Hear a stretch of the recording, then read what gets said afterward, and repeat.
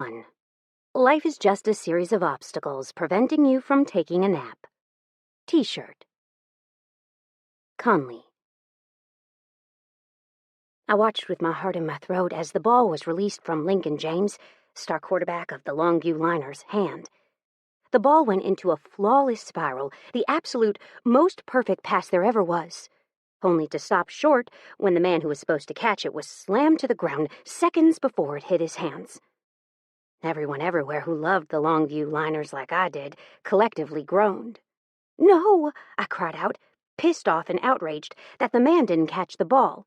"How could you do that?" Then the buzzer sounded, and the season was over, just like that. I prayed that they'd pan over to Link so I could see him, make sure that he was all right. But the stupid cameraman panned to the coach, who looked mad as hell, then to the little pissant, who they called Joe Blow, but was really named Joe Hoyt, who looked even epically pissed off that he was tackled. I immediately felt horrible for calling him a pissant because he really was a great guy. And catching that ball really was impossible, especially with half of their team hurt, and Joe the only logical choice to throw to since he'd been the only one to make actual plays tonight instead of fumble the damn ball. I watched with avid fascination as the world went on around them, waiting for a glimpse or two of Link. However, none ever came, and I only realized when they were filming post-game interviews that Link had straight up gone to the locker room and avoided all contact with everyone. Not that I blamed him.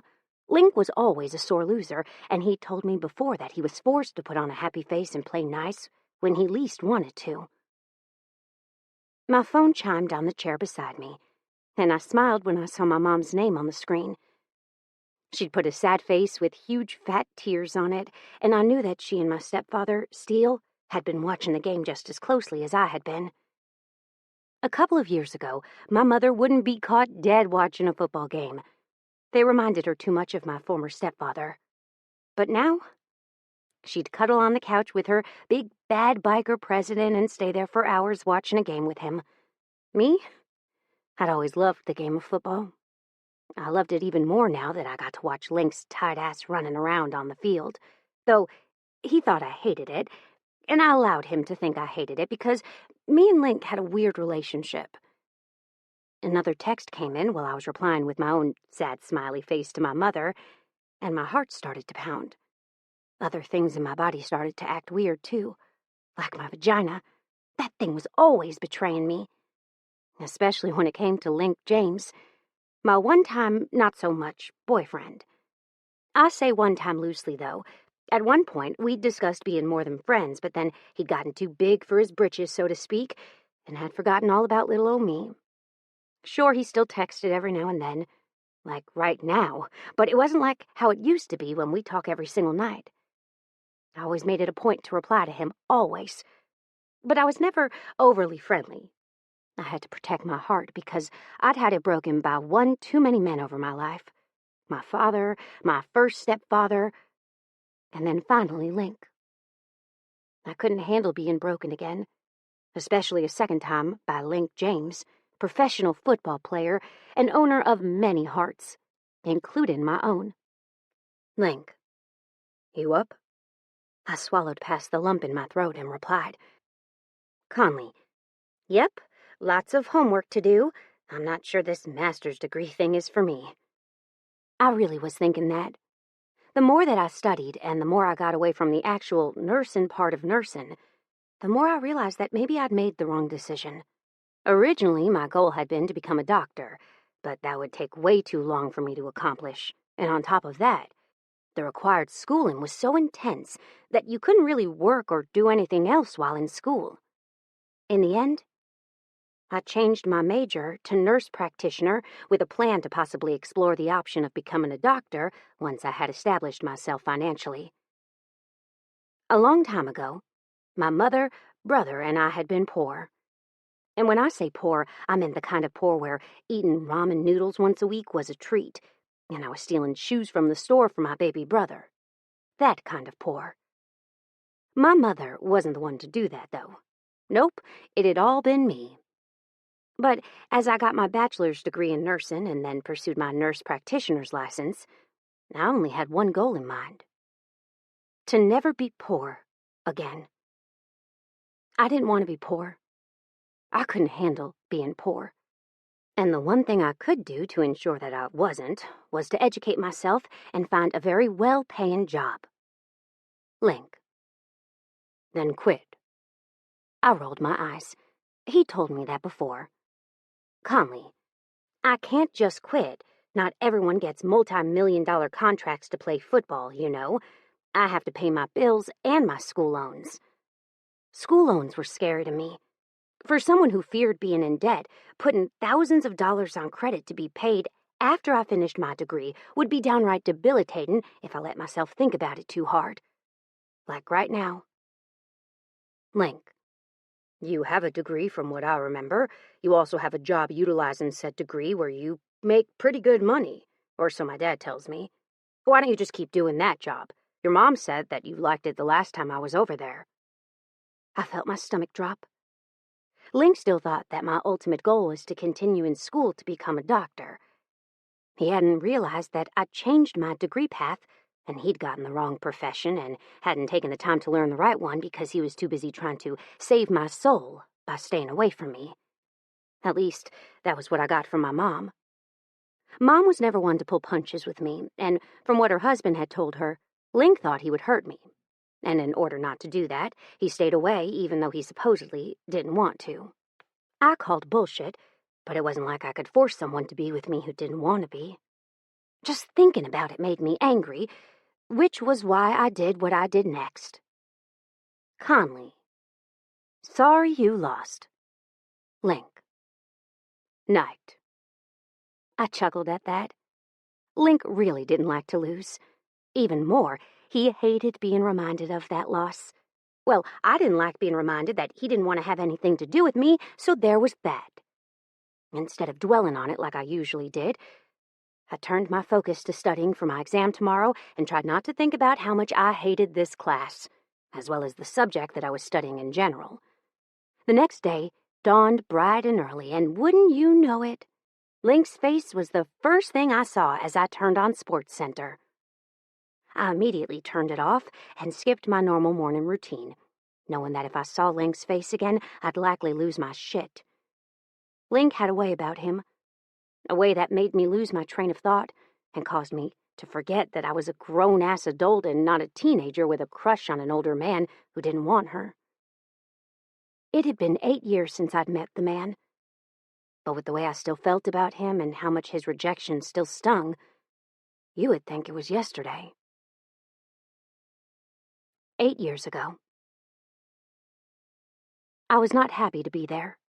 My mother had dragged me there instead of letting me hang out with my friends, and I was about as enthusiastic about going to this particular party as a person heading to the dentist for a root canal appointment. Opening the door, I took a long look at the large house that we were entering and felt a tiny thrill coursing through me. This house would have a lot of fancy stuff inside. Fancy stuff that would likely get me a lot of money if I went and pawned it. But then I mentally smacked myself. I wasn't stealing anymore. Why wasn't I stealing anymore? Because for one thing, Steel Cross, my mother's man, would kick my ass. And, in addition, because I didn't want to spend any time in jail if I could help it. I was too soft. I'd probably die the first day on the inside. "Conleigh," my mother called. "Are you coming?" I kept up a running dialogue about how much I didn't want to be here, as I kept my eyes down on the ground to make sure that I didn't trip and make a complete fool of myself in front of all of these bikers. I managed to make it to the front door before it opened and walk inside unassisted and without falling on my face like I was known to do. My eyes were searching the area when I saw him blocking our way. He was tall and younger than the other men, but he had a beard that made him look way older. I felt my heart stall inside my chest and felt the start of panic rising up. I hadn't dressed nice. My mother hadn't given me the time I normally needed to make myself presentable, and since I was told this was being held outside, I hadn't bothered with anything more than jean shorts and a t-shirt that said cheer across the breasts, though I hadn't cheered a day in my life. I swallowed thickly and turned away, following my mother and Steele into the very beautiful house. But it didn't have anything special about it. Though the outside was very nice, the inside made it seem more like a vacation rental rather than someone's actual residence. Which coincided with Steele's explanation that this was their clubhouse, a place where they hung out but rarely ever stayed at. The reason for today's party was that a couple of men from other chapters were coming in for the week for some reason that I hadn't been privy to. I suddenly felt that feeling that one gets when someone is staring a hole through them. I was surprised to find that it was the teenager with the beard and tattoos. My God, he had tattoos everywhere. I felt my stomach dip as our gazes caught, and felt something akin to excitement start to course through my veins. Steele's face split into a wide smile as he threw his arms around the man and said with great affection, "Link." I couldn't breathe, couldn't think, could barely keep my knees from knocking down.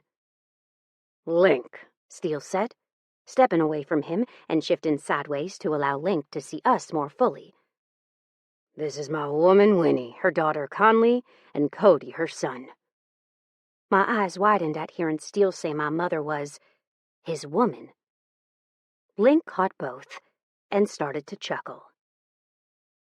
"Y'all could pass as sisters."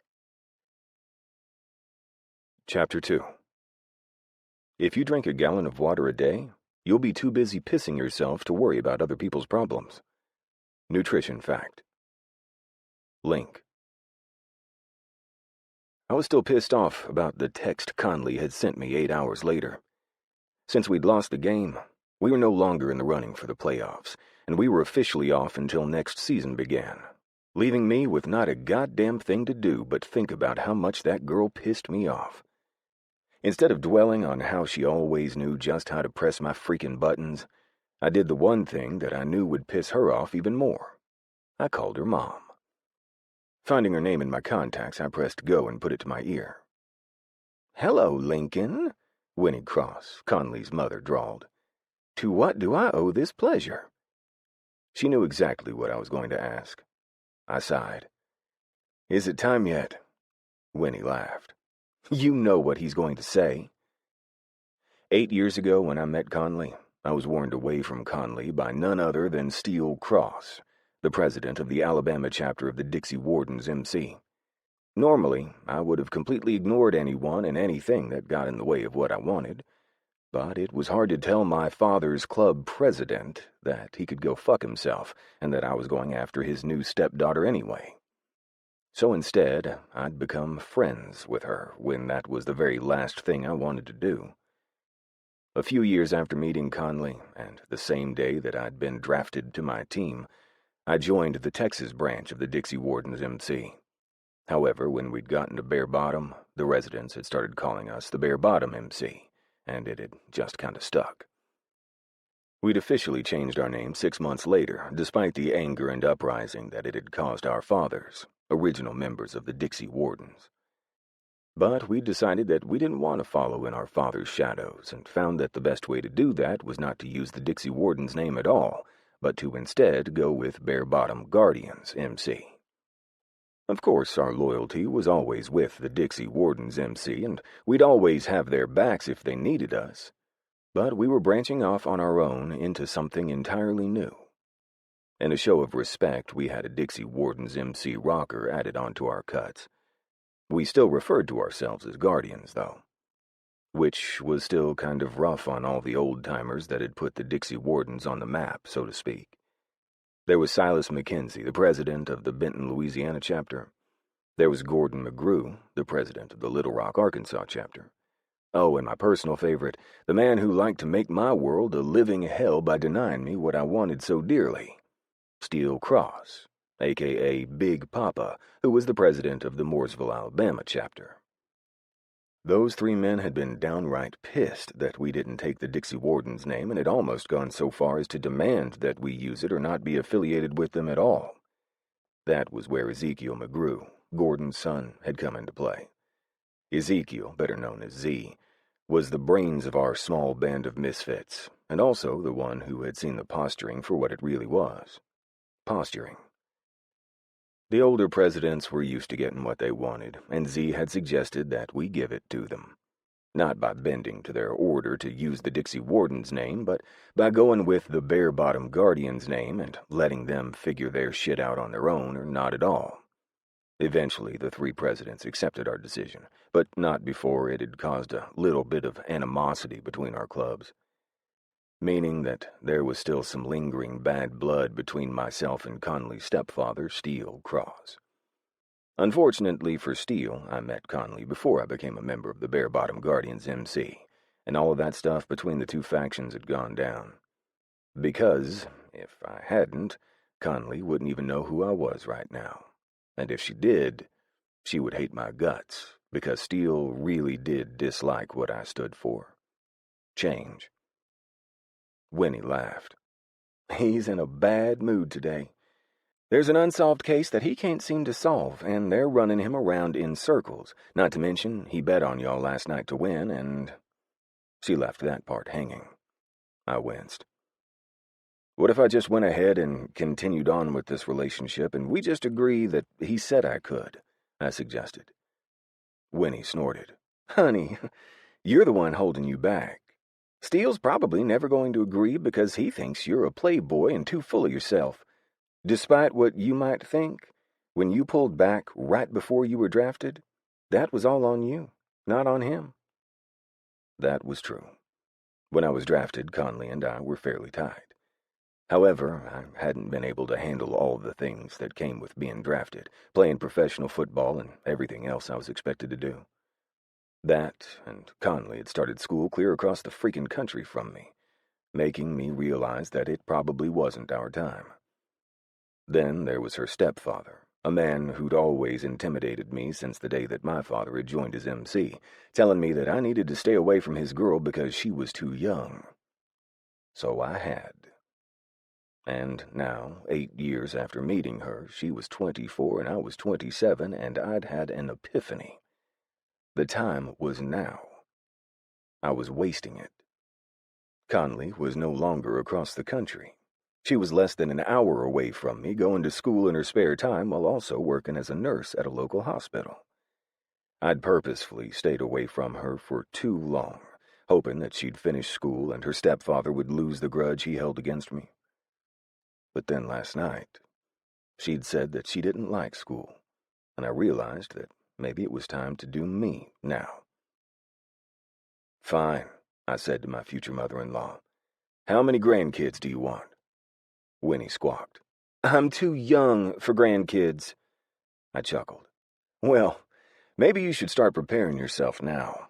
Oh, and tell that husband of yours that I'm going for it. Then I hung up before she could say anything else, like the word no. Pulling up my phone, I texted Krabby Pants. Link. What time should I pick you up for lunch? I got an immediate reply that had me nearly laughing my ass off. Conleigh. I'm too far away for you to just pick me up for lunch. Sorry. Link. I'm sorry. Correct me if I'm wrong. But aren't you in Kilgore?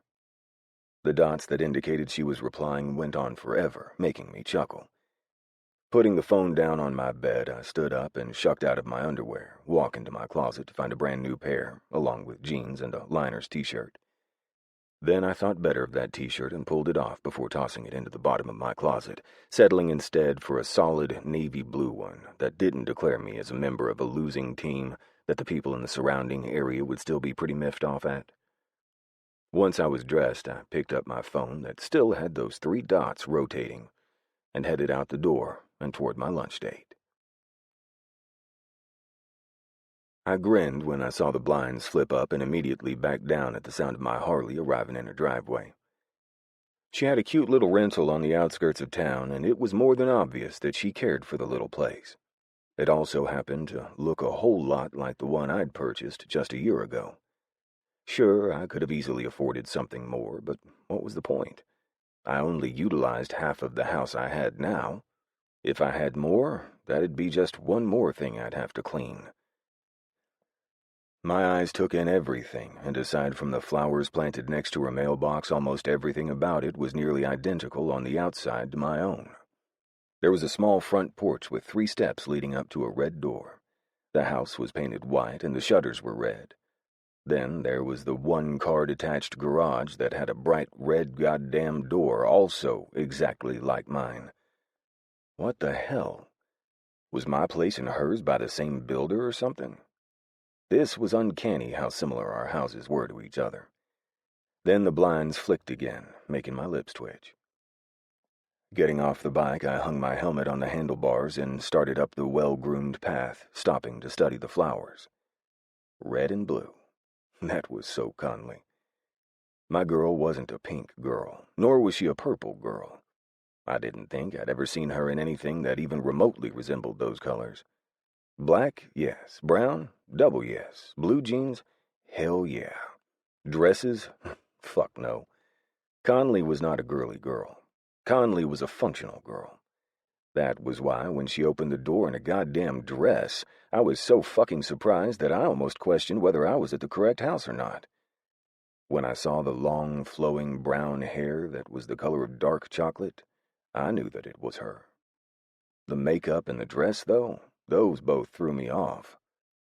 "What the fuck?" I asked. "Why are you wearing a dress?" Conleigh, who also never had her hair curled like it was right then, looked down at her attire. "I'm going on a date." She bit her lip. I narrowed my eyes. "Let me guess," I said sarcastically. "You're going on a date knowing I was coming here to take you to lunch?" She smiled. "How did you know?"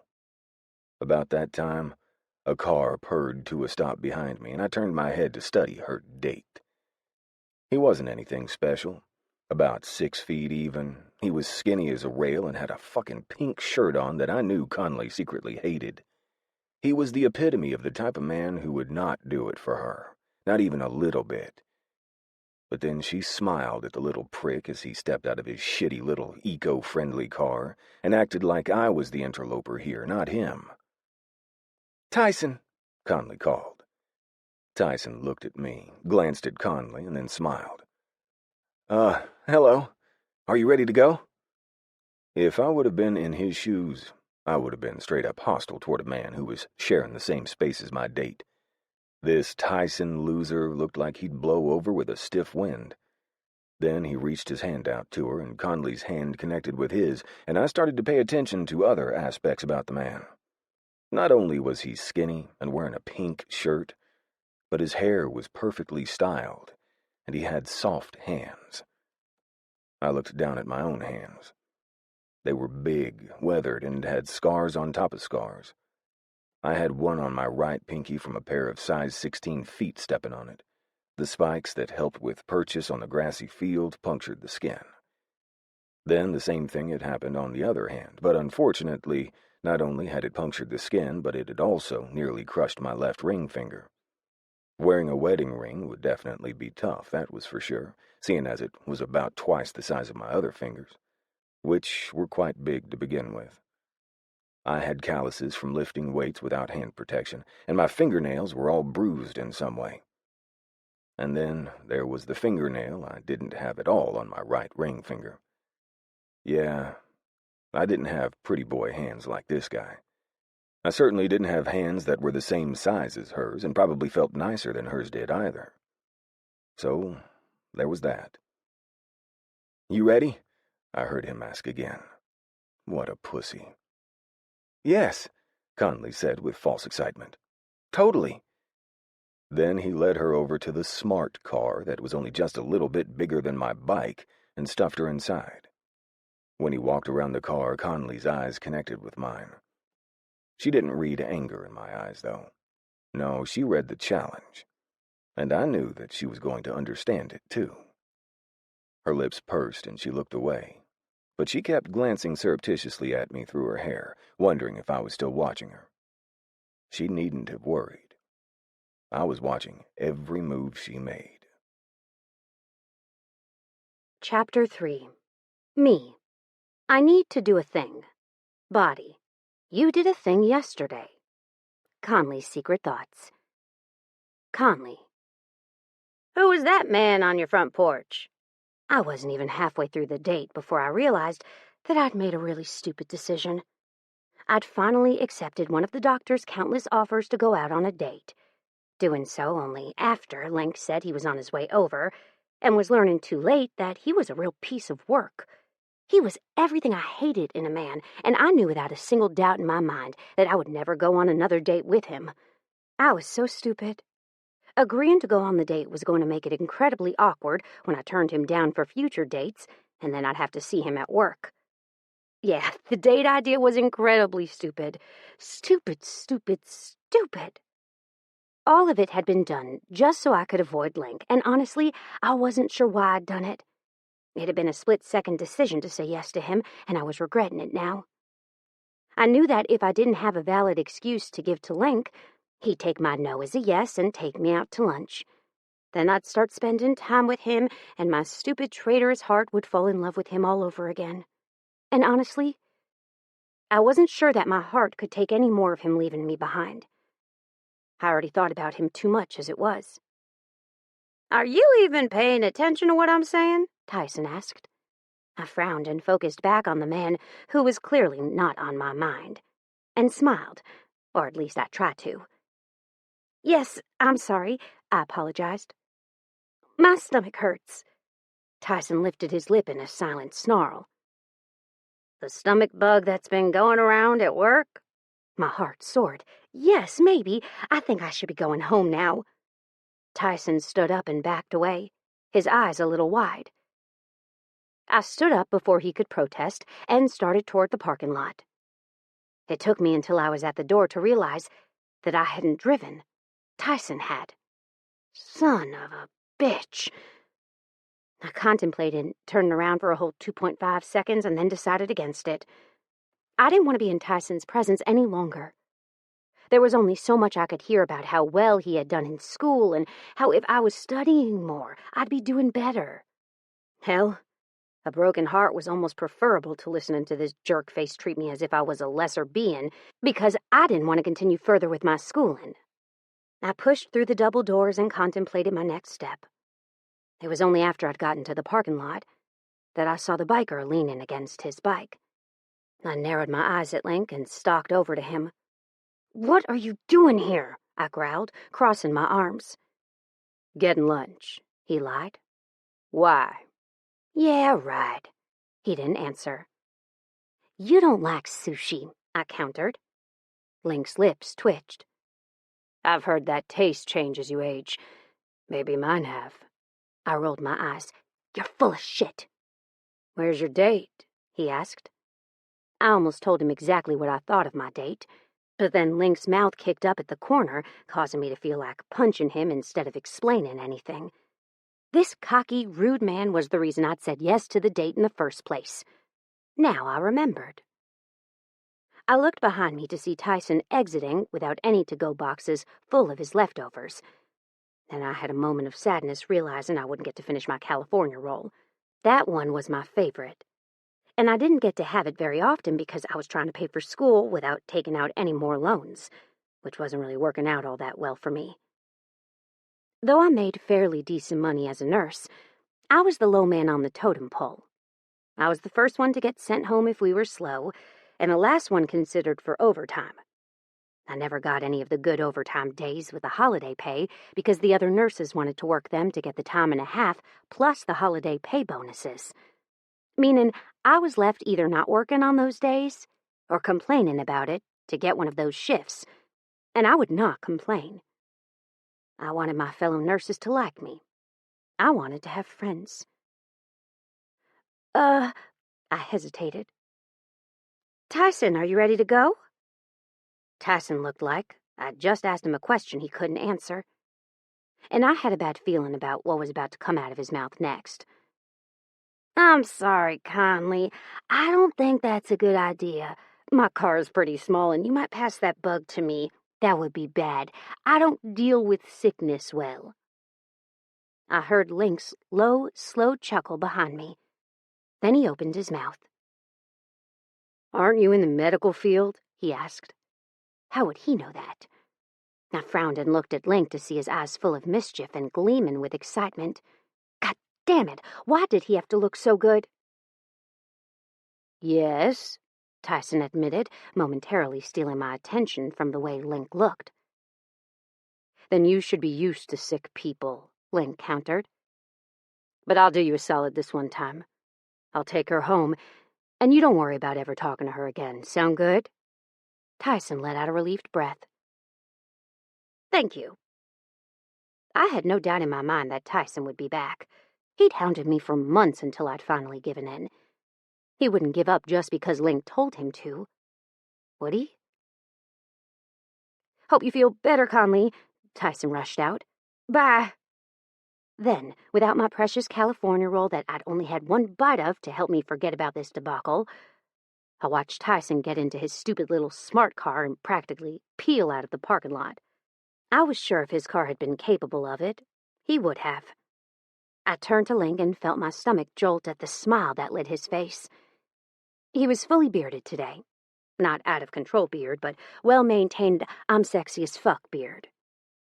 He had straight white teeth that were exposed by his smile, and the creases at the corners of those green eyes were on display. He was wearing a pair of faded blue jeans that fit him like they were made specifically for him. They were snug in all the right places, and I could make out the shape of every bit of muscled flesh underneath of them. The plain navy blue t-shirt he had on did nothing to hide his magnificence either. He was wild, savage really, and looked like the biker he was. "Where's your vest?" I blurted. Link's smile fell. Had an incident with an overzealous fan last week, and she ripped the damn thing. I bought a new one, but I've got someone putting all my patches on this week. My mouth fell open in affront. I was instructed when I first started at the ER to never cut the vest off of a biker, I told him. Isn't that vest sacred to you? Link's lips twitched.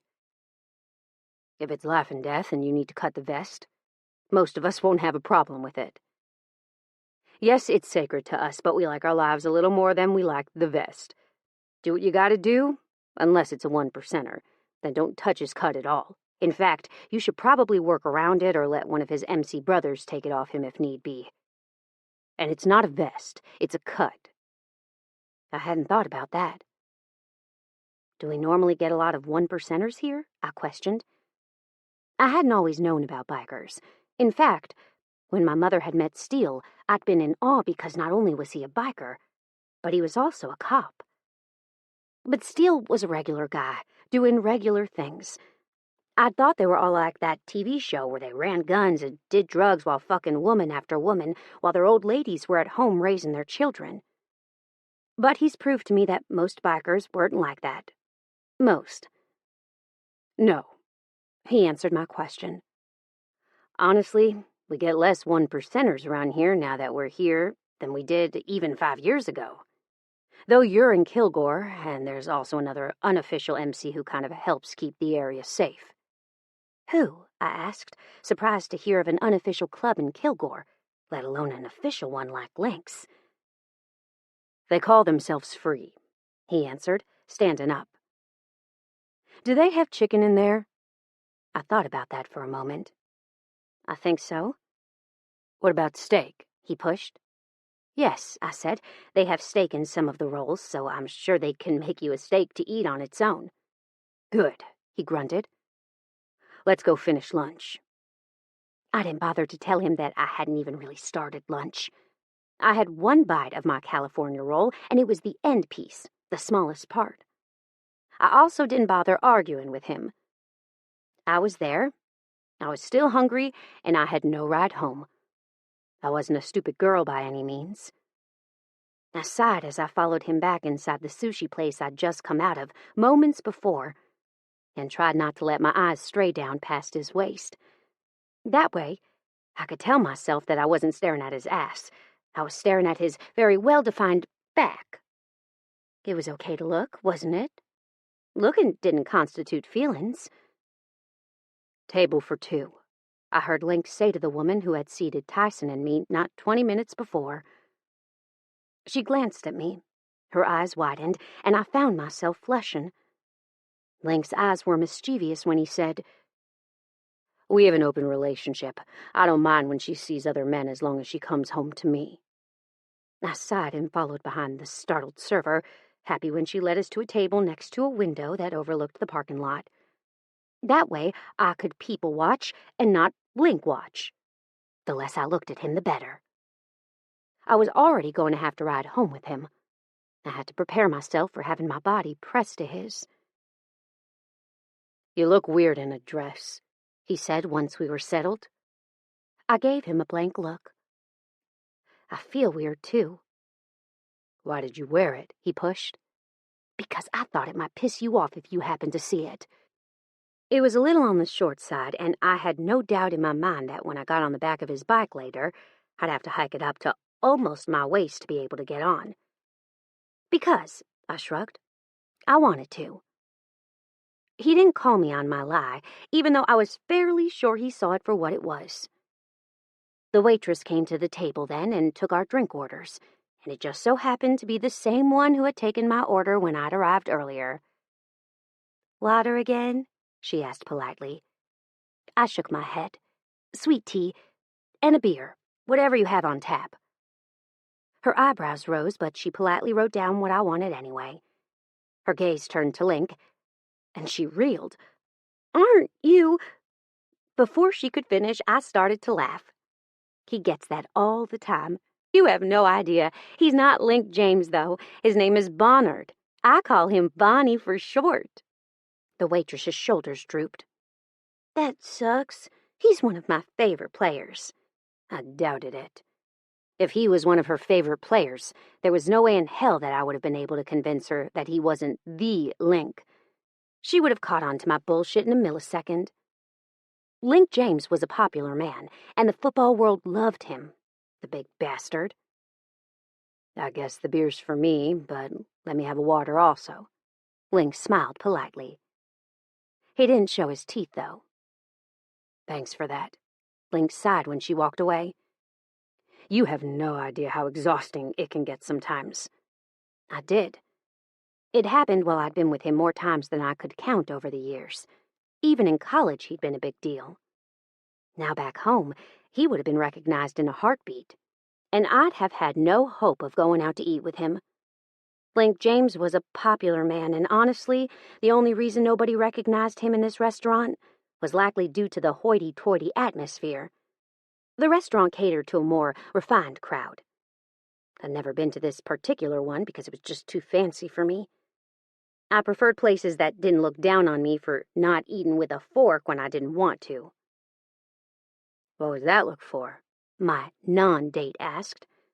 I pursed my lips. "This place. I would have preferred to go to the one down the road. They have better California rolls." I would know. The one bite I had was all it took for me to realize that. And they have free margaritas because they don't have a liquor license yet. They have applied for their license, but until it comes in, they're giving the alcohol away as a promotion, I explained. Link laughed and stood up. "Well then, let's go." I blinked at him. "Are you serious?" He nodded, jerking his head toward the door. "They haven't brought us anything yet, and they don't charge anything for sitting at their table for 30 seconds. I agreed with that wholeheartedly. "Okay, let's go." I was standing up and hurrying in the direction of the door before anybody could stop me. Link came much more leisurely, uncaring that we just walked out of a restaurant after we'd already placed our drink orders.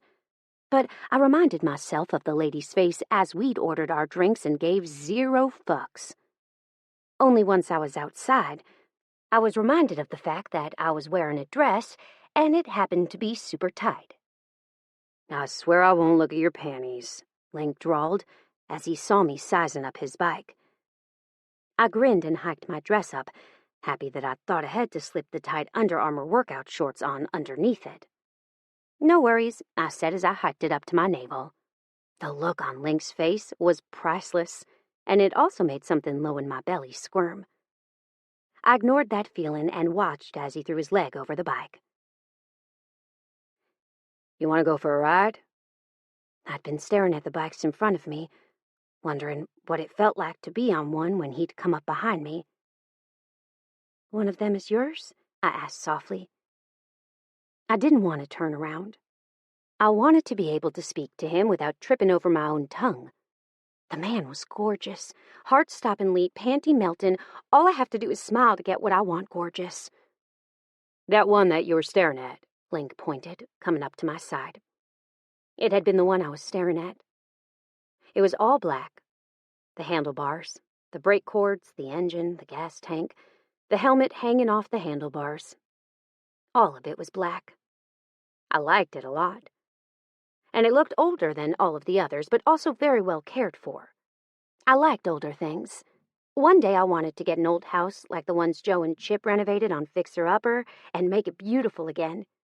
My dream car was a Pontiac GTO, fully restored, cherry red, fast and loud. I think I want to, I murmured softly. If we can get out of here without any of our family noticing that we're gone. Link laughed. Honey, I've been sneaking out as long as I can remember. I could probably break you out of jail and not be caught at this point. I snorted. Hopefully we never prove that fact, because then it'd mean that I was in jail. He grunted in agreement. They were talking about you before you got here, you know. I was told that you're not all that innocent. Maybe I should start preparing now for that breaking you out of jail thing. My mouth fell open in affront. What? I gasped. He got on the bike and started to wheel it out of its parking spot between two much flashier motorcycles. There's nowhere to sit, I said, and you only have one helmet. He handed the single helmet over to me. We won't ride far, just up and down the road. I'll scoot up enough that you have at least some cushion. And he was true to his word. We only went up and down the road twice before he came to a stop and gestured for me to get off. I did, albeit very reluctantly, and felt my face stretch into such a wide smile that there was no way that my mother wouldn't ask about it. I want to do that again. I paused when I felt stiff in places that shouldn't be stiff. But only after you get a new seat. I looked down at the seat that Link had installed on his bike specifically for me and felt something inside of me warm. It wasn't like that my ass had been the only one to use that seat, but I still felt all warm and fuzzy on the inside that he'd installed it specifically for me so many years ago. What? Link asked, turning his head to look at me. I swallowed, winding my arms around his tight abdomen, and smiled when it felt like I'd come home again. Nothing, I said. Just remembering. Link's grin said it all. He was remembering right along with me, and liked the feelings those memories inspired. Chapter 4. I want you to know that someone cares. Not me, but someone. Conleigh to Link. Conleigh. The next day at work, I couldn't stop thinking about my date with Link. "What has that smile on your face?" my coworker asked. I looked over at the woman who was about the same age as me. We'd gotten hired at the same time and went through hospital orientation together. Now we were good friends. "Hey, Prue," I said softly, carefully sidestepping her question. "How's your sister doing?" Prue pursed her lips. "Which one?" I giggled. "The one currently in the military and deployed, your twin. I know that your other sister Phoebe is just fine, since I saw her this morning looking bored next to the nurse she was following around today." That was her advisor. She was less than thrilled. Apparently, she had some patient grope her during her clinical last night, and her advisor thought that maybe she should make sure she was okay. We both paused as we tried not to laugh. I know, right? Phoebe is so much like my dad, it hurts. What did she do to him? I wondered worriedly. "I punched him in the throat when his hand went up my scrub top," came Phoebe's reply. I jumped at hearing her explanation directly behind me and whirled. "Holy shit, you scared me." Phoebe's eyes lit up with laughter. "Why are you all always talking about me?" she asked. "Why are you always so paranoid?" Prue countered. And we started talking about Piper, but we somehow got sidetracked and started talking about how you had someone following you around today, and you look less than thrilled about it. "I'm not thrilled," she grumbled. "I'm a fourth-semester nursing student. I shouldn't need to be followed around like I'm a first-semester nursing student anymore. They're treating me like glass because of who Mom is." Her mom was now the director of nursing for the entire hospital, and I could see how that would be worrisome for the school, since the director of nursing could potentially make it a pain in the ass for the school if she really wanted to. Not to mention, her mom also taught classes at the school that both had graduated from, but hadn't done so in 3 years since her daughters were there, and she had backed away from the teaching aspect of her life until they were all the way through. "Ladies!" I inwardly cringed. Outwardly, I smiled congenially at Tyson Threadgill, an emergency room doctor, a.k.a. the man that made me want to wash my hands multiple times when he looked at me weird, like he was doing right now. "Are you feeling better?" Tyson asked, his eyes only for me. I smiled weirdly at him, which worked in my favor. "No, my stomach is still pretty fragile. I had a really bad weekend." "It was only bad for those 20 minutes I spent with you." "Oh!" Tyson backed up a few steps. Inwardly, I smiled. Phoebe and Prue looked on with avid fascination. In fact, we were in the middle of the damn nurse's station, so everyone that was in a 5-foot vicinity was probably listening and watching. "You weren't feeling bad yesterday," Prue said teasingly. "You seemed just fine when we went and did laundry together." Prue and I didn't have washers or dryers, so every Sunday we went with each other to do our laundry. Yesterday, she'd gotten the lowdown on the date the day before, as well as how much that 20 minutes with Tyson had wigged me out. "It's a come-and-go thing," I lied quickly when Tyson took a step in my direction once again. "She thinks she might be pregnant," Phoebe chimed in. I closed my eyes as horror washed over me. You're pregnant?" Tyson asked, sounding alarmed. "Who's the father? Was it that big biker guy that looks like Link James?" "That big biker guy was Link James," Phoebe continued to say, a wide smile on her face. "Conleigh's known him forever. They used to date when they were younger, but they had a falling out. They've just recently reconnected, if you catch my drift." Phoebe lifted her eyebrows suggestively, and if we hadn't been at work, I would have smacked the fakeness out of them. "You got pregnant by Link James? He's never going to stay with you. Not only is he a professional football player, but he's a biker. They're never faithful," Tyson blasted me. I would have answered, but I knew that the grenade's pin had just been pulled, and the 2 women standing beside me were likely seconds away from losing their shit. Their entire family was full of bikers, including their father. Yeah, they weren't going to let that comment slide. They were about to blow up, and things were about to get dirty. There might even be hair pulling, especially by the youngest, Mackenzie. I eyed Phoebe worriedly. "Are you feeling queasy again?" Tyson asked with a curl to his lip. I bit my lip to keep the laughter inside. One positive thing had come out of it all. Tyson wasn't sure what to think about me. I'd confounded him. Did he keep asking me out because he wanted to date me, knowing that I was pregnant? Did he back away? Did he act like nothing was wrong? He hadn't asked any of those questions, yet I could practically see them flashing through his mind one by one. He was a very expressive thinker. Every single thought was written all over his face. No," I grinned. "I feel fine right now." "Do you want to go get some lunch in the cafeteria and talk about it?" Tyson asked, obviously deciding that my newly pregnant status didn't deter him any. Damn it. No," I said. "I don't have lunch for another hour, and I have patients to see to. Thanks, though." With that, I turned away, glaring at the 2 smiling sisters at my sides. "Go fuck yourselves." Prue's grin went wider. Phoebe's broke into a small smile. I left before anything else could be said about the matter, which was a mistake. Because had I stayed, I would have been able to stop the shitstorm that was taking place in the hospital all around me. Chapter 5. Sometimes you run into people that change your life for the better. Those people are called bartenders. Link to Joe. Link. I was halfway through my morning run when my phone rang for the 3rd time. Seeing this one was my father, I finally stopped running and answered, waiting impatiently for it to connect. "Yeah," I said through a few panting breaths once I'd heard the call go through. You got Conleigh pregnant? Are you fucking insane? My father growled.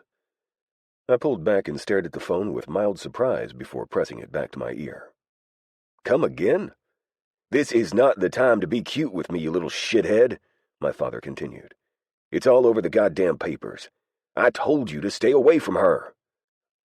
I felt something in my gut tighten at that reminder. My father, as well as Steele, had been telling me to stay away from her for 8 years now, and I was so goddamn pissed about it that it wasn't fun any longer. At first, I'd given in because she was young, barely 16 when I first met her. Then I'd continued to concede when all that shit had gone down with the bare-bottom Guardians MC. But Conleigh was an adult now. There was no goddamn reason in hell I couldn't pursue her if I wanted to. Saw a picture of her on the back of your bike. How many freaking times do I have to tell you to have safe sex? My father continued to rant. I had no idea what he was talking about. My brain was too oxygen-deprived to process it, though, not to mention I was getting angry at my father for butting in. Again.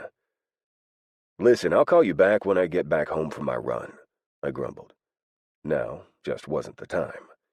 This was my time.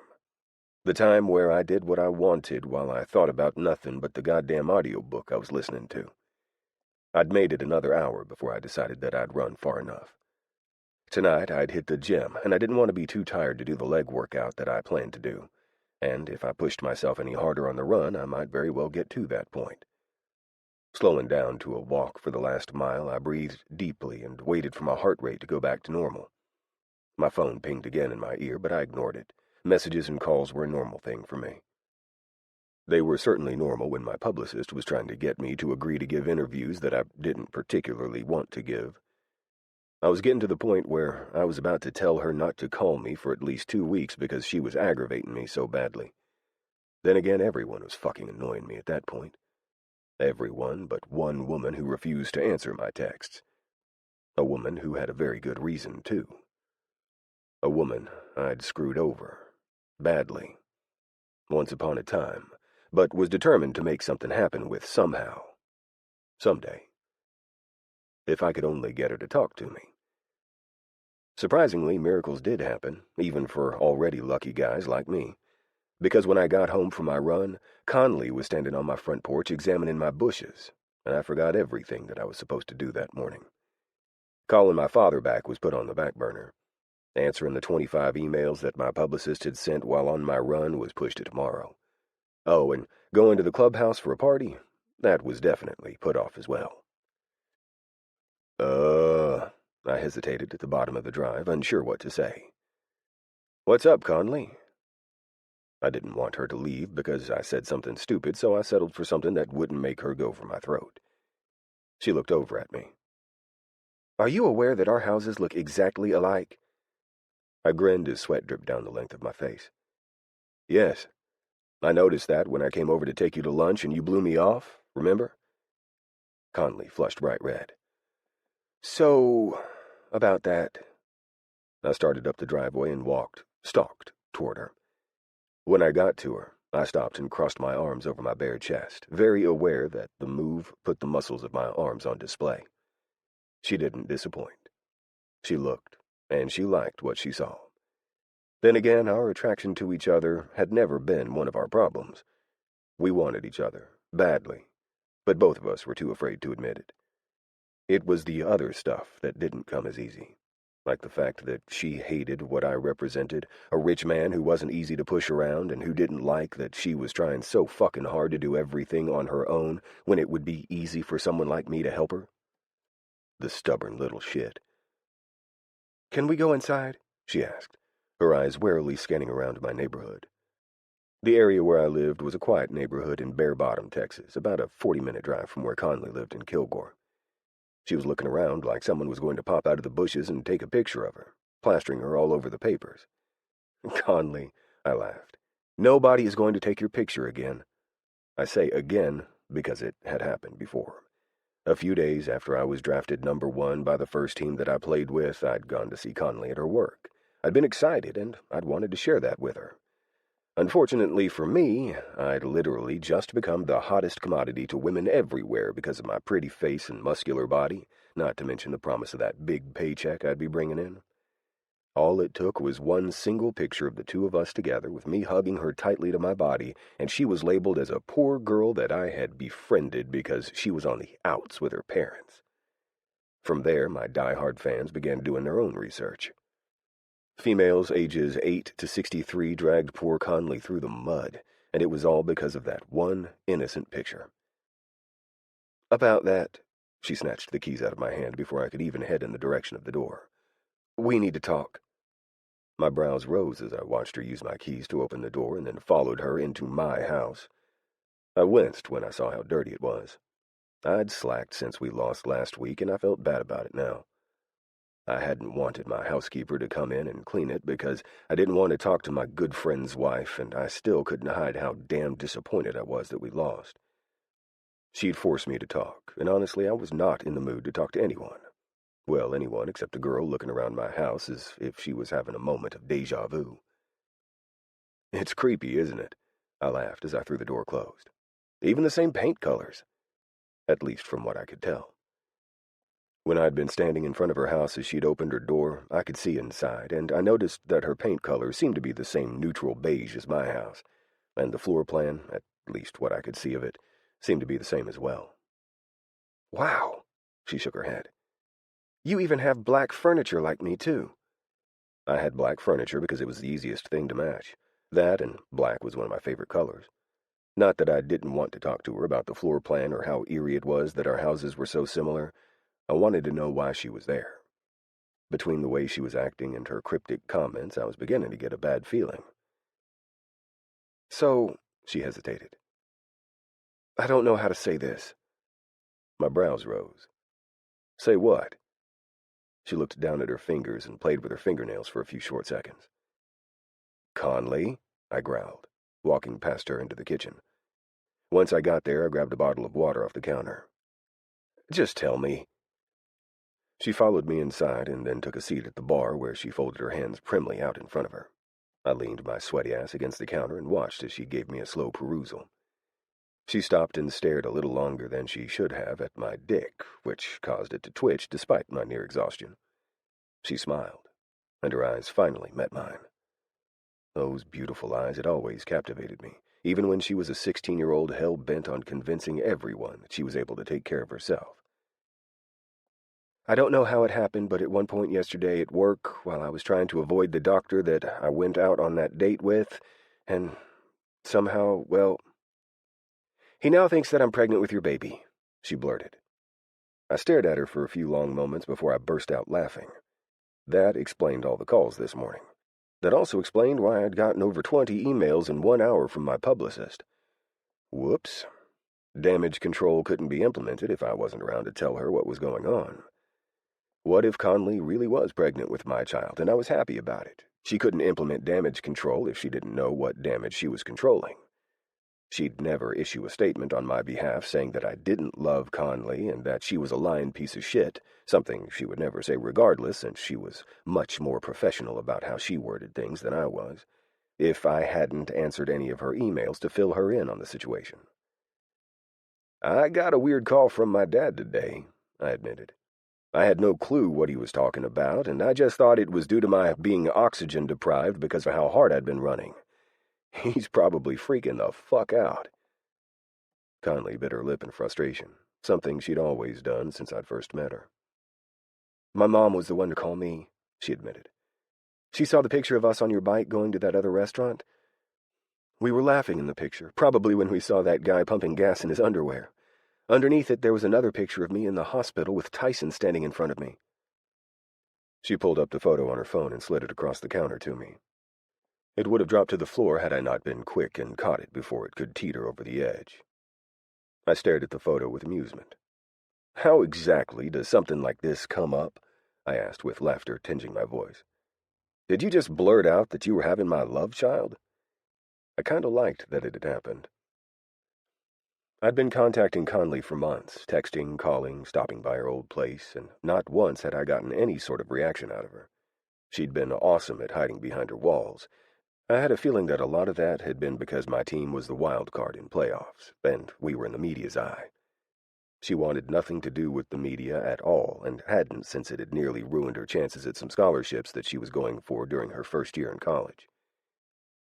Well, it started like this. Then she went on to tell me exactly what had happened the previous day at work and how it had all been a joke, except her coworkers hadn't realized that it was a joke, and some of them had spread the rumor far and wide. So far and wide, in fact, that word had traveled to just the right ears, and the lie was now spread to the media, and the rest of the entire goddamn world. This was perfect. Huh.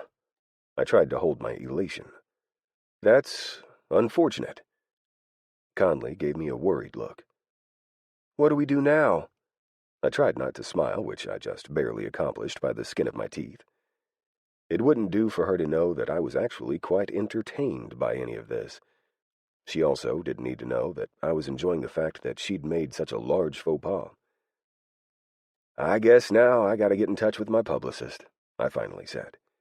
But she's hours ahead of me since she lives in the UK, so she's probably sleeping now. That's why I get the emails instead of the phone calls. I'll have to email her and wait for her to call back. Why do you have a publicist that lives in the UK? She asked me what everyone asked me. I shrugged.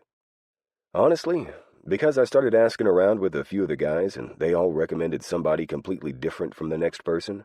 Rome recommended Eloise's, that's her name, husband, Bryant. But Bryant wasn't taking on any new clients, but he said his wife was.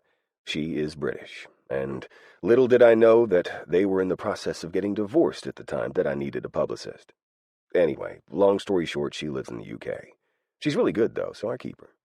If it was something huge that she had to deal with, I have her number, and I can call her so we could work it out, but this isn't that big. Conleigh blinked at that lengthy explanation. That's quite a story. I assume you must really like her. You're not the type to do anything all willy-nilly. I found myself grinning at that. Willy-nilly? No, I'm not the type of man to go all willy-nilly and do shit without first thinking it through. You're right. I felt a trickle of sweat start down my temple, and I pushed off the counter. How about you hang out for a minute and let me go get in the shower? Maybe we can order a pizza. Her brows rose. You eat pizza? She looked at my body, letting her eyes skim up and down the length of me before settling her eyes back on mine. I snorted. It's the off-season, Con. I can do a lot of stuff that I wouldn't normally do, such as ride my bike without a helmet. She frowned. Why can't you do that during the season? Not that I want you to or anything. Do you know how many motorcycles are hit every day? A lot. People just don't pay enough attention. Anyway, I had a young patient last week, all of 18, who got hit by a sedan. He was bruised up pretty bad. Had that sedan been a truck or going just a little faster, he'd have been dead. I waited for her rant to be over, and then waited a couple of seconds more to make sure she was actually through, and then explained.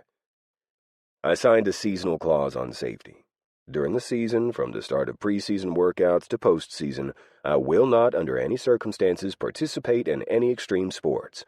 That includes riding a motorcycle without a helmet, though riding a motorcycle was part of the clause that my lawyer got thrown out since I was part of a motorcycle club before I even signed my contracts with my old team. A contract which the new team also honored. What else does it include? She pushed. I shrugged and turned my back on her to wash my hands in the sink behind me. I turned my head and explained over my shoulder. I can't ride without a helmet. I can't skydive. Play any pickup games of football with full contact. I can't play any sports, really, that require more than light physical activity.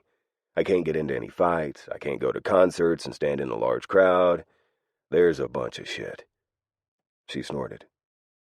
Didn't I see that you went to a Garth Brooks concert in Vegas not too long ago? I grinned as I shut the tap off and then reached for a sheet from the paper towel roll. Once my hands were sufficiently dried, I blew my nose into the towel. Once it was in the trash, I turned to find her frowning at me. What? I asked. You just washed your hands, then blew your nose. You're not planning to wash your hands again, are you? She curled her lip up at me. My lip twitched. No. She made a gagging sound.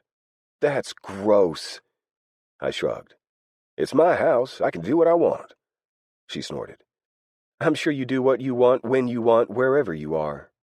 That was true. I started walking out of the room. "Call the pizza place and order us something. I want cheese." "What do you mean you only want cheese?" she called. "I thought you liked pepperoni." That was true. At least she thought it was. It made me sound less manly when I told people I only liked cheese. I'd never really gotten better as I aged. Eating healthy was really hard for me. I loved fruit, but I fucking hated vegetables with a vengeance. Unfortunately for me, I choked those bitches down because that was how you fueled a body like mine. But during the off-season, I ate what I fucking wanted. And that was that. Kind of. I ate what I wanted within reason. I also worked out twice as much because I ate fucking pizza when I should be eating vegetables and white fish. "I only got pepperoni because you like pepperoni, and I didn't want you thinking I was a little bitch for only liking cheese." I shot over my shoulder before closing my bedroom door behind me. I heard her laughter through the closed door and smiled like a loon all the way to the shower. I was trying really hard to control my raging hard-on as I stepped into the scalding water. Being this close to her reminded me of the past, before I was warned away from her. Glaring at my dick reacting to her laughter, I heard a hesitant knock on my bedroom door. I ignored it, staring down at my traitorous dick as I willed it to soften. It didn't. Damn, but Conleigh had a way of always making me want her. All she had to do was curl that lip at me in disgust, and I was hard. It didn't matter that it was me that she was disgusted with. What mattered was that she was there in close proximity, and I was reminded of that one time that we'd almost gone too far. It had been the best I'd ever had, and that was saying something since I'd had a lot. The knock came again, this time at the door to my bathroom. I turned around so my ass was facing the panel glass instead of my hard dick, and called out, "Yeah." She opened the door, just like I knew she would, and I heard her low inhale. "Shit. Sorry." The door didn't close, though. I chanced to look over my shoulder to see her eyes downcast and a flush staining her cheeks. "It's fine. It's not like you haven't seen my ass before," I pointed out. She'd seen my dick, too. It had been when we were about to take that last step when we'd been interrupted. She groaned. "Must you always bring that up when I see you half naked?" I barely contained the grin. "It's true." She growled in frustration, then sighed when she realized how futile it was. I did what I wanted. I always had. "Anyway, I came in here to tell you that the pizza place is like 10 orders behind because they only have one car running at the current moment." "Did you want me to order from the Chinese place that delivers instead?" she asked. I could barely hear her over the water pounding down on me, not to mention the rush of blood that was currently causing me to be highly focused on my dick rather than the words that were coming out of her mouth. "How about we go get pizza?" I suggested. She made a frustrated noise. She was weighing the pros and cons, and she wasn't finding a way out of going. "I can go home," she paused. "Come back when your publicist wakes up?" The hopefulness in her voice had me suppressing the laughter that was boiling in my throat. God, she'd do absolutely anything to get away from the situation she'd found herself in, that was for sure. "I texted her before I got in the shower," I lied. "What if she calls while you're gone and I don't have all the information that you gave out? What if she has questions I can't answer?" She stomped her foot. "You're so annoying." "I'll wear a hat," I offered. "Nobody will ever know that it's me." Famous last words were those. I knew exactly what would happen if we went to my favorite pizza place. Exactly. Conleigh, on the other hand, was such a positive thinker, always going into everything with such a positive outlook, that she couldn't see through the lie. She didn't think to question me. But she should have. Chapter 6. I finally got 8 hours of sleep. Sure, it took me 3 days to accomplish, but still. Conleigh to Link. Conleigh. It was halfway through our pizza when the first person noticed us.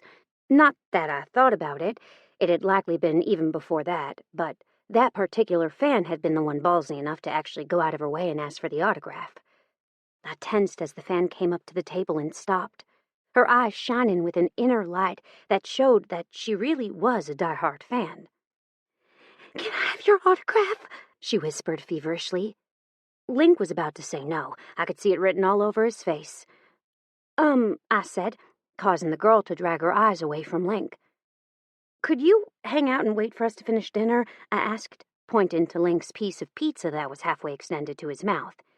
He'll sign whatever you want him to after he's done eating. I promise. The girl winced. Shoot, I'm sorry. I'll just go wait in the booth by the door, okay?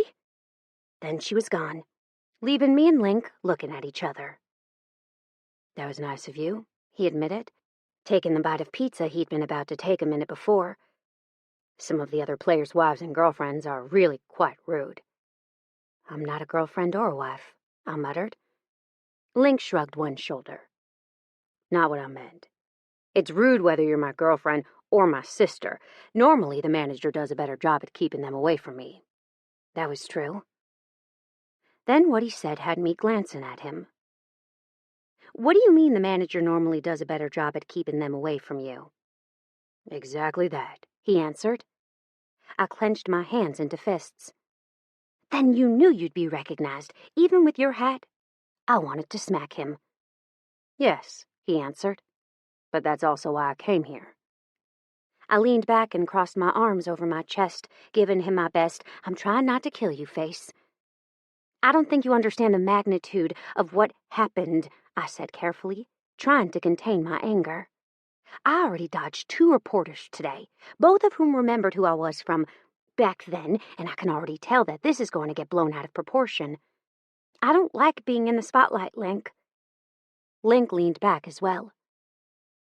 I realize that, but that is why I came here. I don't look my shit out there any more than you do, honey.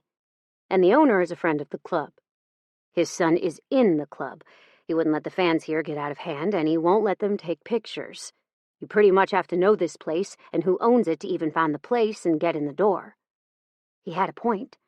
I hadn't even known the place was there until he'd pulled up outside the entrance.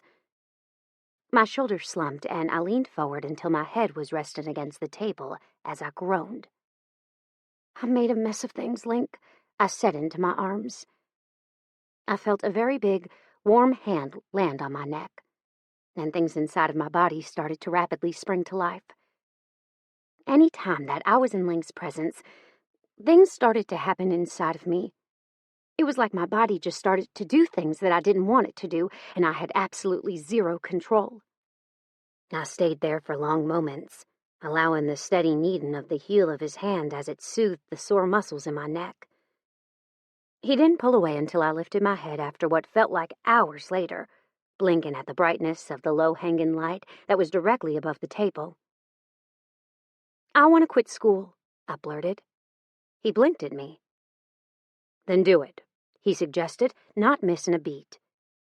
I looked down at my hands that were folded across my arms on the table, studying each nail that I could see. They were kind of haggard-looking.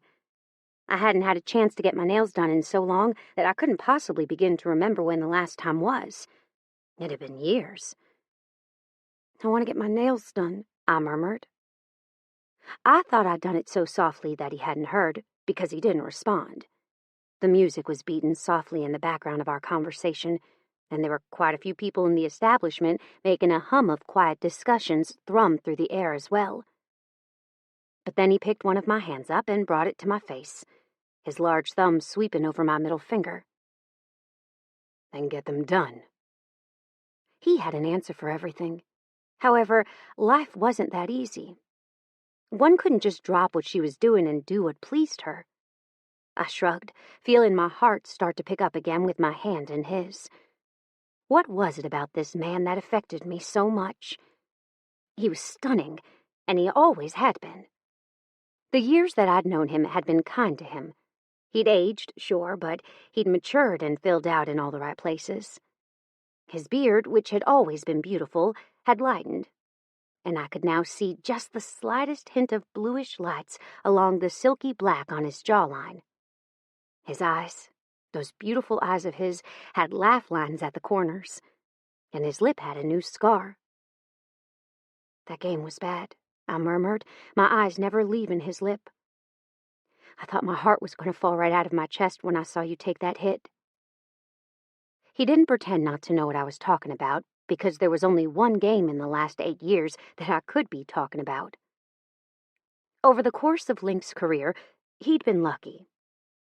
But the one game in particular I was talking about was so bad that it'd forever be ingrained in my heart. It was preseason, and he'd just been traded to his current team. His new team hadn't really known him well enough yet, and they'd been playing against his former team, who he'd had a beef with since the first day he'd started playing for them. He hadn't gotten along with the owner, a man that had been so strictly against all things biker and biker-related that he'd almost refused to allow Link to play. Unfortunately, the old owner had wanted to win almost as badly as he hated Link, so his hand was pretty much forced. But the moment he had the opportunity to obtain a player who could replace Link James, he'd taken it. Overall, it had been the best move of Link's life. However, it also meant that when Link played his old team, he knew damn well he had to be on his guard, or he might very well get hurt.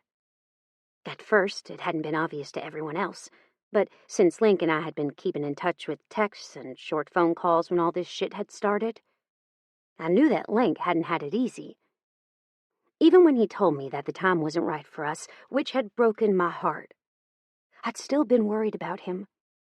I still watched every single game religiously, even if I had a big test to study for, or I had to watch it at work on the TV in a patient's room. My anger at him just giving up on us was tempered by my need to have him be my friend. Merriweather's a dick. Link broke the silence and my thoughts. Merriweather was a defensive lineman and in Link's old team owner's pocket. Trevin Merriweather was a 6'5", 340-pound powerhouse who hit with the force of a Mack truck and took no prisoners. He hit Link so hard during that game that he'd knocked Link out cold. Not only had he gotten a penalty for helmet-to-helmet contact, but he'd also gotten called for grabbing Link's face mask and throwing him to the ground. From there, the flags started coming from every referee like a ticker tape parade. I'd been so upset at the time, seeing Link's still form laying almost brokenly on the AstroTurf, that it had been almost impossible for me to think, let alone process what had been going on around Link. When Link had gotten up, blood had been pouring down his white jersey, soaking it and leaving me with a mental image that I'd never forget for the rest of my life. Head wounds always bled profusely. I knew that. I'd been in my first semester of nursing school, but that knowledge didn't matter since logic wasn't prevailing at that time. Despite being scared out of my mind, I'd called him, and he'd answered. "Con," I heard Link rasp into the phone. "Are you okay?" I gave a semi-hysterical laugh as I said, "You just got hit so hard that you were knocked unconscious, and you're asking if I'm okay?" He snorted, and I could hear him hiss in a breath. "Fuck, don't make me laugh.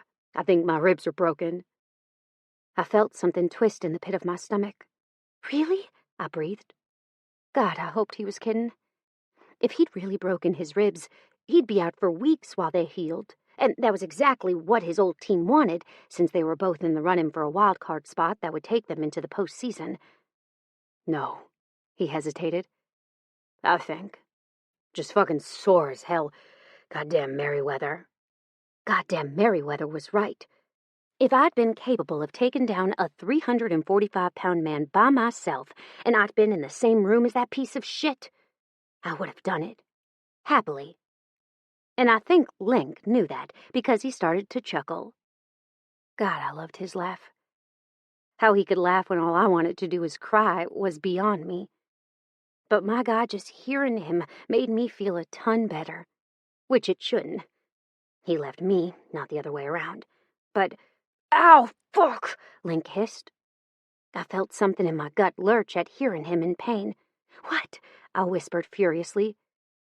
"I have to have stitches. They just gave me a local anesthetic." "Damn it, my perfect lips!" Link whined. That's when I started to laugh through the tears. "I still can't believe that you actually answered," I murmured, shaking my head. "I'd answer for you, always and forever," he promised, sounding sincere. I looked at my hands and snorted. "Link..." "I would," he promised. And I believed him. Really, I did. But if you really would answer any time that I called, why? I asked in confusion, then smacked my head with the heel of my hand. Never mind, don't answer that. It's none of my business. I didn't expect him to answer, but he did. I didn't expect to like the answer either. Because Conleigh reigns. I want to. He paused. And you've always meant more to me than just about anyone in this world. I felt my stomach somersault as I stared at him. You left, though. You left. You told me that you weren't ready. He looked at me for a long moment, and then shifted so that he was leaning forward, and his face was so close that he could kiss me if he really wanted to. I didn't pull away from his closeness, and neither did he. I just stared into those beautiful eyes that I'd never quite been strong enough to forget, and waited for him to explain why he let us go. Oh, and hated myself for it. I shouldn't care why he left, or that anybody thought that I was having his baby when I wasn't. But I did care. I cared if he was hurt. I cared if he got slammed by the media again for anything concerning me when it wasn't true. I just cared about him, and that wasn't something I'd been able to stop feeling since he told me we couldn't be an us yet. We'd barely gotten started, had gone nowhere beyond just friends, really, when the night that would haunt me in my dating life to this day happened. Chapter 7. Other people. Gosh darn it, that hurt. Football players. Motherfucking cock-sucking asshole son of a douche, that fucking hurt. Link to Conleigh. Link. I knew exactly what she was thinking about without her having to say a word, because I was thinking about that night too. The night that I told her we couldn't be together. The night that I told her we could only be friends. It had been the night that I'd come home to visit my dad, needing some much-needed time away from football and all the bullshit that sometimes came with it. It was a massive party going on, and I'd just been made an official patched-in member of our motorcycle club. Instead of celebrating like I should have been doing, I had a ginormous fight with Steele and my dad, and I wanted nothing more than to leave and not come back. Well, at least for the night. But Conleigh had told me she was on her way, and I told her to come up to my room when she got there, thinking I had time to get a shower and get cleaned up. Only, she arrived a hell of a lot faster than I'd been expecting, and she walked in on me completely nude and sporting a massive erection that only came on when she was near. We'd stared at each other so long that I'd half expected her to make the move I could see in her eyes. I wanted her to. She wanted to. But then some commotion had come from the room next door, and we'd heard Steele's voice through the thin walls, causing her to retreat. I'd just slipped my pants on when my door was once again thrown back open and Steele had made his presence known. "She's not ready for you," he growled. And those had been the nicest words he'd uttered that day. After making sure I was well versed in why I shouldn't date Conleigh, my father had started in. Then I'd gotten angry and acted out in frustration instead of the logical part of my brain that usually guided me. After getting dressed, cut on my back that was sure to piss everyone off all over again, I'd walked straight up to Conleigh, where she'd been hiding downstairs waiting for me, told her that I wanted her but couldn't have her. Her confusion had been apparent, but the longer I stayed to talk to her, the angrier that everyone got. So I left. I'd left her. But I'd also left myself, because I knew, without a doubt, that Conleigh was the one. I wasn't sure how I knew that, wasn't sure why, wasn't really even sure how it would ever be possible. All I knew was that one day the time would be right, and when that time was right, I'd be making my move. "I know you hate me," I murmured low, soft, barely loud enough that I wasn't sure she would even hear me. She pursed her lips. "That's the problem, Link. I've never been able to hate you. I've told myself that I should, but I don't." Conleigh. I never could. I tried very hard to accomplish that impossible feat, too.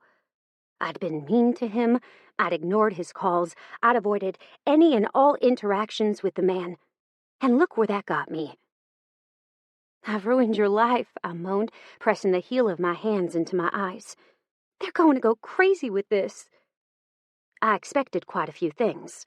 A loud chuckle wasn't one of them. I peeked at him from between my hands and glared. What do you find so funny about this situation? Because I don't find anything remotely funny about it. His grin didn't waver. Come on, let's go call my publicist. But just warning you, it probably isn't going to be pretty. It wasn't. But I did like the way he didn't forget about his fan that had been patiently waiting for him. I also liked that he gave her the selfie she'd asked for, but not once had he let go of my hand. Link didn't look worried in the least. Honestly, he looked downright happy to be sitting in his living room making a call to the United Kingdom. His publicist answered on the second ring, and the curses she greeted him with sounded almost regal in her stern British accent. I've been emailing you since 6 o'clock last night, Lincoln James, she growled. My eyes widened at that rebuke, and I had to cover my mouth to keep the snicker inside. Link rolled his eyes. I was busy, Eloise, Link drawled. Then I got hungry, and I honestly can't keep the time differences straight in my head. I can't remember if it's night or day there. I needed to talk to Conleigh and figure out what exactly was going on with this development. I called as soon as I had something concrete to tell you. If you'd read even one of your emails, she growled again, sounding a little less angry now. You know I never check them early, he pointed out. Not to mention that you know I'm not going to call you unless I think it's an emergency. And this wasn't one. So you say, she muttered darkly. But from what I can tell, this has turned into a big deal in the last couple of hours. You're the most eligible bachelor in sports, and all of a sudden, you have a girlfriend that you got pregnant.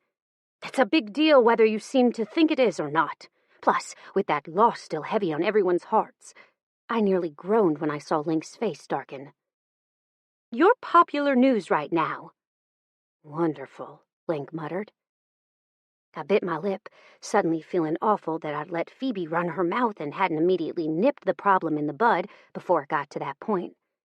Honestly, I hadn't been thinking much at all. I was just trying really hard to get out of the bind I was in, and Phoebe's offhanded comment seemed the quickest way to do that at the time. Shoot. Though, out of everything, you're considerably lucky. People range from excited to worried, but there doesn't seem to be any negativity being spread. She paused. The only person I think might have a problem with this is your newest sponsor, she murmured. Faith Sports will likely have quite a large problem with it, and since you had to sign that clause stating that you wouldn't become involved in a scandal, they'll likely drop you. Link winced. Shit. Out of all the sponsors that the man had, he was going to get upset over his newest one? I was confused. What's the big deal with that?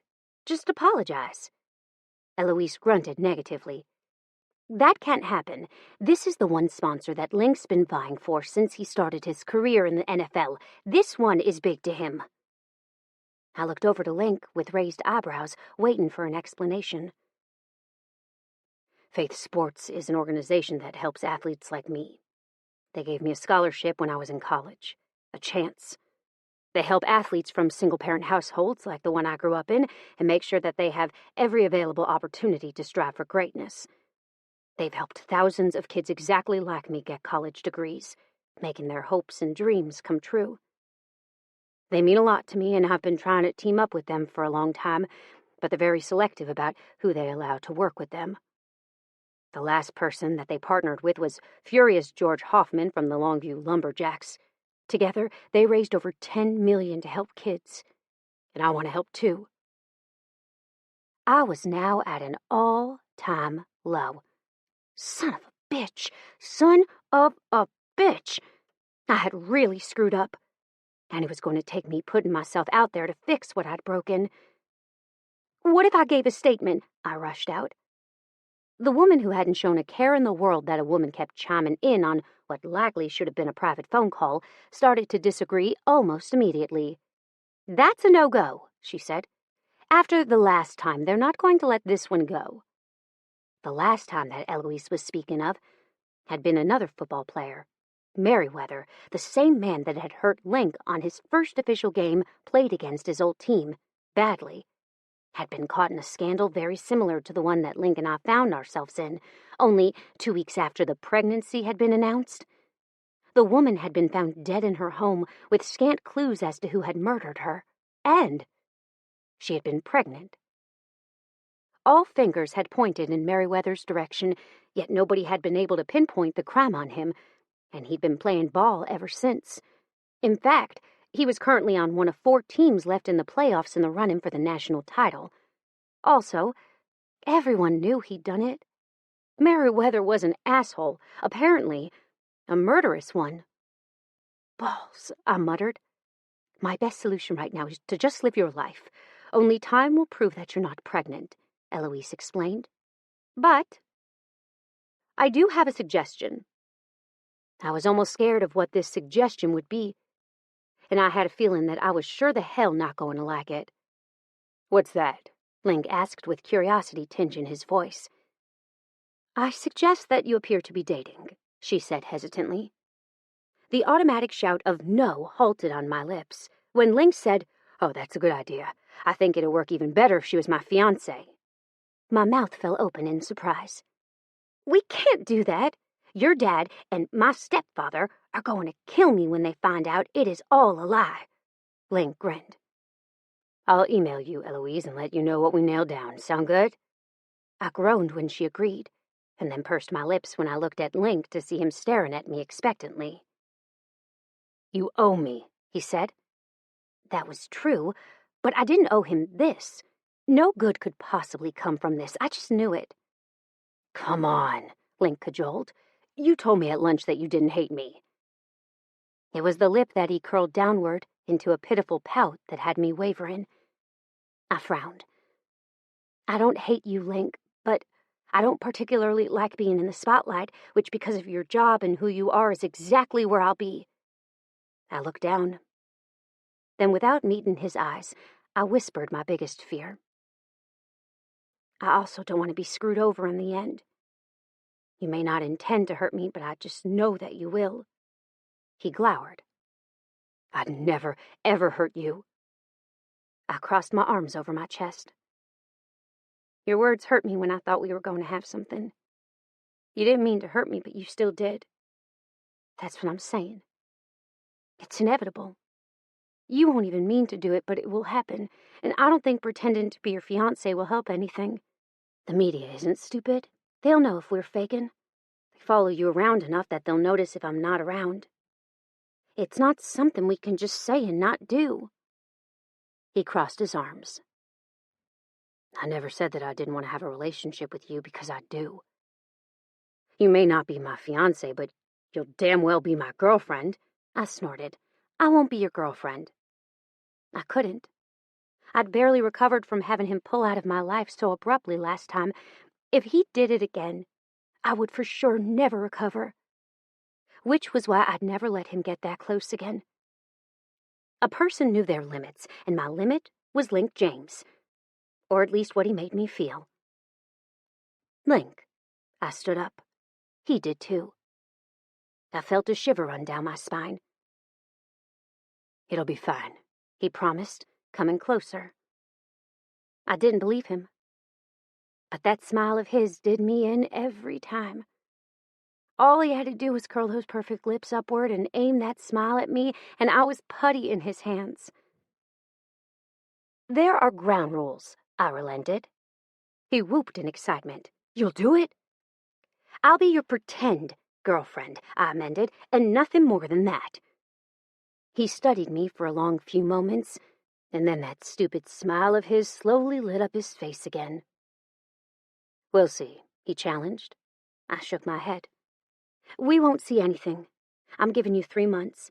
I have one more final to take tomorrow, and I'm off for the summer. In the fall, we have a public breakup, and by that point, they'll be able to see that we're not having a child together. Deal?" I offered him my hand, and he took it, but didn't let go as he said, "I'm going to try really hard to change your mind."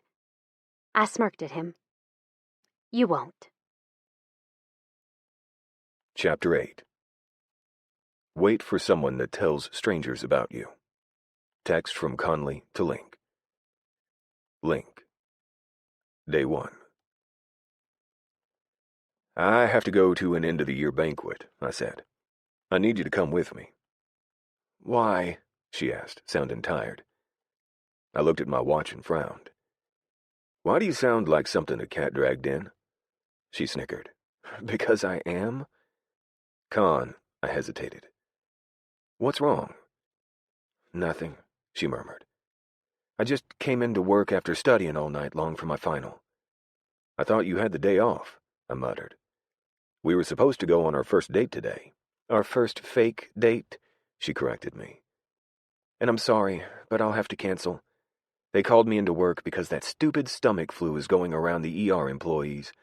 They offered me a bonus if I came, and since I can always use the money, I agreed. Only I'm tired as hell from staying up all night, hungry because I didn't get a chance to eat lunch before I went in, and mentally worn out from staying on alert to avoid stupid Tyson who was following me around all shift.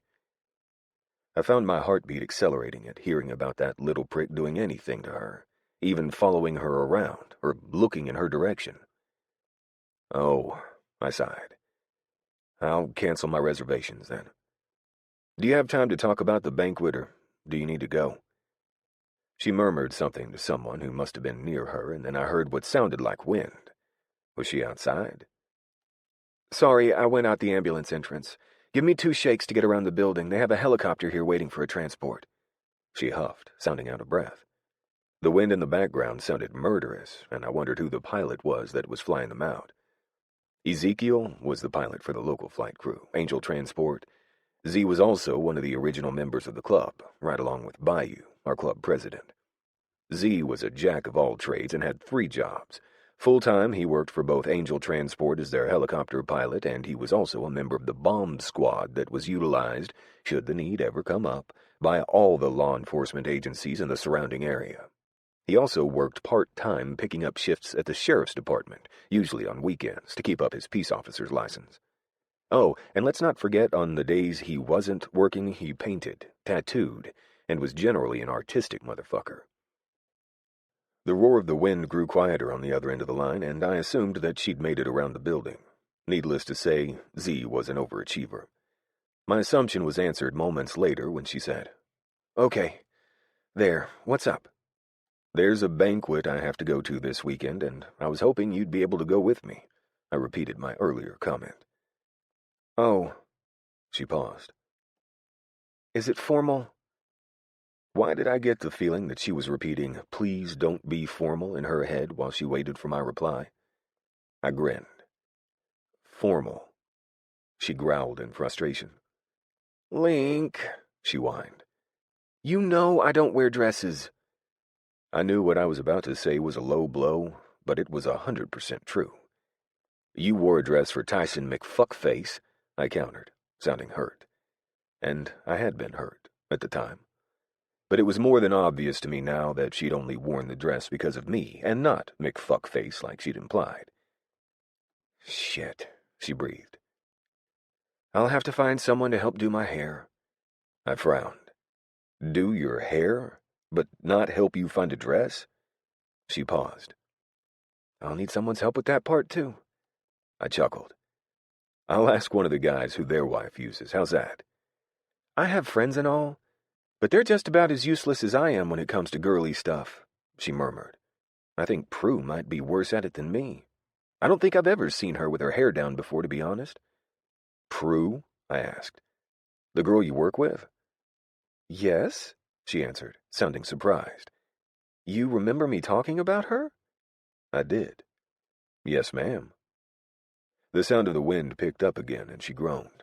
I just got sand in my eyes. I held the chuckle in, thinking that she might not find her situation as amusing as I did.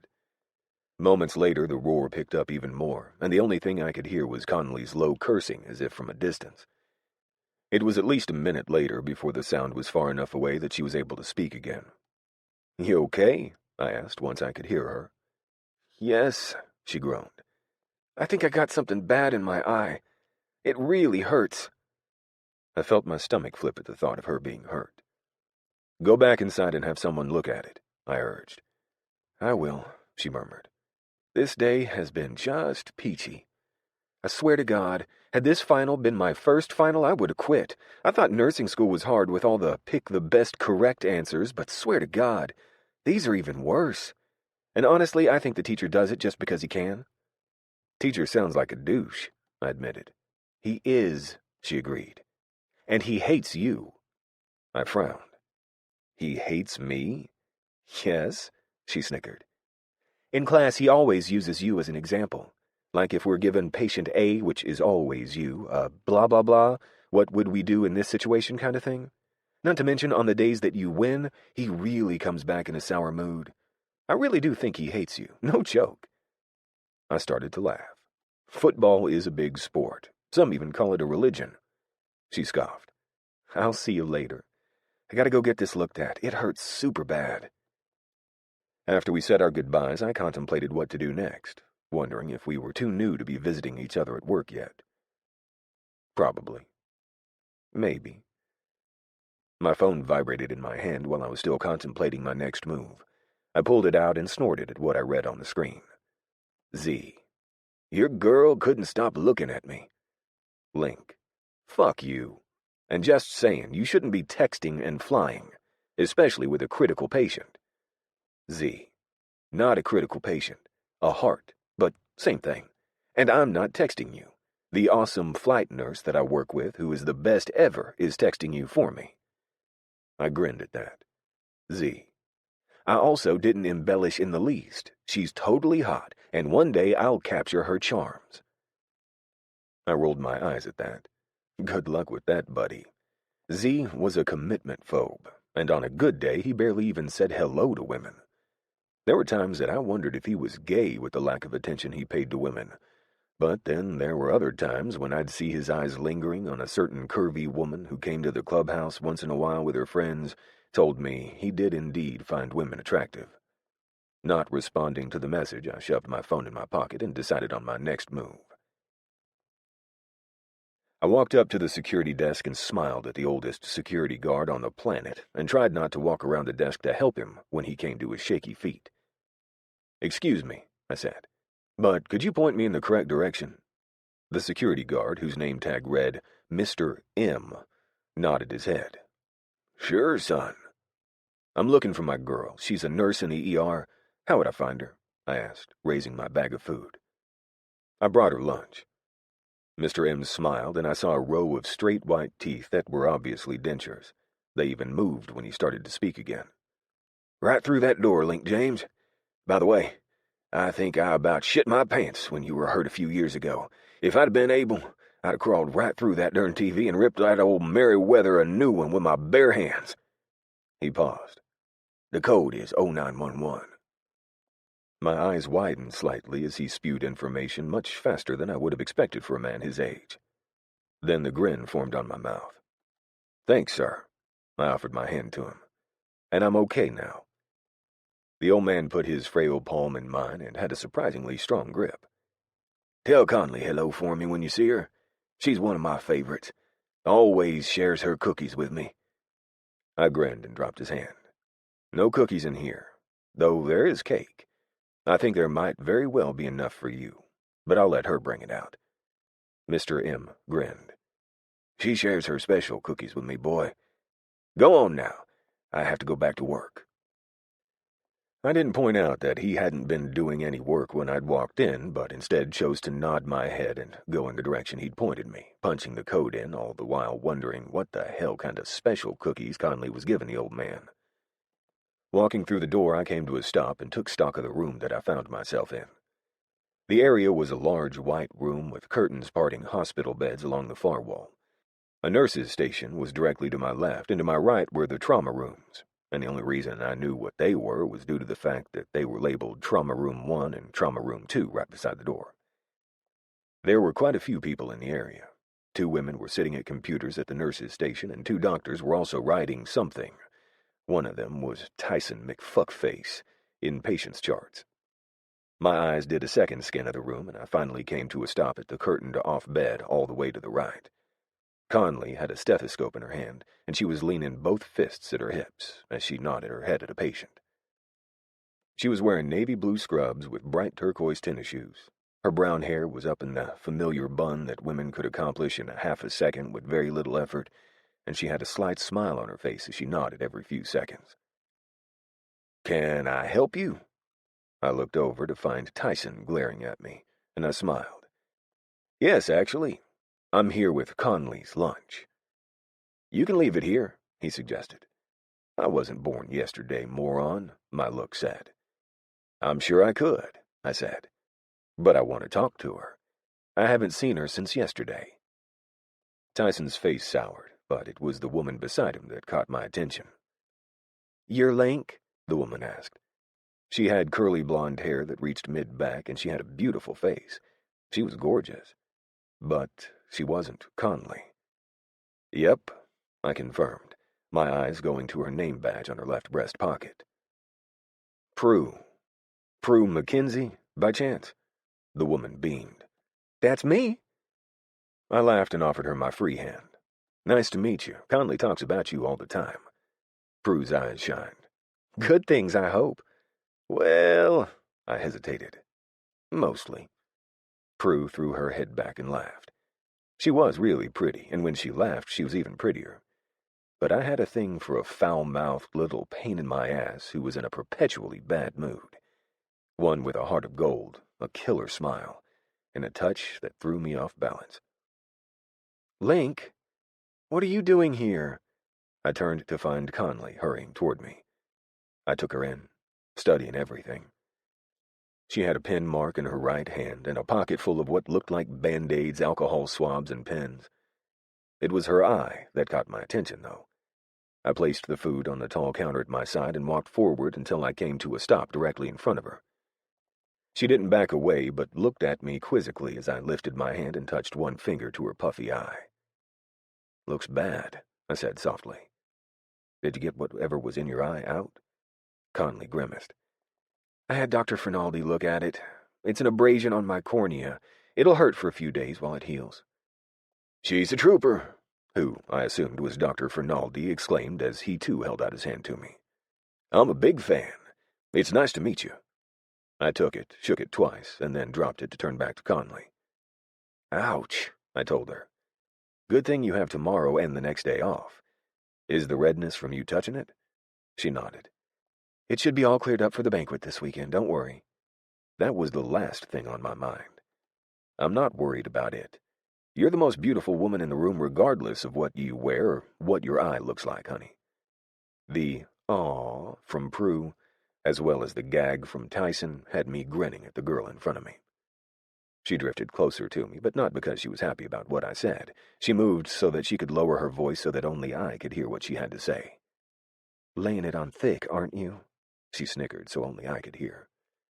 If she only knew that I meant every goddamn word. In time she would. I was totally in love with the girl, and had been since I could remember.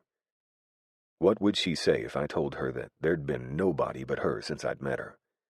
What would she say if I told her that every single woman that the media said was my latest fling was a lie? She'd probably call me a liar. But I wasn't. It had only been her for me, and that was something she'd have to come to terms with sooner or later. But, for now, my game was different. She'd continue to be left in the dark until the perfect time came to make her aware that she was mine and would be for the rest of my life. But this time I didn't want her to think that I didn't feel every single word that I'd just said. The woman really was beautiful, no matter what she wore or what she thought she looked like. I meant every word, I told her, lowering my voice. "Now, let's eat, unless you're busy." "She's free for a break," Prue broke into our conversation. "But she only has 30 minutes because that's all we can spare, so you'll have to eat fast." I winked in her direction. I can do fast. And we all knew exactly what I meant with that innuendo, even McFuckface, who was staring at me like I was a cat turd pulled out of the litter box by his dog. I grabbed the food just as Conleigh grabbed my hand and led me off to the staff break room that was just outside of the ER. "Before I forget," I said as I followed her, her hand still in mine. The security guard said that you give him special cookies. Please tell me you're not giving that old man pot brownies or something. Conleigh rolled her eyes as she turned to look over her shoulder at me. The move made a wisp of her hair fall out of her bun, and I wanted nothing more than to curl it around her ear. But that would mean letting go of her hand, something that I definitely did not want to do. She'd remember that her hand was in mine eventually and try to let it go, but until then, I'd revel in the fact that she actually took my hand and was not letting go. I make him keto cookies, she said. He has to have a low-carb intake or it messes with his blood sugar. I played around with the recipes until I found one that didn't taste horrible. I bring them to him once in a while. He seems to like them. I grinned. That's nice of you. Keto getting so popular has changed a lot of lives. She nodded and stopped beside a keypad, poking the 0911 into it before the green light blinked and unlocked it for her. It was when the door closed behind us that she finally let go of my hand. I felt the loss like she'd taken a part of me with her when she went. How do you know about keto? She asked suspiciously. I shrugged. Bread's a no-no when you're on a fitness routine like I am. So is sweet shit. But keto makes it possible to actually enjoy some food without having to give up all the flavor that you normally would on a low-carb diet. That's not to say that I'm on one, because I'm not. I just like some aspects of it, like the bread substitutions, and the fact that you can eat as much bacon as you want. She snorted. That would be your reasoning. You and bacon. I grinned as I walked forward and placed the bag on the table. Anyway, maybe I shouldn't tell you that I got us some barbecue from Holt's, and that the baked potato I got us has chili, bacon, and all kinds of other good shit on it. Her eyes went wide. You went to Holt's? Yes! That place is always so good, but I don't ever have the patience to stand in line and wait for them to get to me. A 30-minute wait is ridiculous and annoying, especially when your time is precious. Speaking of, we really only have about 20 minutes. We're slammed right now, and we're down 2 nurses. We'll need to hurry. I started pulling out containers, divvying them up between her and me. I didn't bring us drinks, I muttered as I realized my mistake. Shit. Conleigh abandoned her recently opened potato with the barbecue sauce practically dripping over the sides and went to the fridge. I have some Kool-Aid. She looked at me with a grin. I make it at the beginning of the week, which was yesterday, so I have something to drink. Want some? The way she held up the pitcher so cutely had my heart thumping weirdly in my chest. Yeah, I said. I'm already going to have to spend 3 hours in the gym working this lunch off. What's 1 more hour? She snickered. I was headed to the gym today, too, but I was only going to do an hour on the elliptical. I'm always too scared to do the weights because I don't know what I'm doing.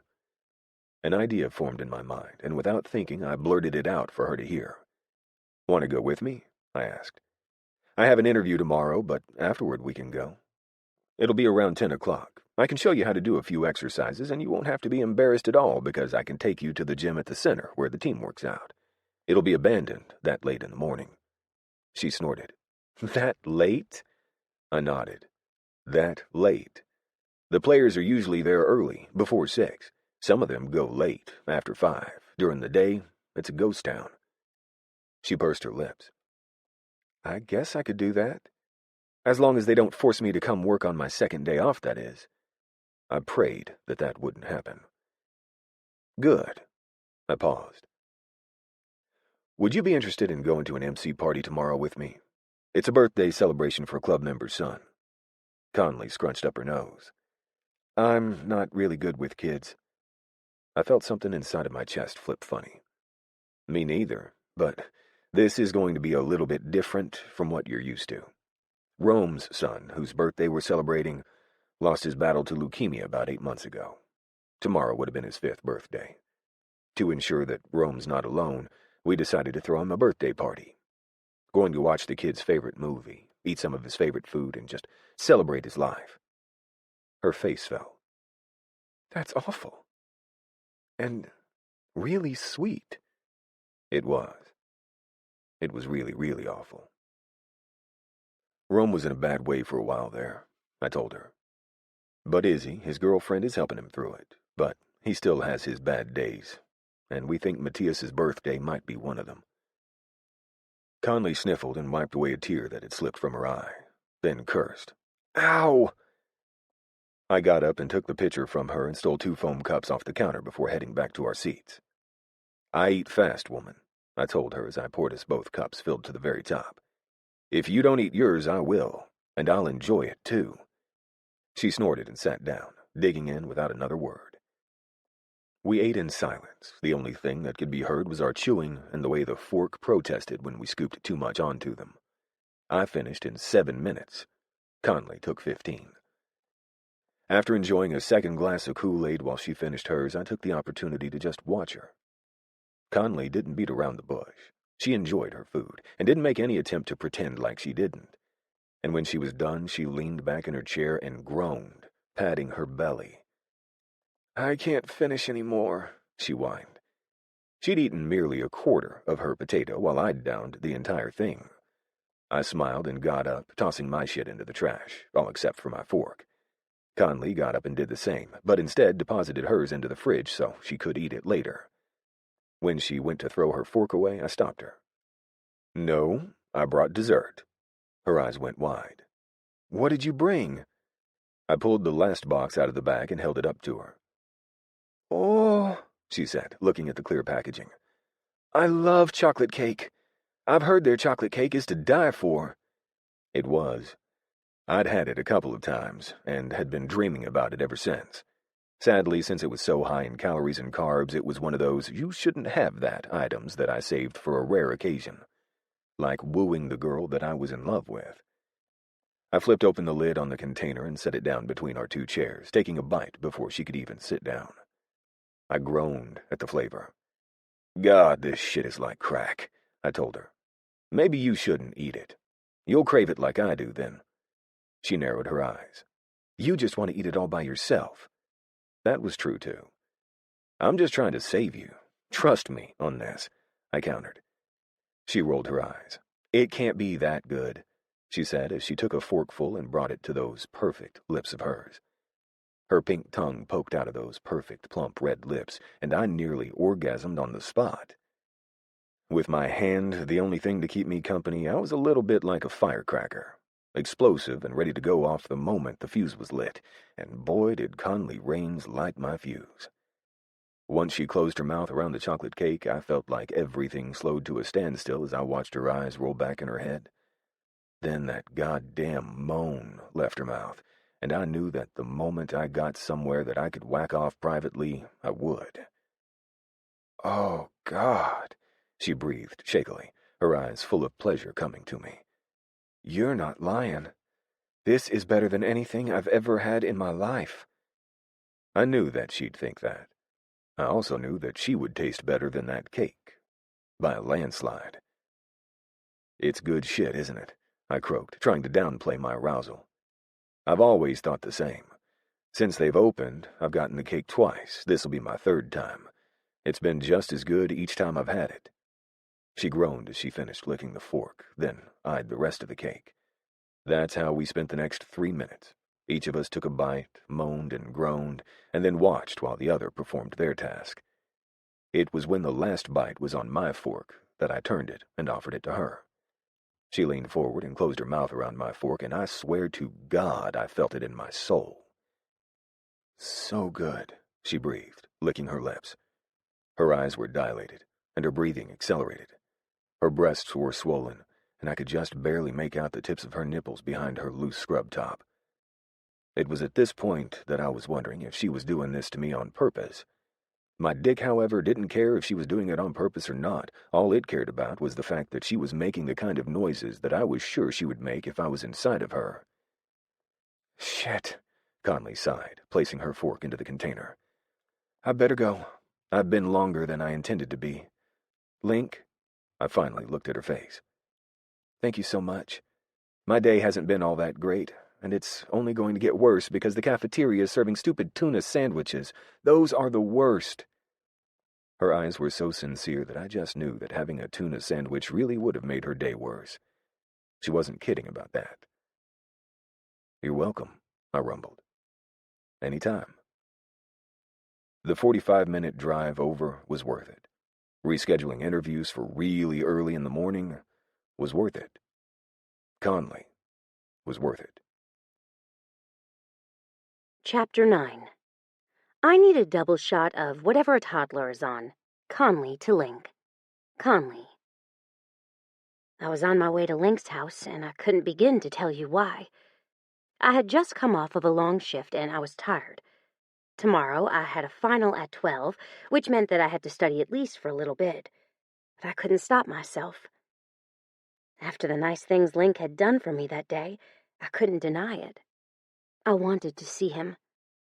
Therefore, I didn't take any time to second-guess my decision. I just decided to go with it and hopped in the car. Hopefully he'd be where he was supposed to be. I was doing this. I slowed my car, looking left then right, and tried to remember if the road that I was about to take was the correct one. The road to Link's place was hard enough to find during the day. It being night made it that much harder. Something shiny caught my eye, and I stared at it, trying to decipher what it was out of the corner of my eye, while also trying to stay on the dark and winding road. I'd nearly passed it when it finally became apparent what it was. The spokes of a wheel. I pulled over about 30 feet past and prayed that nobody came around the corner too fast. If they did, they might hit my car. But since there was a massive ditch on both sides of the street for as far as I could see, I could only do so much. Pulling my emergency flashlight out of my glove compartment, I bailed out of the car, switching the flashlight on as I ran. At first, I couldn't find what I thought was a wheel again, but then my light pinged off another shiny thing, this time belonging to a tailpipe, and my heart skipped a beat. It was a motorcycle, a big mangled one, and it was smoking as if the thing had just crashed. But there was nobody around it. And I started to question whether someone had wrecked it, and then started walking because they had no way of contacting anyone. But then I saw the wallet on the ground next to the wrecked bike and realized that it was attached to a chain that trailed a short way to a large ravine next to a set of guardrails that kept you from falling into said ravine. I looked to the side and saw the chain links dangling into the ravine, snapped off at the base of the concrete piling, holding the fence up. That's when I started to canvass the area, starting in short sweeps around the bike until I'd fanned out far enough to look into the ravine. Maybe my instincts were off. Maybe the guy really did leave his wallet and bike behind to go find help. Maybe there was a boot in the ravine. I swallowed bile. Running back to my car, I grabbed my phone and was dialing before I'd even made it back to the wrecked motorcycle. 911, what's your emergency? The unflappable ER nurse started to come out in me, making me sound much calmer than I was, and I gave the dispatcher a slow, methodical recounting of what was going on, where I was, and what I was seeing. "We'll dispatch medical and fire," she said. "Stay on the line." Negative. I had more people to be calling. I shook my head. "No, I have to make another call." Then I hung up and dialed the next in line as I started to climb my way down the steep ravine. The water runoff had eroded the ground to where the drop-off was sheer, and I had to slowly pick my way down the steep incline, finding footholds where there really weren't any footholds to be found. "Hello?" Link sounded tired, as if I'd woken him. I didn't feel bad in the least. "Link," I said quickly, "listen, I'm on the way to your house, or I was. I stopped on the side of the road because I think someone wrecked their bike. At first I thought he might have walked away to get help, but it's not looking like that anymore. I called 911, and I know that the fire department is where you volunteer, but do you think that you can make sure that they come quick? I remember you saying that Bayou, your club president, was chief of the department. I'm having a really bad feeling that something's wrong.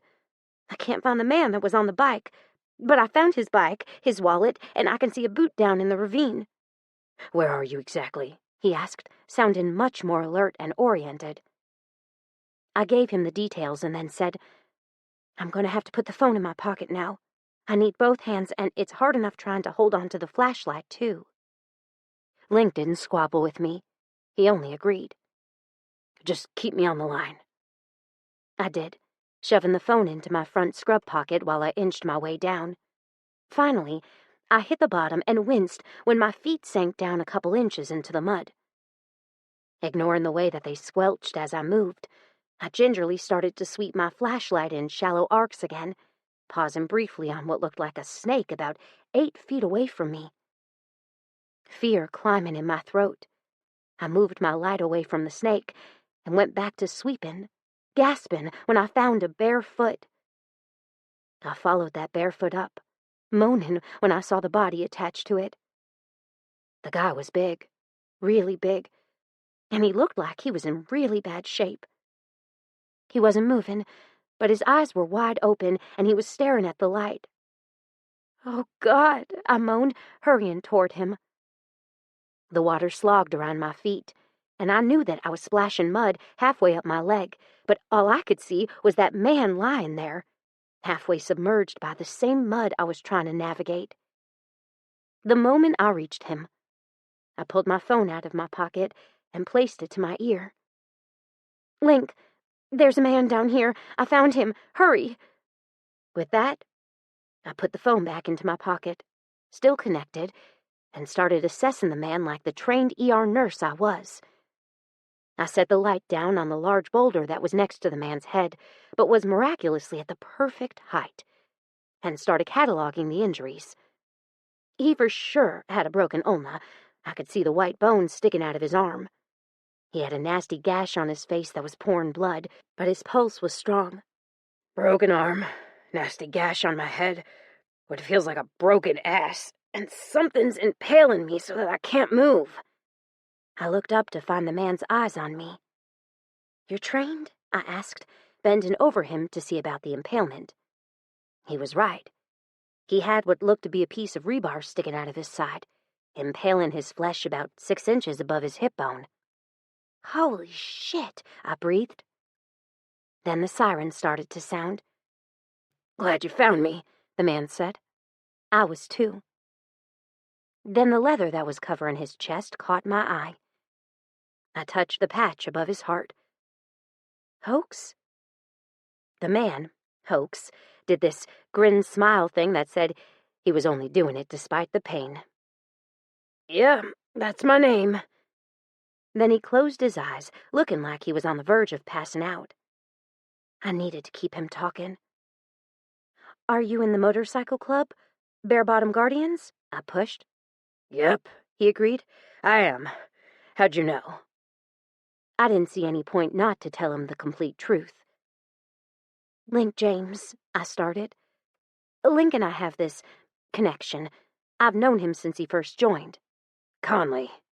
I blinked. "You know my name?" "I know your name," he agreed. "If you hadn't said Link and you had a connection, I wouldn't have known who you were." Something warm and fluttery took up in my stomach, masking the fear for now. "Link talks about me?" "Oh, yeah," he said. "Talks about you a lot. Especially when he's drunk." I groaned. "Oh, shit. I'm almost afraid to ask." Hoax chuckled, which quickly turned into a groan. But the pain didn't stop him from explaining. "Always good things, honey," he rasped. "The man is only a little infatuated with you," he was quick to explain. I smiled and shifted in the mud, feeling it creep up into my crotch. Gross. "Did he tell you about the mess I got him into this week?" I wondered. "No." He shook his head, causing blood to spill into his eye. I looked down at my muddy shirt again, as well as my muddy hands. I was torn in between putting pressure on his head wound and wanting to keep it as clean as possible. There was no doubt in my mind that there was bacteria down here. With all the trash that I could see lying around, paired with the stagnant, muddy water, yeah, it was probably a breeding ground for all things bad for an open wound. The sirens were getting closer, and I decided to wait to do anything with his head. The blood flow was lessening slightly. "Link and I have a history. Well, let's just say that we didn't end things well. I'm still not sure why, by the way. Only one day he said, 'This can't happen yet,' and left me reeling." I paused. "But he hasn't completely left my life. He calls, texts, tries to stop over, but I make myself scarce when that happens." I paused for a breath. "Anyway, he didn't take no for an answer when he asked me out on a date, So to get back at him, I accepted a date with a doctor from work. I went on to tell him everything. How I felt about said doctor, how I felt about Link, how I'd inadvertently outed Link as my baby daddy to my non-existent baby. By the time I was done, Hoax's smile was huge. "I'll bet that just made Link's day," Hoax admitted.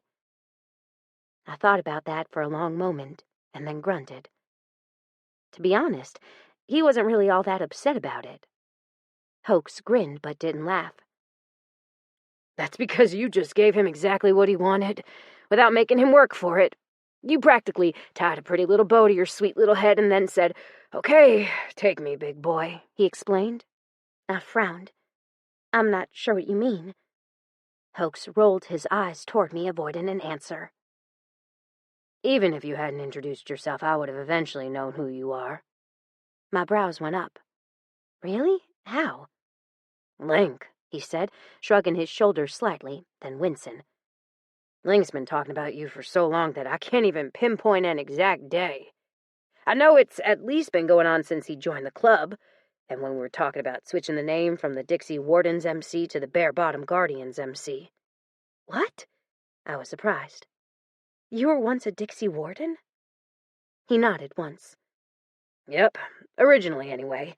We chose to set up here because it was pretty localized to clubs that were friendly with the Dixie Wardens already.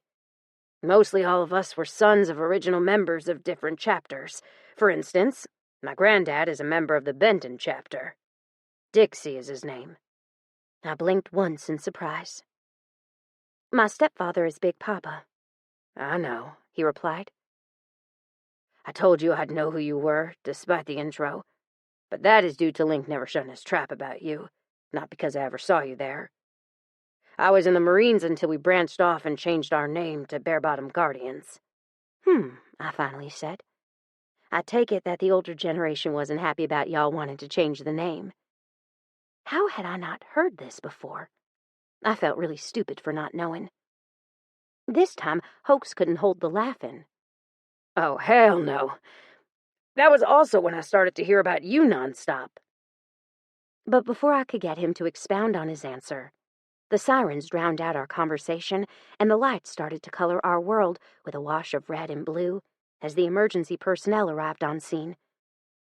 Something touched my arm while I was busy looking up, and absently, I swatted it away before I could think too hard on it. But something big splashed in the water to my side, causing me to turn and look at what exactly it was that I'd swatted. And that was when I saw a large snake slithering toward me, pissed off as all get out. Before I could scream, let alone even blink, Hoax's hand flashed out and he caught the snake around the neck. The massive slimy thing opened its mouth and showed off his impressive fangs. I swallowed as the snake's lower half started to twitch and writhe as it tried to get away. But with the hold Hoax had on it, I knew that wasn't going to happen. At least logically. "If it had come up on my other side, we'd have been boned," Hoax said, just as my name was called. "Down here!" I yelled, my heart still beating a mile a minute. Picking up the flashlight, I aimed it in the direction of the voice, and looked upward to find a man leaning over the guardrail, staring down at us. He obviously couldn't see us since my light was shining him straight in the face, but he at least knew where we were. "Okay, darling," the man called back. "We'll be down there in a minute." "You'll need a backboard," I called out. "Oh, and a gun. A bolt cutter of some sort that'll get you through rebar, and possibly a neck brace." The last muttered words were for Hoax's ears only. "And a vomit bag. God, I hate snakes." Hoax laughed, or started to. That laugh turned into a groan when he jostled the rebar that was currently in his side. "That was the club president," Hoax said gruffly. "By you." I grunted. "Good. Before I got here, I called Link and told his ass he better get the boys here fast." Speaking of, I looked back down to my pocket, only then realizing that it was partially covered with muddy water. "Well, damn," I muttered, looking at the now black phone. "Guess I'll have to go get me another one tomorrow." Hoax grunted in affirmation. "Me too." I smiled and moved to the side, hearing the men that had come with Bayou tromping down the same trail I'd taken on my way down here. Only they did it much more expertly than I did. I got to see because the lights at the top of the hill were suddenly blinding. I tried to look up, but they were so bright that it was impossible to see. They must carry emergency lighting on the trucks, just in case something like this happened. The snake continued to thrash, and I felt a shiver down my spine. "Can you drown snakes?" Hoax, considering the question, dunked the snake under the water. "I don't know. Let's find out." And that was what he was doing when not only Bayou, but also Link, as well a woman who must have been on the fire department, came sliding down beside us. Bayou came down on one side of me, and Link started to come down on the other. I stopped him before he could set his knee on the snake by lifting my hand up to point toward the reptile, which also happened to be right where his dick was. We both stopped there for a long time. The way he was semi-squatted down in those goddamn knit shorts he loved to torture me in, that made his junk swing free. And it was more than evident that Link didn't have a single thing on under the shorts.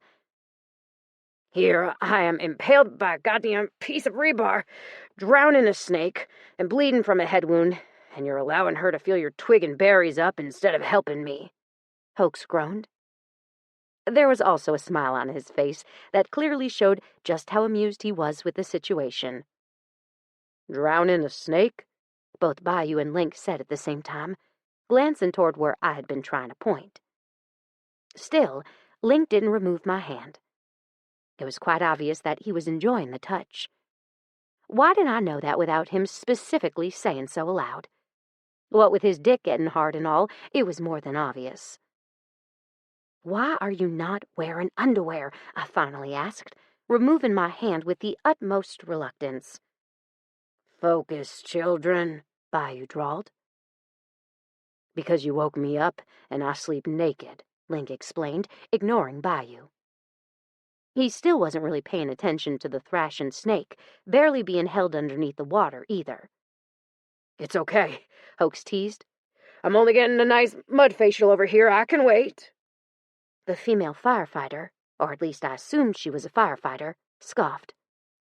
That was when I turned to her to see her glare firmly on me, bouncing between where I was and where my hand was still hovering. The thrashing in the water finally halted, and I shined my flashlight at the water, causing Link to curse. "What the fuck?" "See, I saved you and your testicles," I added helpfully. "Was that what the gun was for?" Bayou asked, ignoring the dying snake and getting a good look at the piece of rebar that was in Hoax's side. "Yes," I answered, leaning over Hoax to get a better look myself. "I think if you cut it here," I pointed to where I was suggesting, "it should be enough to allow the backboard to slide under him without causing the rebar to shift, or at least not shift much." The rebar kind of looked like a fishhook piercing into Hoax's side. I was guessing that he must have landed on it before he fell into the ravine, and as he rolled down the side, the rebar already partially embedded in him. It must have curved into the hook shape as the momentum took him down the side of the ravine.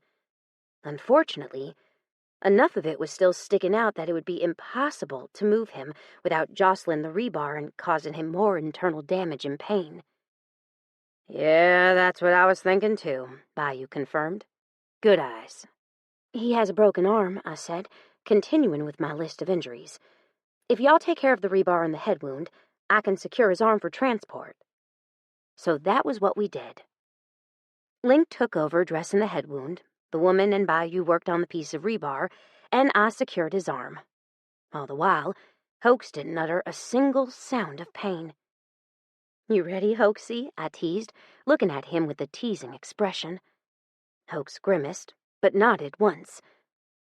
"As long as you never call me Hoaxy again." I bit my lip to keep my smile inside, then tilted my head and said, "Hoaxster?" Hoax shook his head again.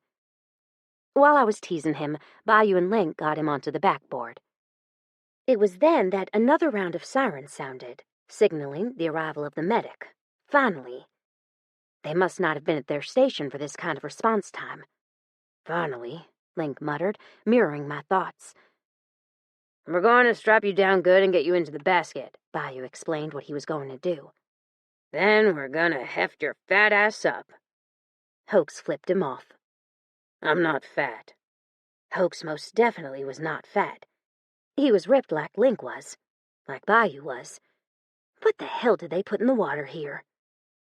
I stood up, my legs screaming in pain from having been crouched down like that for over 20 minutes. Let's do this. Who do you want up there? Bayou grunted. Link and I'll both have to go up there. Are you two ladies okay with staying down here with Hoax just a little while longer? I poked Hoax in the chin. The Hoaxmeister and me are BFFs. We'll be okay. The snake was now dead, I thought. Yet Hoax still held him in a death grip under the water, just in case. The woman beside me scoffed again, and I would have tossed her a look over my shoulder and glared had we not been in the middle of something extremely important. Brielle, Hoax grumbled. You need to get rid of the attitude. She's just trying to lighten the mood. Truth. I looked over at the woman out of the corner of my eye and wondered what exactly she had a problem with. It would appear that this problem was with me, but I didn't know what I had done to her. Nothing, really. Maybe it was just my presence. Link and Bayou were halfway up the steep incline, and I watched as Link limberly climbed up the muddy slope as if he did something like that every day of his life. I knew for a fact when I got up there later, it would be a slippery death trap that could likely have me risking life and limb. I turned back to the woman and offered her my hand. My name is Conleigh. I know who you are, the woman said with a soft voice, taking my hand for a quick second. Link talks about you all the time. I frowned. Are you part of the MC? She shrugged. Benson is my brother. Benson? I asked in confusion. Bayou, came Hoax's grunted explanation. This is his little sister Brielle. Oh, well, they couldn't be more complete opposites. Where Bayou was big, Brielle was tiny. Where Bayou was dark, Brielle was light. Y'all don't look like brother and sister, I pointed out. Basket! I was adopted. I looked up to find the basket lowering down. Once we had it in place where we needed it, Brielle took charge. You grab one end and I'll grab the other. We'll lift on 3, she ordered. I shrugged. I'd done this 1,000,001 times. I could do this in my sleep. Yet she was looking at me like I was the weak link in this scenario and couldn't possibly do it. Well, she was freaking wrong. I may be small, but I was mighty. Let's go. 1, 2, 3. On 3, we moved him and set him in the basket. The snake came with him. Brielle made a gagging sound as she had to buckle the straps up around the snake. Disgusting, she gasped. I giggled and patted Hoax on the shoulder. Careful there. If you drop it, she might very well have a heart attack. I hate snakes, she muttered as she did the final buckle. All right, she called out. Ready? It took all of 10 seconds for the basket to move. All the while, he kept hold of the snake, which, as it turned out, ended up being a water moccasin. A poisonous snake that would have been the cherry on top of Hoax's very shitty sundae. Brielle deftly climbed up the incline, not sliding once. Me, on the other hand, yeah, with every step I made, I slid down 2 more. Link eventually took pity on me and came down to help me, despite my assurances that I could probably, maybe, eventually get up on my own. Having him at my back, pushing me up by the ass, was definitely the highlight of my night. Chapter 10. I need to lose weight. I know how to lose weight, but losing weight means giving up cookies, and I'm not sure that I'm that committed yet. Text from Conleigh to Link. Link. The way she took charge turned me on. The way she was fawning over Hoax, not so much. Every couple of seconds he'd toss me a knowing grin and I'd narrow my eyes at him. She rode to the hospital with him. She started an IV. She cleaned up his face. Basically, she fawned all over him until he was taken to surgery to remove the fishhook-shaped piece of rebar from his side. It was then that I ordered Conleigh to come home with me so we could shower and change. "But I don't have any clothes," Conleigh explained. "I have an extra pair at the clubhouse if you go there," Brielle offered softly. Brielle didn't look happy to be offering up her clothes either. But since she'd already changed at the hospital, she kept a change of clothes in her locker on the PICU, Pediatric Intensive Care Unit. She had no immediate need for her spare change of clothes at the clubhouse right now. "Perfect," I nodded, tugging on Conleigh's hand. "Let's go." Conleigh came willingly, both of us squishing and squelching our way out of the hospital. All of us had drawn curious looks as we'd rushed inside, or at least Bayou, Brielle, and I had. Conleigh, in her no-nonsense way, had climbed her ass into the ambulance and rode with Hoax to the hospital. The volunteers who came in the rescue truck had followed. The rest of us had departed in our personal vehicles, Brielle in her car and Bayou and me on our own bikes. When we'd arrived, Conleigh had Hoax's cut and was holding on to it like she was holding something sacred. The moment that Bayou got to her, she'd thrust it into his arms and had said, "He told me if I lost it or damaged it in any way, he'd kill me. I don't think he was joking." "Well," she sighed as we finally made it outside. "Do we pick my car up first, or do we go change and then go get my car?" I walked up the front entrance and paused as I waited for the doors to slide open. Once they did, I threw my arm around her shoulder and tucked her in close to my side as we walked. "We don't need to get your car. A couple of the guys went and got it. It's at my place. They met the wrecker out at the ravine to show them where the bike was." She sighed. "That's good. I was thinking we should probably get it now since I had to practically park halfway on the road, but I really don't want to get mud all over my seats. I just got the thing detailed when I got my oil changed last week." It wasn't really that far in the road, but with the way the road curved right where she was, it might as well have been. It worried me enough that I was glad that they had moved it. I didn't want anyone else hurt by running into it. "I don't think any of us have thanked you yet, but thank you." We both turned to see Brielle standing there, looking like she'd tasted something sour. Conleigh grimaced. "I'd do that for anyone, but I'm really glad that I was able to find him. I'm just sorry he was hurt." Brielle smiled as if it pained her and walked away, heading back into the hospital. "Nice girl," Conleigh teased. I snorted and hooked my arm around her neck to drop a kiss onto her head.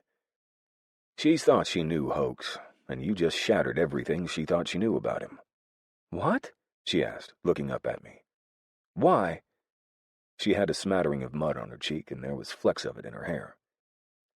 "Hoax is normally a really serious guy. The fact that he was allowing you to poke fun with him, especially at a time like that when he was in pain, means he's obviously extended a certain amount of trust to you. That, in and of itself, is huge for him.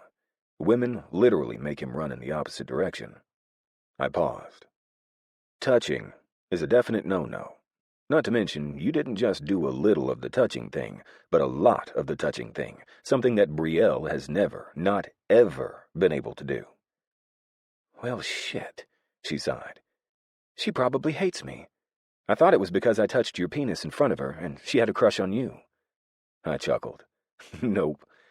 I don't think that's it. Other than her cousin was laying there hurting, I think she was probably more relieved that you were fondling my junk and not his." She gasped.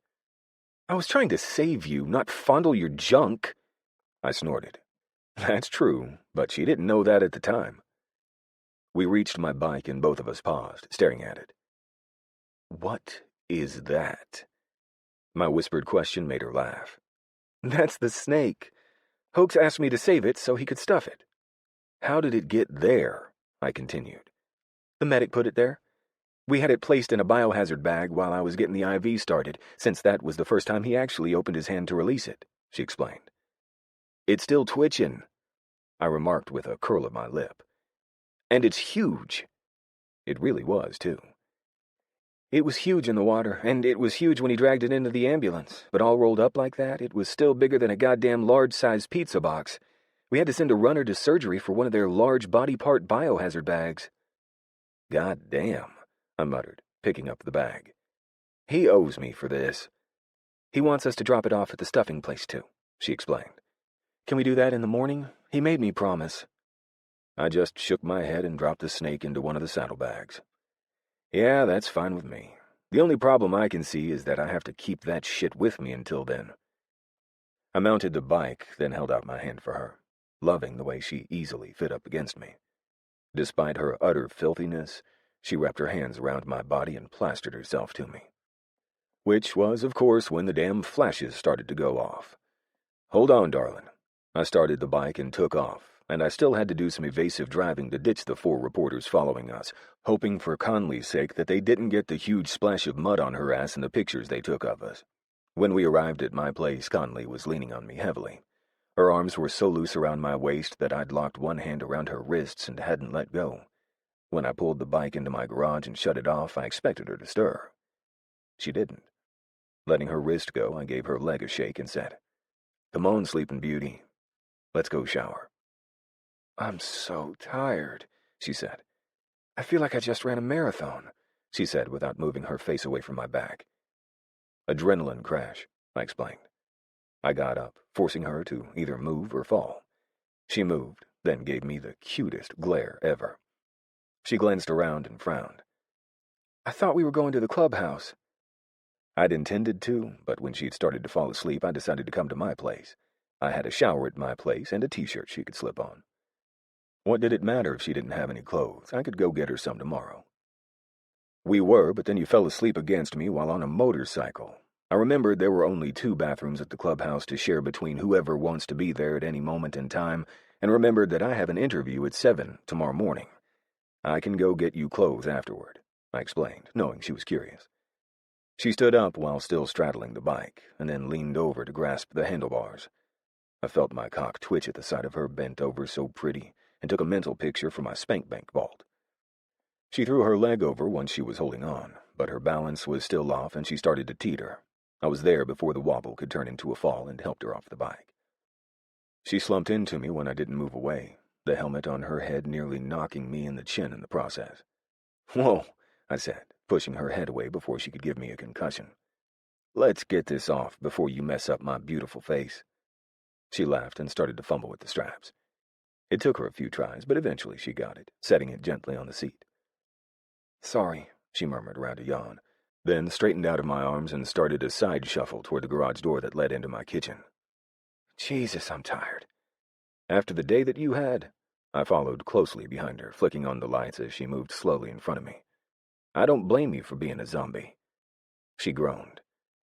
"I'm not getting any studying done tonight. Or tomorrow. I'm literally going to wake up and go. Make sure you get me something appropriate to wear to school for an hour. Something that at least covers my ass," she ordered. I bit my lip. "Yes, ma'am." Her issuing sleepy orders was the best thing since sliced bread. Her being in my house, on the way to my shower, while she made those orders?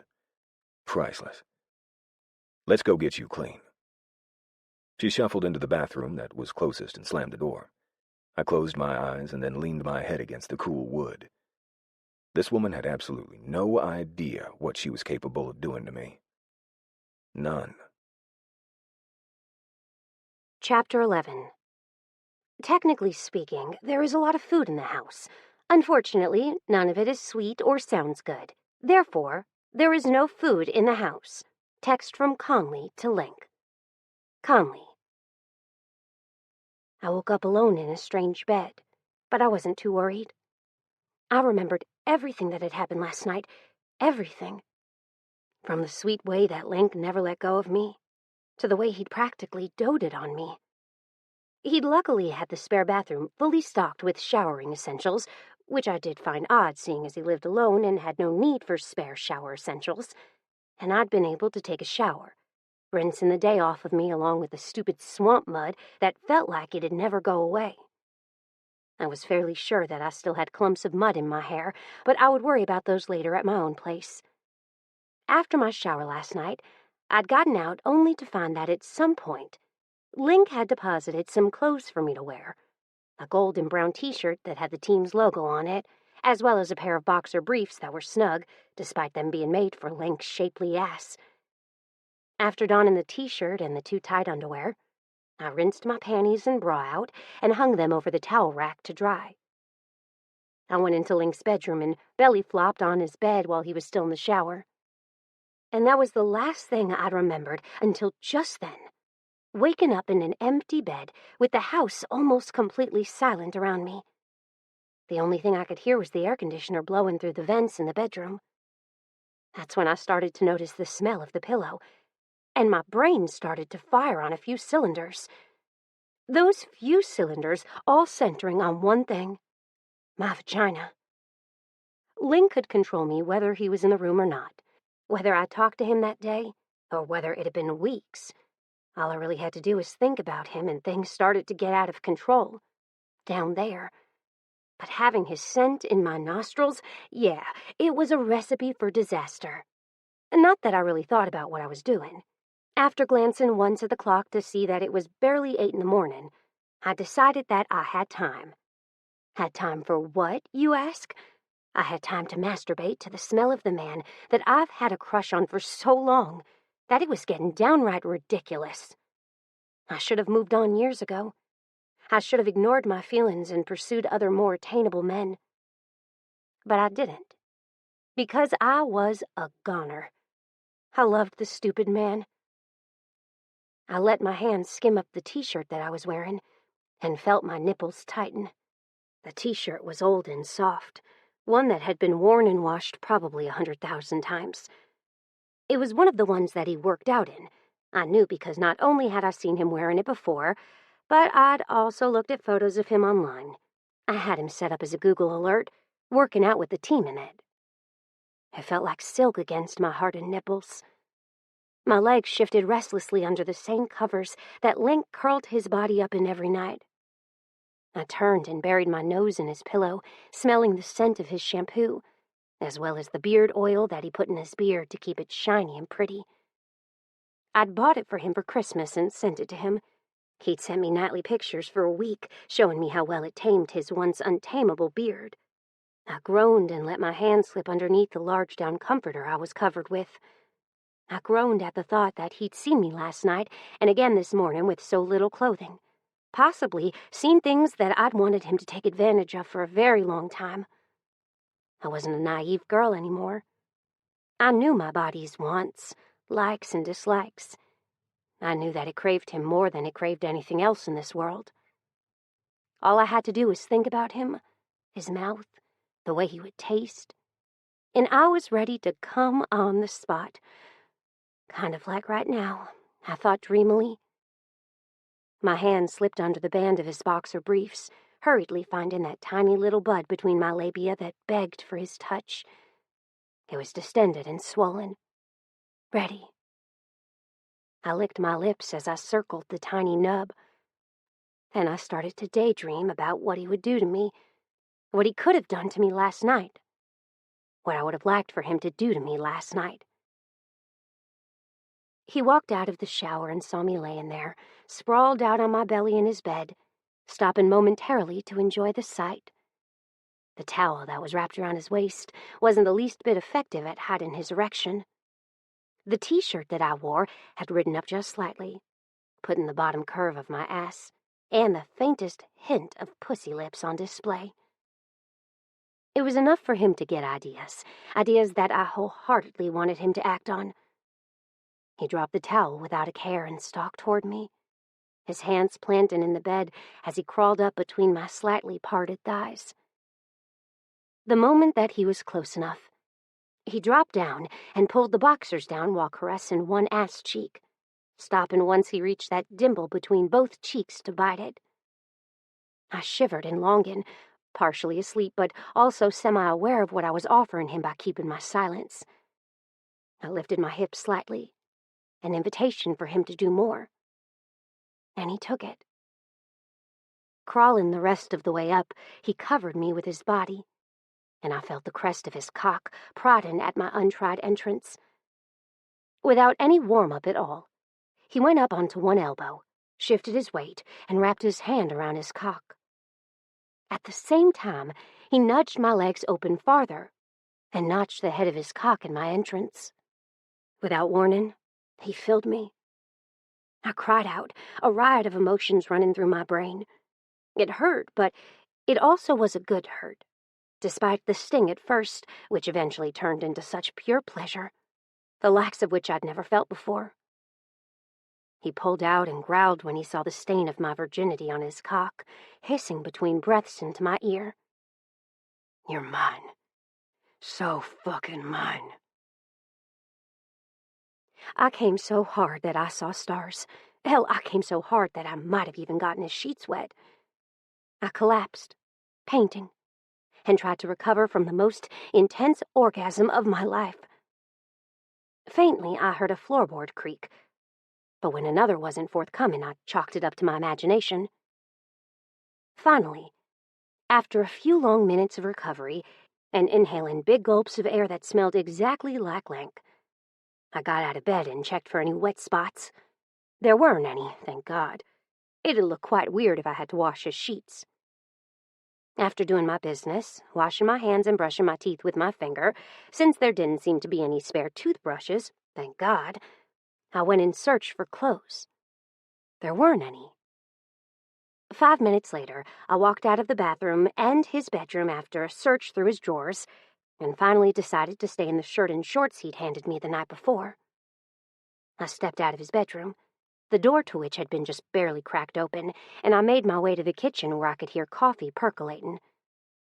Following my nose, I came to a sudden halt when I rounded the corner of the hallway. My eyes took in Link as he stood there with sweat dripping down his chest, leaning his elbows on the counter with his head bowed.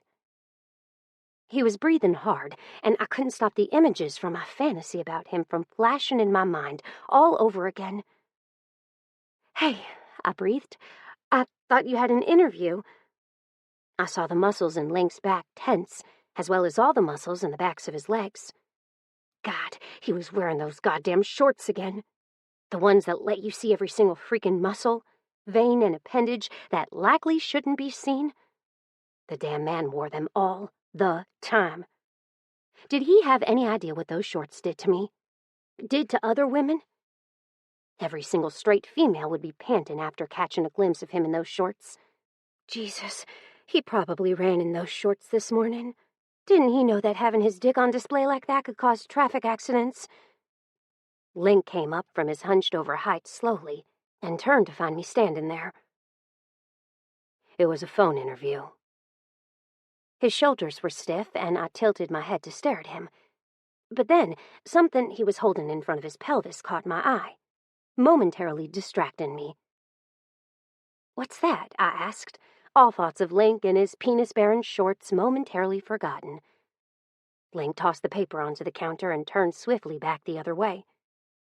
"Have a look." I did, scooting up close to the counter, approaching it as if it was the snake in the saddlebag reincarnated and ready to strike. Out of the corner of my eye, something momentarily caught my attention, and I was torn between looking at it, damn those shorts, or the train wreck on the counter. For once, probably in Link's entire life, his dick didn't win out. The paper did. What could possibly be more important than an up-close glimpse of Link's dick? A front-page picture in the largest newspaper in the state, featuring the two of us, and what appeared to be a poop stain on my scrub pants. "Oh my God," I moaned as I stared at the picture. "I look like I shit up my vagina. Seriously, could they not have gotten a better picture?" Link looked over from where he was standing in front of the coffee pot. He'd been up for hours. Not only had he already worked out, but he'd also had an interview with Sports Ruckus, a magazine that showcased the top athletes in all sports. They were known for not only talking to the player about his sport, but for also giving their readers an inside look into that athlete's day-to-day life. "Do you want some coffee?" he asked, sounding bored. I narrowed my eyes and saw that he wasn't affected by this either. He was pissed. His jaw was tight, his eyes were hard, and he was so stiff that I frowned. "What kind of question is that?" Link's lips twitched, but he didn't smile. "So, was that a yes or no?" he teased. God, I loved his smile. I sighed. "It's a goddamn yes, duh." He did smile that time. "At least they gave a recap of what happened." That was true.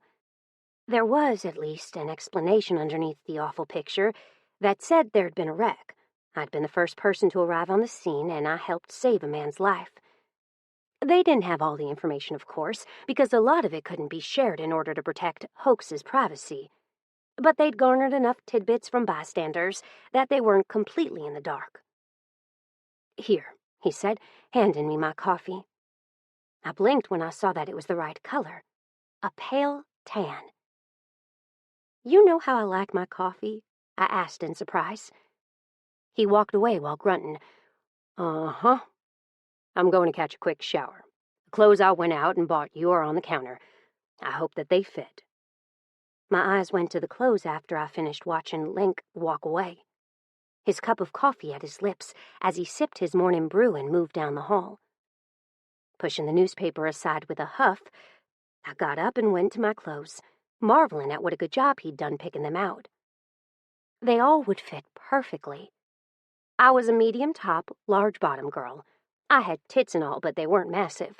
I had thick, shapely thighs and a round ass that I got through a lot of hard work and exercise. Speaking of which, I started to squat down, then back up, over and over again until I reached 200. Half a month ago, Prue had shown me a squat challenge that she'd asked me to do with her, and I'd agreed. What I hadn't realized was the number of squats that I had agreed to do. This particular squat challenge required that each morning when you first woke up, you had to do 100 squats. Each time after you went to the bathroom, you had to do another 50. I woke up once in the middle of the night to go, and those bitches weren't happening when I was half asleep. I'd break my damn neck. By the time I'd finished, my legs were sore and shaky, and I was more than ready to change out of Link's underwear. How did he move around in these? They were horrible. They clung to all the wrong spots, and I was fairly positive that the little flap in front wasn't centered where it needed to be, even for a man. Snatching up my clothes and admiring them along the way, I made a mad dash for Link's bedroom, hoping that he closed the door to the bathroom. I was not changing in the middle of his living room. No way. It'd be my luck that his parents would walk through the door and see me in all my naked glory. I hurried back to the bedroom with my newly acquired clothes, stopping when the panties he got me fell out of my hands and landed on the floor right outside his door. I took a step forward, and I felt the floorboards creak and froze. A creaking floorboard. A creaking floorboard. Had Link seen me masturbate? Heard me call his name out in the throes of passion? Oh, dear sweet baby Jesus. He had. Instinctively, I just knew that he had. Yet he hadn't mentioned it. But that had been what was wrong with his dick earlier when I'd first seen the paper.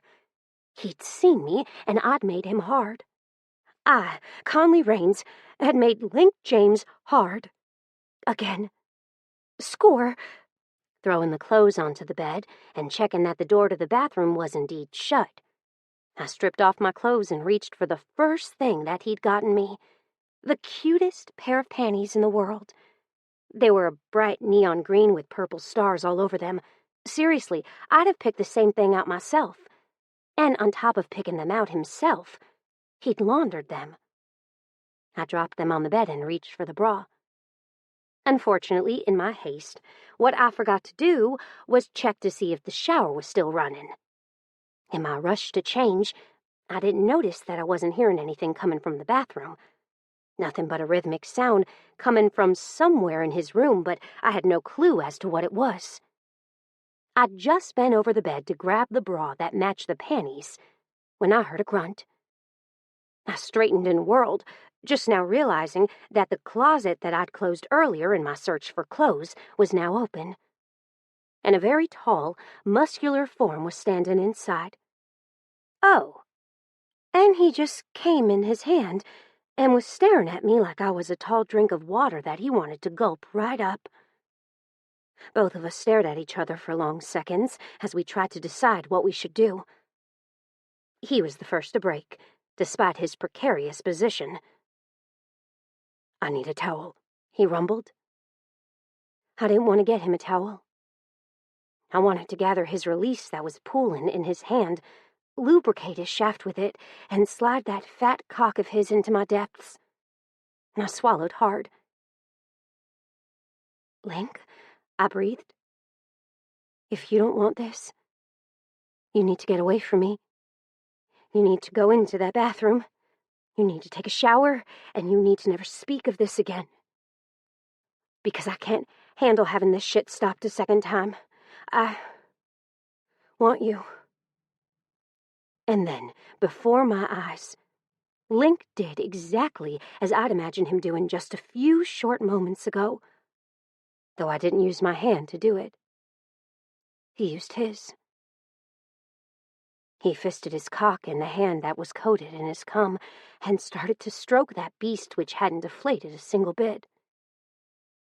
I felt everything inside of me clench as he stalked toward me. Muscles rippled, tendons bunched and released. His breathing picked up, and so did mine. Everything felt like it was on the verge of something huge, something monumental, something that I'd never, not ever recover from. And when he finally reached me, he took both hands, one still covered in his release, and picked me up by my ass. Then, before I could so much as draw in a surprised breath, he lined his cock up with my entrance. Before I could tell him to go slow, to tell him that I'd never done this before, he lined that beautiful goddamn monster cock of his up with my center and rammed it home. No build-up, no checking to see if I was ready, though I was. Just slam and bam, I was filled. It was the most miraculous thing I'd ever felt in my life. It didn't matter that I was a virgin, because I wasn't a nun. I masturbated. I used my vibrator that was of fairly hefty size, almost nightly. All of those times that I masturbated, I thought of Link. I wasn't new to having things inside of me. Well, kind of. I was new to having something that felt so incredibly good inside of me. God, it was the best feeling in the world. I couldn't even begin to describe what it felt like. Perfection, rightness, utter and total devotion to the man that was currently holding so still inside of me that I might have feared he was passed out had he not been standing and holding me aloft. My mouth found his in a frantic kiss, and he returned the kiss with just as much urgency as my own. I moaned into his mouth when he started to lift me up, hands still on my ass, and he caught that moan with his tongue. "Everything that I ever fucking imagined," he growled, nipping my bottom lip. It was more. He was more. "Oh, shit," he growled, continuing to fuck me in slow, measured thrusts. "I just came, and I'm already a few seconds from going again." I didn't want him to do that. Not yet, anyway. I wanted this to last forever. "No," I breathed, wrapping my legs tighter around his hips. "You have to go slow so I can enjoy my first time." Everything about Link stilled. I'd never once seen him so still before. Chancing a look up at his eyes, I saw a riot of emotions there playing over his face. Surprise, anger, need. They all coalesced until one emotion reigned supreme. Possessiveness. "I don't know what I did to deserve you, Conleigh, but I'm going to thank every god there ever was that you were put in my path." Then he pulled out so freaking slow that I felt like he was pulling my soul out right along with his cock, and pushed just as slowly back inside. Over and over again, he took me like that, using the strength in his arms to lift me up and down off his shaft, and the strength in his legs to hold us up. Seconds turned into minutes, and minutes turned into who knew how long. But by the time that I couldn't take it anymore and was ready to come, I knew that I'd never be able to top this experience for the rest of my life. So close, I breathed, so freaking close. Had I not already masturbated earlier, I would have come right along with him earlier. Luckily, I did, because this particular activity had been the best thing I'd ever experienced in my life. Both of us were moving fast, me using the strength in my thighs to bounce up and down on his cock, and him using his hands to lift me up, only to slam me back down. All the while, our eyes stayed locked on each other. Our breaths were intermingled, him drawing mine straight from my lungs because we were so close. "I've wanted this for so fucking long," he breathed, his voice choppy.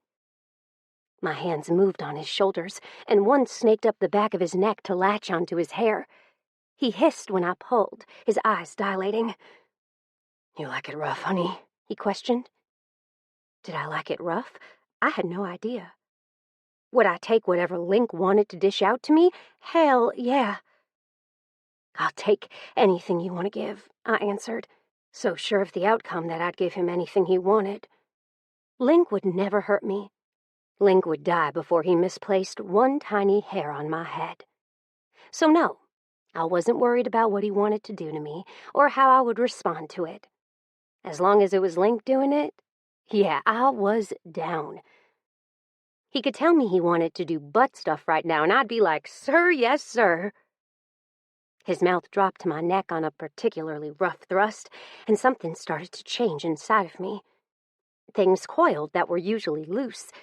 My nerve endings started to light up. And then my orgasm ripped through me. There was no build-up, none of the usual signals that I was about to come. It was just 1 second I was feeling really, really good, and the next I was coming so hard that a scream was ripped from my throat. I honestly didn't think I'd be a screamer.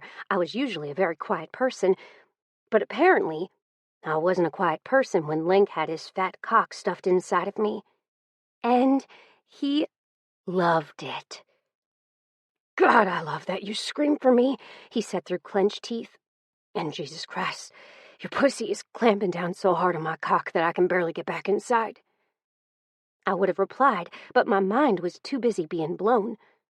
His short, jabbing thrusts that had gotten significantly less coordinated were driving my already great orgasm even higher, and soon I was coming again. Let's just say multiple orgasms were not my thing. No matter how hard I tried on my own, they never happened for me. I'd have to give it at least 30 minutes rest to even consider going again, and honestly, who had time to do that? But with Link?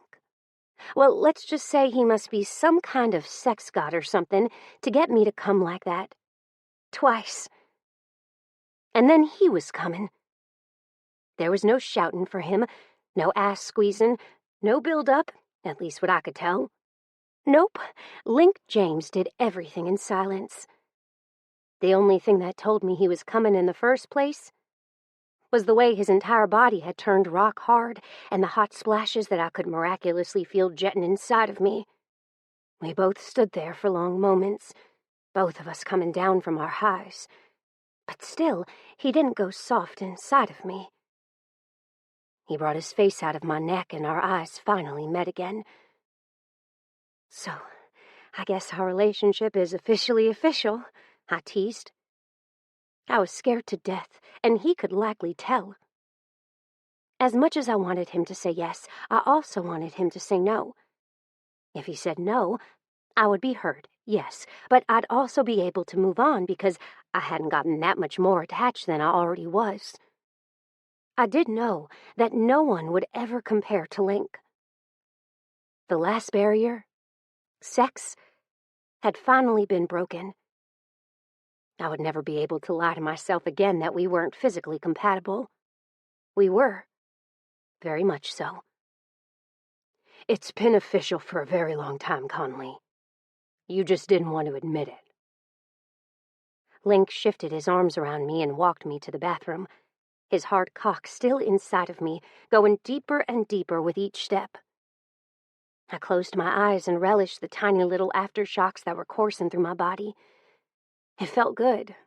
So good, in fact, that I wasn't sure a vibrator would cut it any longer. Not when I had the real thing. And the real thing coming from Link. There was no way that I'd ever be able to recreate what it felt like to have him inside of me, filling me up in more ways than one. I shivered, which caused Link to look over at me with a raised eyebrow. "I didn't think I could want you again so fast," I explained. What would be the point in beating around the bush? I felt what I felt, and he knew that already. Hell, we'd both wanted each other for so long that it was a wonder we'd been able to hold off this long. Well, Really, it was a wonder that Link would be able to hold off this long. If I'd had my way, we'd have been not holding off 8 years ago. But Link might have been correct to decide that we needed time. That time had given me the time I needed to finish school, grow up a little bit, and find out who I was supposed to be in life without Link's success changing any of that. But he didn't need to know that. As much as I say that it was a good thing he'd given me that time, I was also heartbroken that he had. We'd missed out on years of being together, and that was still just as unacceptable now as it was then. Those years might have been rough, but they would have been ours. And I think he was thinking the same thing as he stepped into the shower, putting his back against the spray that was still slightly too cold to get into. "Deep thoughts?" I asked, unable to look away from those beautiful eyes of his. God, sometimes they were so green that they looked fake. Like right now. Contrasted with the white tile of the shower, they looked almost like they were glowing. "I should have never listened," he murmured. "If I hadn't listened, you'd have been with me doing that exact same thing for a long time now. Maybe not at first when you were still young and underage, but the moment you got old enough, you'd have been mine." The sincerity in those words made my heart start to pound for a different reason. "You should have never listened to what?" Before he could answer, though, there was a pounding past the bathroom door. "Who's that?" I asked, worried. Link shrugged. "No idea." "You're not going to answer it?" I asked, curious as well as relieved. I didn't want him to leave. I liked exactly where he was, a lot. "No," he replied simply. "I'm currently in the one place that I've always wanted to be." "Inside of me." He wasn't moving. I wasn't moving, but that didn't matter. I loved the way he felt no matter what he did. Hell, we could probably stay like this for the rest of our lives, and I might very well be content. Until it was time to eat. "What was that look that just crossed your face?" he asked, head tilted slightly as he stared at me in concern. More banging on a door caused him to look toward the closed bathroom door with a frown. "I was thinking that I could happily stay like this for the rest of my life, but then I decided that food means a lot to me and that I might not be as happy as I once thought." I paused. "And now that I think about it, my thighs are kind of burning from holding myself up on you." He laughed and pulled out, causing me to gasp. "That wasn't what I wanted," I cried out. In answer, he pushed me away from him until I was on my own 2 feet and winked. "I'd love to finish this up," he said. "I'd love to stay here all day, but if my guess is correct, that knock at the door was my father's. He's not going to wait long." I looked down at his still, very large erection and said, "Will he wait long enough to allow us to finish?" He opened his mouth, closed it, then shrugged. Moments later, he was turning me around and sliding back inside of me. The shower was quick and fast, and before I'd even gotten my wits about me, Link had gotten washed off and gotten out. It took him less than 30 seconds at most. "Did you just wash your hair with the bar of soap?" I questioned. He looked up at me from where he was drying off his legs with a towel the size of my bed and nodded. "I usually use the shampoo and conditioner, but I think I heard my dad walk in and yell out my name, and I don't want him walking in here." "Are you trying to hide me?" I asked, reaching for the shampoo. "No," he said flatly. "But I am trying to prevent them from seeing you naked, so—" I giggled and turned my back on him.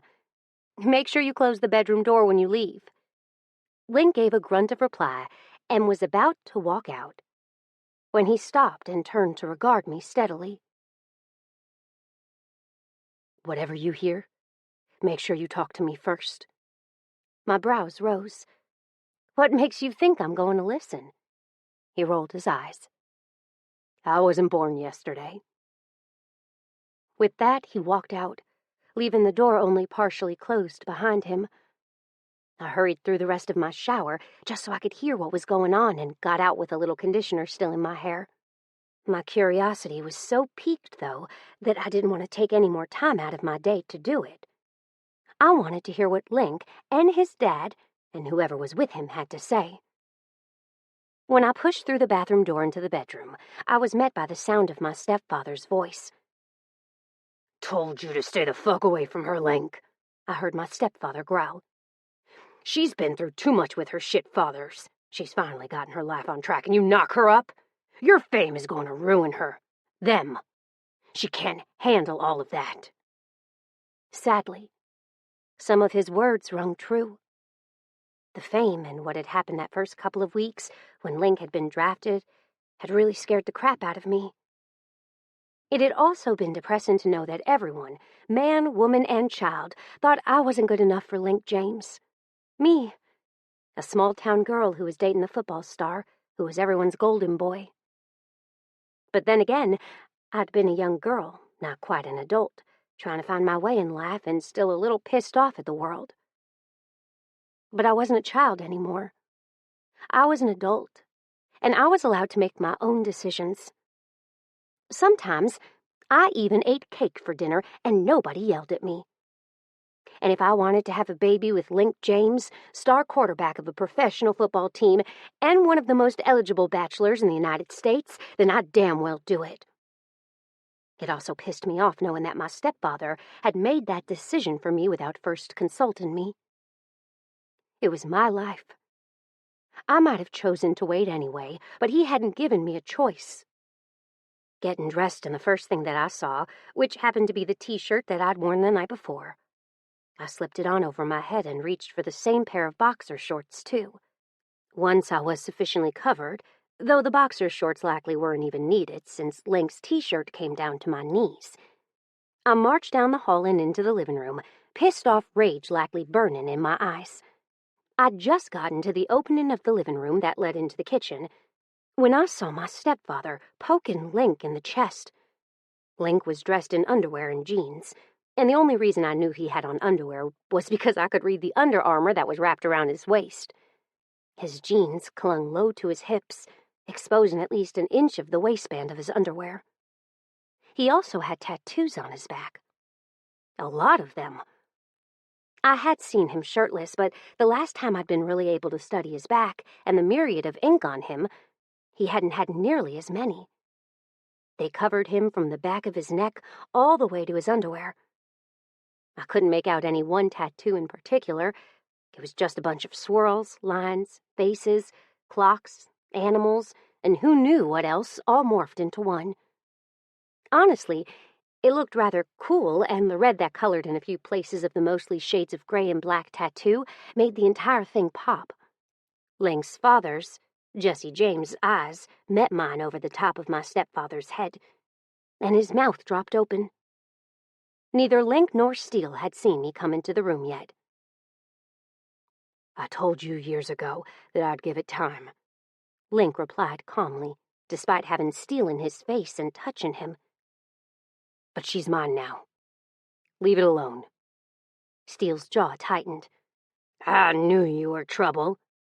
"You also knew that I was trouble," I pointed out, barely restraining my anger as I inserted myself into the conversation. "But you didn't give up on me." I'd been an awful child, and an even worse teenager. At one point in our lives, my mother's ex-husband, who'd been there for 4 years, had decided that leaving my mom while she was down was the best option for him. My mom, having suffered a spinal stroke, had been struggling to make ends meet. Me, wanting my brother to have a pair of shoes that didn't make him cry when they were shoved onto his feet, had attempted to steal a pair for him when Steele had caught me. I tried it one other time as well before Steele let me know in no uncertain terms that no matter how good the reason was, stealing wasn't ever okay. And he'd saved me from having a record, which would have also put a damper on getting any kind of degree in the medical field. But just because he saved me from doing stupid things didn't mean that I was stupid any longer. I'd never been stupid, just desperate and angry. But I wasn't that same angry little girl anymore. Steele turned slowly and stared at me. He took in my wet hair, Link's shirt, and the very bottom inch of Link's underwear that I was wearing before stopping to focus on something on my neck. I lifted my hand and wondered if the beard burn that I'd received while in the shower was visible. And judging by the look on Steele's face, it was. Link looked almost jovial, though, taking me in. He winked at me over the top of my father's head and crossed his arms over his chest, waiting to see what would happen next. "Why did your mother and I have to find out from somebody I work with, who found out from a gossip rag that you are dating Link and having his baby?" I bit my lip and drew a breath in through my nose in an effort to calm myself down. First, because what Link and I have is pretty new. Second, I'm not pregnant with Link's baby. Yet. We hadn't used protection either of the 2 times that we'd had sex this morning, although I had started on birth control this month. I knew better than anyone that all it took was 1 time. Although irresponsible of me, I couldn't find it inside of me to care that we hadn't done the safest thing in the world, though I wasn't worried about anything other than having the whole kid thing. Link was clean. I knew it just as well as he knew that I was. There was no doubts in either of our minds. "Then why does it say you are?" he challenged. I leveled him with an "are you kidding me" look. "You do realize that gossip rags publish stuff that's not true all the time?" Steele's jaw flexed. "It was the local newspaper where he saw it first." I shrugged. I had a bad date with a doctor I work with, and Link saved me. Dinner turned into more, and the doctor made presumptions without looking for or hearing the facts. It's not like I purposely set out to rattle the cage, so to speak. There was a long pause. "It was that friend of yours that let this particular cat out of the bag, wasn't it?" he accused. That's when the smile broke out over my face. "It wasn't Prue this time. It was Phoebe." I paused. "Her little sister, who's also in nursing school." Steele groaned. "Who are these Phoebe and Prue characters?" Jesse finally spoke. My smile stayed in place despite the question. "I work with Prue. I lived with her for a few weeks while I found a house here." "Silas's granddaughters," Steele rumbled. "Their parents own free." "Ah," Jesse nodded. "I understand." My brow rose. "Why do you know who they are?" Jesse's eyes, so much like his son's eyes, turned to regard me slowly. "Free is a custom motorcycle shop. Sam is Silas's son. Silas is the president of the Benton chapter." I rolled my eyes. I knew who Silas was. Everyone knew who Silas was. Not to mention the 3 of them had yelled at Link the night that he joined his current MC. "I know who Silas is," suddenly angry all over again. "He was one of the ones yelling at Link that night that he joined the Bare-Bottom Guardians. I remember quite clearly." There was an awkward silence as the 2 men held their tongues, trying to figure out something to say. Then I felt Link's arm going around my waist and pulling me to him, my back to his front. He had an erection, and I chose to let him press it against me rather than pointing out that he had one at all after what we'd just done. Then again, not saying anything in front of his father and my stepfather was probably for the best, especially when it was regarding putting our genitals together in front of them. My stepfather's eyes narrowed. And that's when I had it. "What do you have against Link, Steele?" I pushed. "Is there something wrong with him?" Steele's eyes narrowed. "Not necessarily. No." "Has he hurt your sensitive feelings in some way?" I pushed. Steele crossed his arms over his chest as Link tightened his arm around my waist, cautioning me. I didn't listen. Maybe I should have. "No," Steele disagreed. "So what is it?" I asked. "Are you saying that there's something that he's doing that bothers you that much that you don't want him with me?" I tilted my head. "Or is it because I'm not good enough for him?" I saw something flicker in Steele's eyes and knew that I just struck closer to home than I'd ever thought. "It's me you're worried about," I finally said. "You think that I'm going to do something wrong here." When Steele didn't say anything, I knew that I had the right of it. I don't think you're going to do something wrong, Steele said in exasperation. I think that you've already had it rough and that you don't need Link's bullshit catching up with you. I think that back then you had a choice, and that choice would have affected both of you negatively. You were both on different paths in life, and being together might have made those paths tougher than they should have been. And let's face it, honey, you were not the easiest teenager. You were awful, quite honestly. I wanted both of your heads to be in the right place, and they weren't. Not to mention this bozo went and gave the finger to the Dixie Warden's name. They're still affiliated with us, but what was wrong with our club? And now, all these years later, the Guardians are still trying to prove themselves. I felt my lips twitch. So you're saying that now that we're together you won't complain anymore? I finally got out.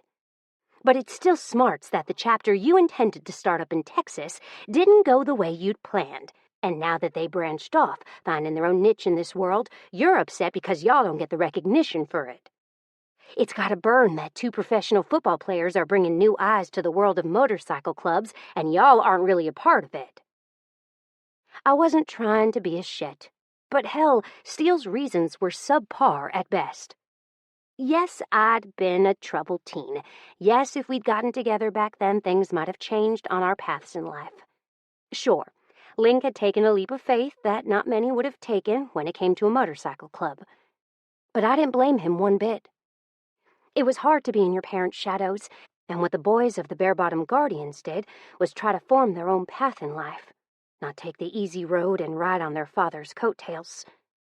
Steele growled in frustration. This club is our life.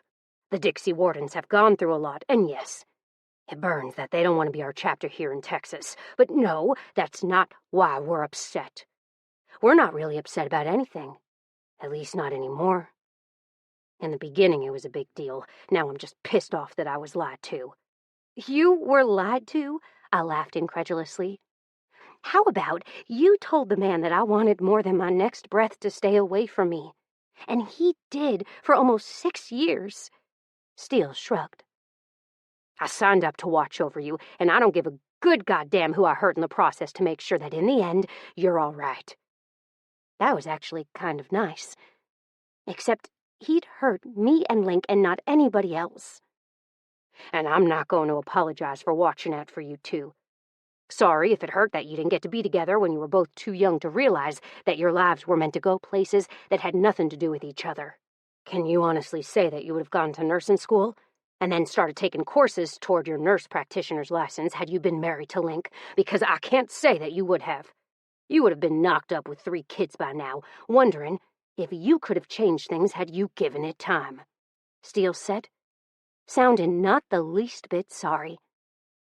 I rolled my eyes. We wouldn't have had 3 kids by now. That's almost impossible. Steele rolled his eyes. Don't think that you would have been able to resist, darling. I see the way you two look at each other. It's the way I look at your mom. I looked away and felt Link's arm tighten. After listening to all of this, are you or are you not upset? I'm confused, Link said, sounding tired. He probably was. We'd gone to bed late, and he'd had to get up super early for his interview, and even earlier since he'd run as well. That's when Steele and Jessie started to laugh. Jessie harder than Steele. I thought you were going to fight me, kid, Jessie snorted, bending over slightly at the hip. Jesus Christ, the look on your face when you opened the door. You wouldn't hit your old man, would you? Link shrugged. I honestly thought about it today. He paused. Though I've thought about it a few times. Sometimes you really piss me off. I snickered. I remembered one of those times in particular was right about the time that Link had been drafted. Something had happened, and his dad had told him not to fall into the trap that came with fame. Link had responded with a curt, I wasn't raised stupid reply, to which Jessie had countered with, don't act like it. Needless to say, both James' men were hotheads, and I had a feeling this wouldn't be the last time that they butt up against each other. We're here on business, he paused, but I did think you knocked her up. I was pretty pissed off about that. She's not finished with school yet. I rolled my eyes. Speaking of, I'm not going to finish school, but not because I'm knocked up. My heart was hammering, and having Link so freaking close wasn't helping matters. What? Steele asked, confused. Why? I grimaced. I don't like the schooling. I thought that was what I wanted, but I just don't anymore. So instead of further pursuing a degree that I ultimately don't really want, I'm going to quit while I'm ahead and save myself tens of thousands of dollars in future debt. Steele studied me for a long moment, studying my resolve, then shrugged. You're young yet, he admitted. Your mom and I were honestly worried about you getting it so fast, but since we knew that you had your mind set on it, we didn't say anything. We'd support you in any way. Link squeezed my waist one more time and then dropped his arm from around me before heading into the kitchen as he said, Anybody want coffee? I really need fucking coffee. I watched Link's ass as he went. I could take or leave coffee, but if Link came with the coffee, you bet your ass I'd take it, even if my heart felt like it was racing a mile a minute. And right then, after the drama of telling my stepfather, whose opinion really did matter to me, that I wasn't going to college anymore, well, it was likely best that I didn't push the poor little ticker. But I'd sit next to Link and smell him. He was better than coffee anyway. After passing out a few cups of coffee, Link sat at the kitchen table and stared at the photo of me with mud all up over my crotch and said, Why are y'all here?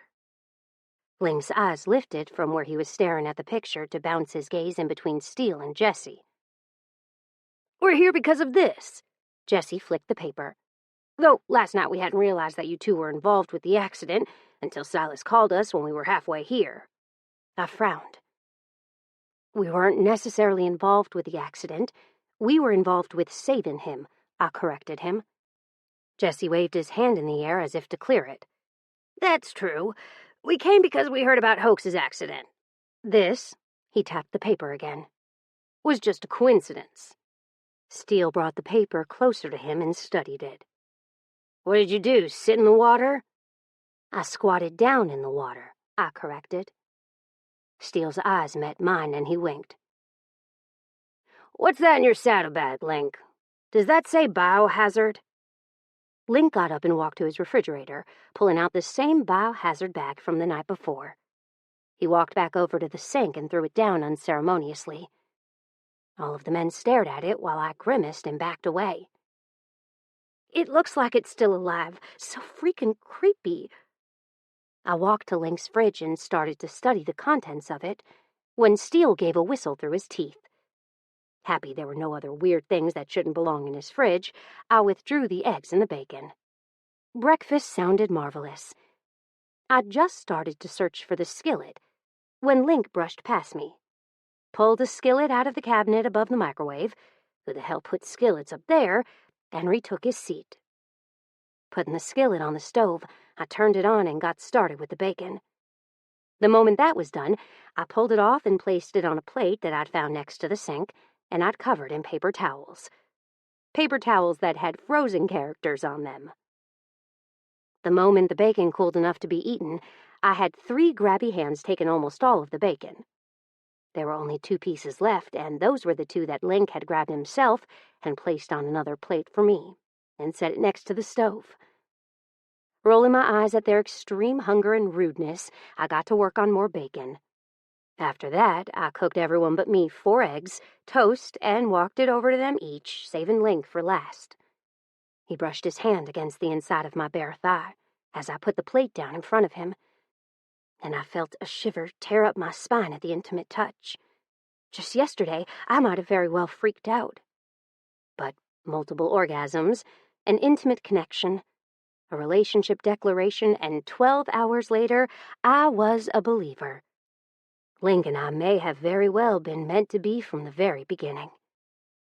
Our time might have come later than we'd have liked, but our time had come, and it was now. This was exactly where I wanted to be. It was fast. It was hard. It would continue to be hard, but it was us.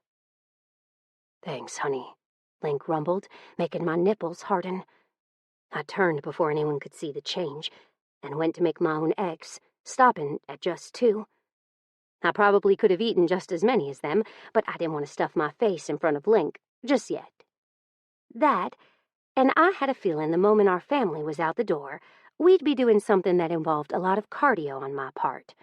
I'd need to have some flexibility to accomplish it, because there were things that I wanted to do later to him that being full enough that I felt like I could pop wouldn't allow me to make happen. Once my eggs were finished, I went to the table where the men were sitting and looked around for a chair, only then realizing that there wasn't but 3 seats. "Why don't you have 4 chairs?" I asked in confusion. Link had an entire egg on his fork and shoveled it into his mouth before reaching out and pulling me to him. I went, taking a seat on his lap where he'd placed me, and nearly laughed when he shifted me so that I was straddling one leg. We ate like that in silence for a few seconds while I tried to still my racing heart. Link was on his second piece of toast and last egg when Steele started to talk.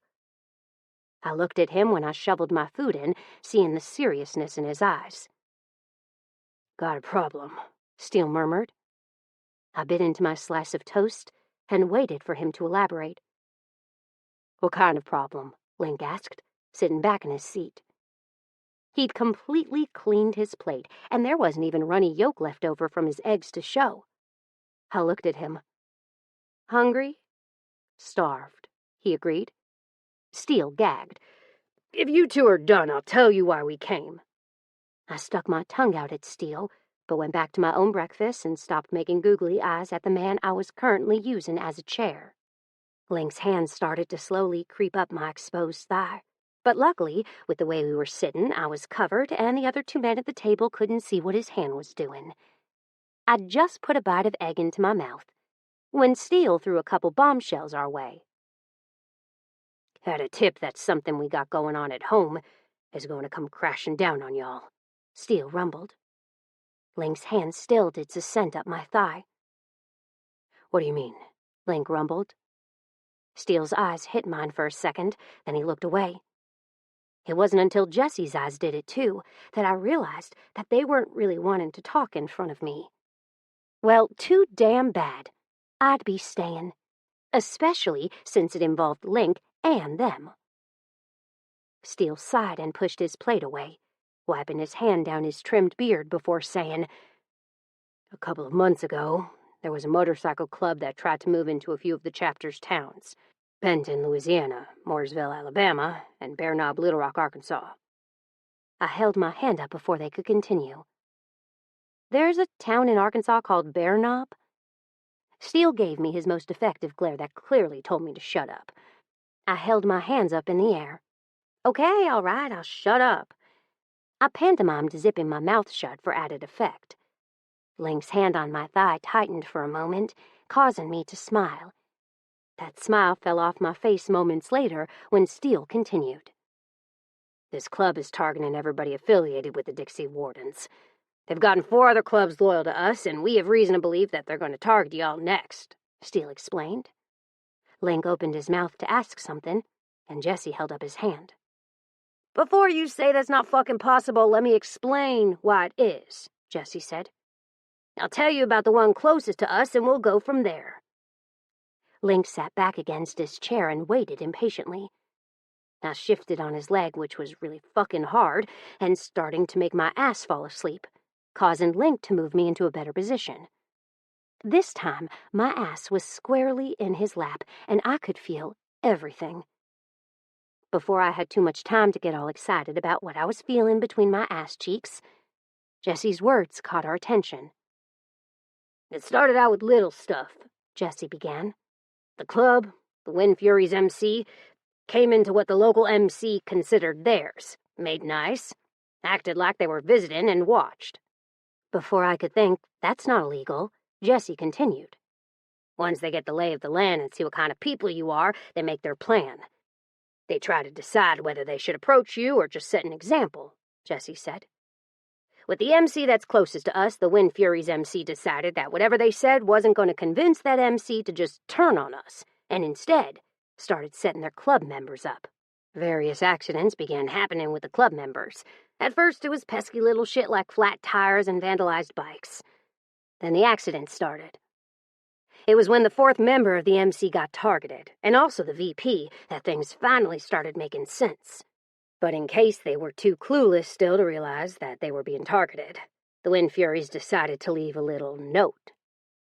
A note on the motorcycle that says, "Give them backup and die." My head whipped around to see Bayou standing there with a note in his hand and a face like thunder. "It was pinned to his bike," Bayou mumbled as he walked farther into the room and slapped the note onto the table with a little too much force.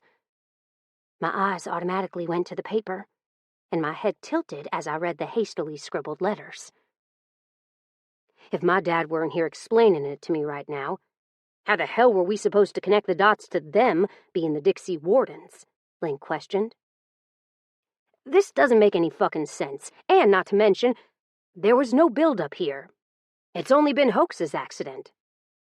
My bike's been vandalized twice. Bayou paused, his eyes meeting every man's gaze in the room, but skipped over mine. But both times they were different bikes that I owned, and I think maybe they didn't realize that it was me that they hit twice. Once I was at work, and the other time I was at the fire station responding to a call. I had to take the brush truck out for a pasture fire. Never explained it to the other clubs either, Steele murmured. They hit all the ones around us that were closest and have circled out wide from there. The Wind Furies aren't big enough to split up too wide, so they're hitting each affiliated club one at a time until they've hammered their point home. They're not hammering anything home here, Link grumbled, sounding confused.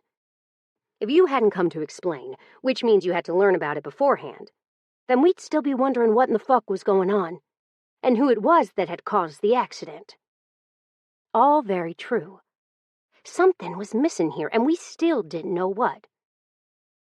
You're correct, Jesse explained. We realize that they're only hitting the stronger clubs. The smaller ones that are supporters have been skipped over. They're thinking bigger picture here, and we only realized that last night when we were headed to a different club's territory and then heard about Hoax's accident. So what do y'all have on the Wind Furies, or what have you done to piss them off that they're hoping to cut you off from all support? Bayou asked, taking up residence against a counter and crossing his legs out in front of him. He was looking at the wall, keeping his eyes on no one in particular. He looked lost in thought.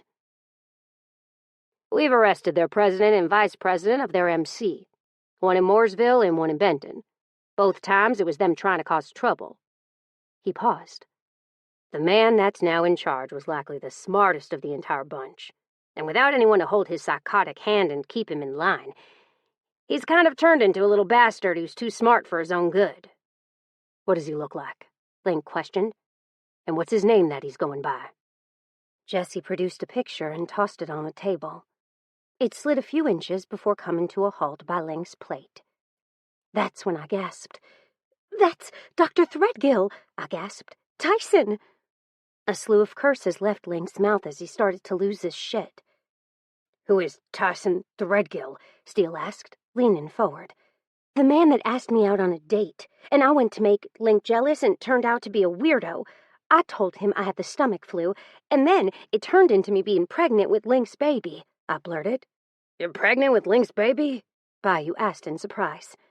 He still didn't meet my eyes, even when his question was directed at me. I rolled my eyes. You mean you heard half of the conversation, but not all of it? Bayou narrowed his eyes and finally met my gaze, and I would have said more, but Link placed his palm over my mouth. Shh! I licked his hand, which only caused him to press his hand harder to my face. I continued to lick it until Steele sighed. Seriously? We just found out that this prick is working with you, and you're thinking that licking him is the best course of action right now. This is why I don't think you're mature enough to be together yet. I flipped Steele off. Go fuck yourself. Except Link's hand was still covering my mouth, and it came out sounded more like gibberish, which I suppose was a good thing. Steele would tell my mother what I'd said, and then I'd get a lengthy phone call from her that would include her telling me that it wasn't ladylike to tell anyone to go fuck themselves. It made me feel better, though. Link pulled his hand away from my mouth and then wiped the spit that I'd deposited onto my leg, causing me to curse. That's gross. I narrowed my eyes on him and promised him retaliation with only my glare. Something that he thought was extremely funny, seeing as his eyes were glittering with mirth. "Children," Jesse said, sounding tired. "We need to figure out what's going on here." I shrugged. "I honestly think that it was an accident that I was ever implicated at all," I admitted. Up until Tyson showed up to pick me up for our date, Ling and he had never seen each other before. Then, when Prue and Phoebe alluded that I was pregnant with Link's love child, which, for your information value, I'm not, he looked just as surprised as I was. I think it was a surprise to find out that we even knew each other, seeing as up until just a little bit ago, Link was ignoring me and trying not to come see me. "False," Link interrupted. "I wanted to come see you. You, on the other hand, went out of your way to thwart my every attempt." I shrugged. There was that. I wiggled my hips to get a better position, and had just decided that maybe we needed to go find a new chair when Link growled in my ear. "Sit still." I bit my lip and tried to sit still, but his ever-growing hardness had me thinking about hundreds of naughty things I could be doing right now. Link and I had lost quite a bit of time. We had a lot to make up for. "Think it's best if you move in with Link," Steele said, gaining my attention. "But I'll work in Kilgore. I can't stay here." I shook my head. "Then you let him stay with you," Jesse offered. "But the most logical thing for this little prick Threadgill to go after is you." I shook my head. "Dr. Threadgill, Tyson, doesn't seem like the type to do what y'all are accusing him of, and honestly what he's doing, or whomever you think is responsible for it, is being petty. Arresting 2 men in their club isn't grounds for hurting people. If what you say is true, Hoax isn't the first person that they've gone after, and for what? What is it accomplishing?" "Cutting us off from our allies," Jesse murmured, "and alienating the people we call friends. So, whenever whatever they're planning comes to fruition, we won't have anyone to call for help if we need it." "Except you will." I shook my head. "All it's going to do is piss us off." "Where were you going to before you came here?" Link interjected. "Free," Steele answered instantly. "That was the logical next step. Silas was going to take care of it, but something came up that forced him to stay at home." "What?" I questioned. "Not what. Who," he murmured. "His granddaughter got assaulted while in boot camp. Silas is busy at home trying to keep Sebastian, the granddaughter's father, under control. It wouldn't look good for Sebastian to go killing any army officers who were responsible for hurting his baby." "Oh, shit," Bayou cursed. "I'd love to get the full story there after they have more information." I looked over at Bayou. "Why?" He paused, honestly considering whether to answer me or not. He came to a decision and turned to face me fully. His eyes met mine, and I had a weird feeling that he didn't want to be looking at me. Weird. "Because I was Army for 8 years, military police, before I took a bullet in the ass and decided maybe it was the best time to go." He shrugged. "This shit, or getting assaulted in boot camp, not gonna be good. Not gonna be good at all." I sighed. Maybe they're doing both. I switched gears back to the topic at hand. "We're fairly close. 45 minutes. Maybe that's why Threadgill is working in Kilgore. He's only got a 3-month contract, by the way. He's covering for a doctor who had to have surgery.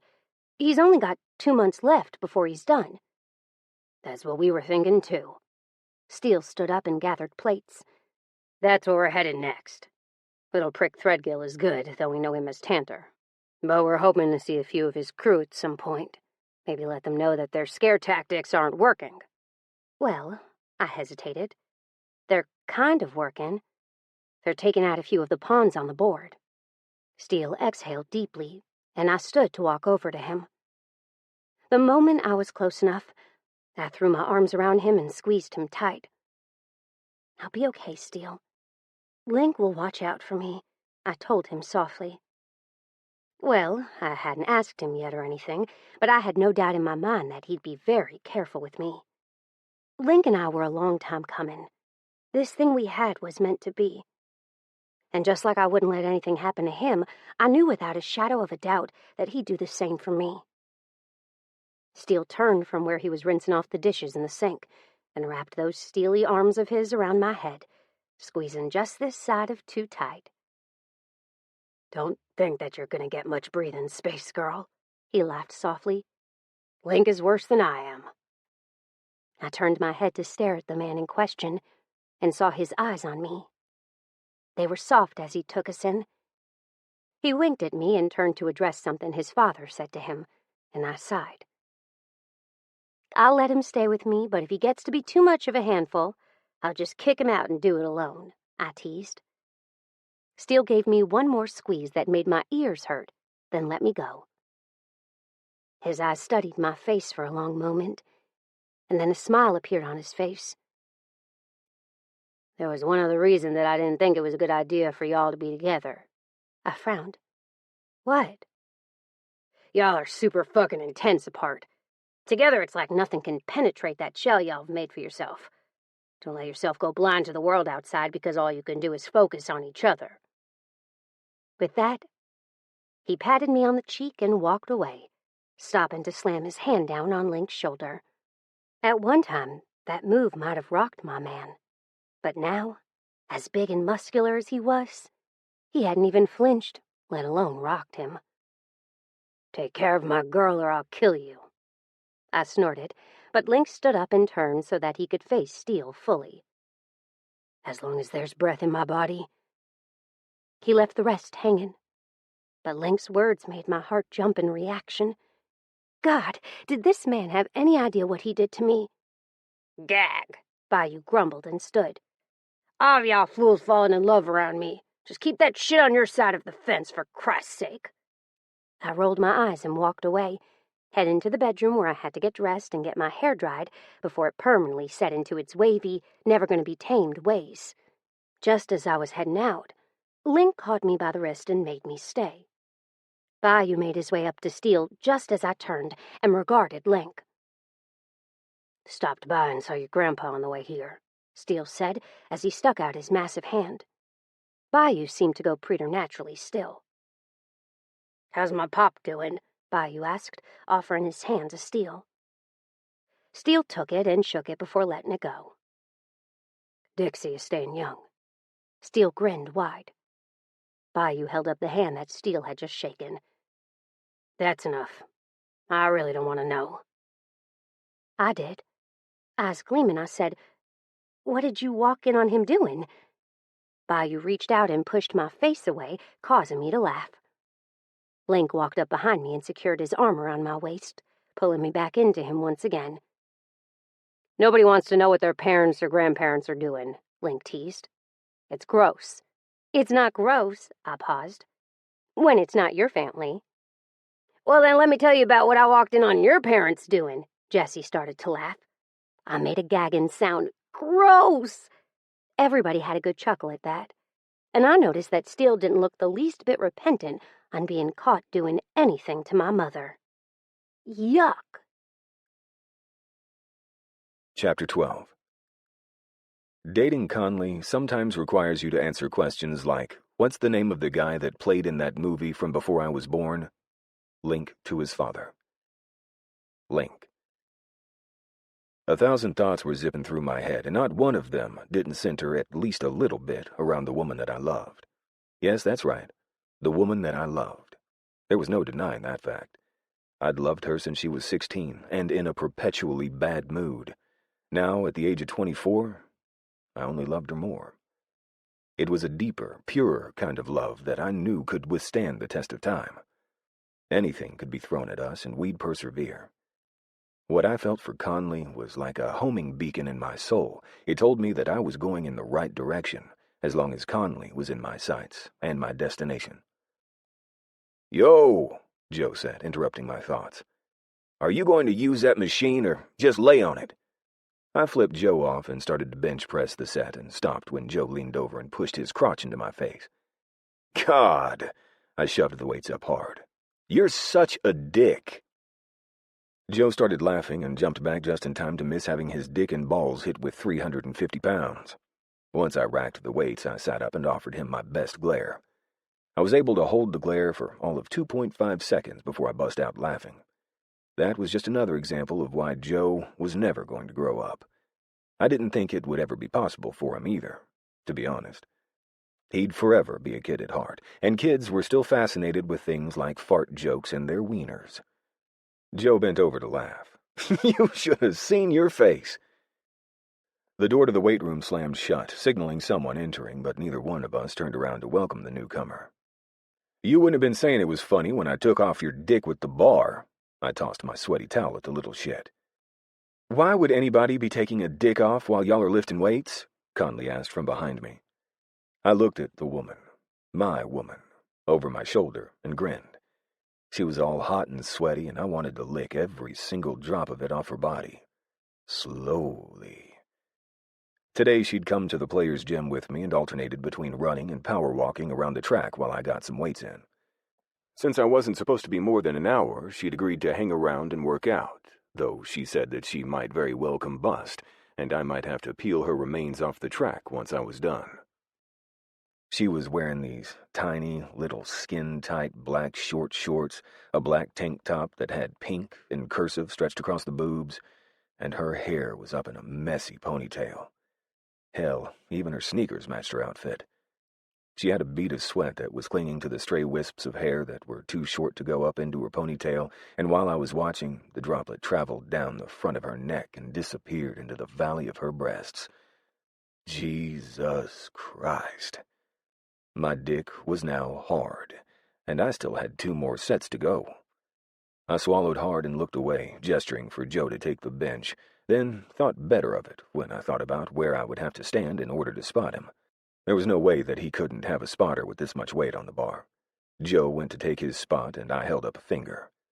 1 second. Why? I gestured to my dick that was tenting in front of my pants, and Joe snorted. I'll go grab a Gatorade from the training room. I rolled my eyes and said, If you do that, neither one of us is going to finish this set. What are y'all talking about? Conleigh wondered, shouldering her way in between us. Do you think that I could lift this? She laid down on the bench and placed her hands on the bar, pushing it up with, I guessed, everything she had. The bar didn't budge. Shit, that's heavy, she said. How the hell do you lift that? I grinned and found my eyes once again going to her breasts, which were now pushing up by her chin due to the way she was laying. Practice and perseverance. Seriously, Joe said.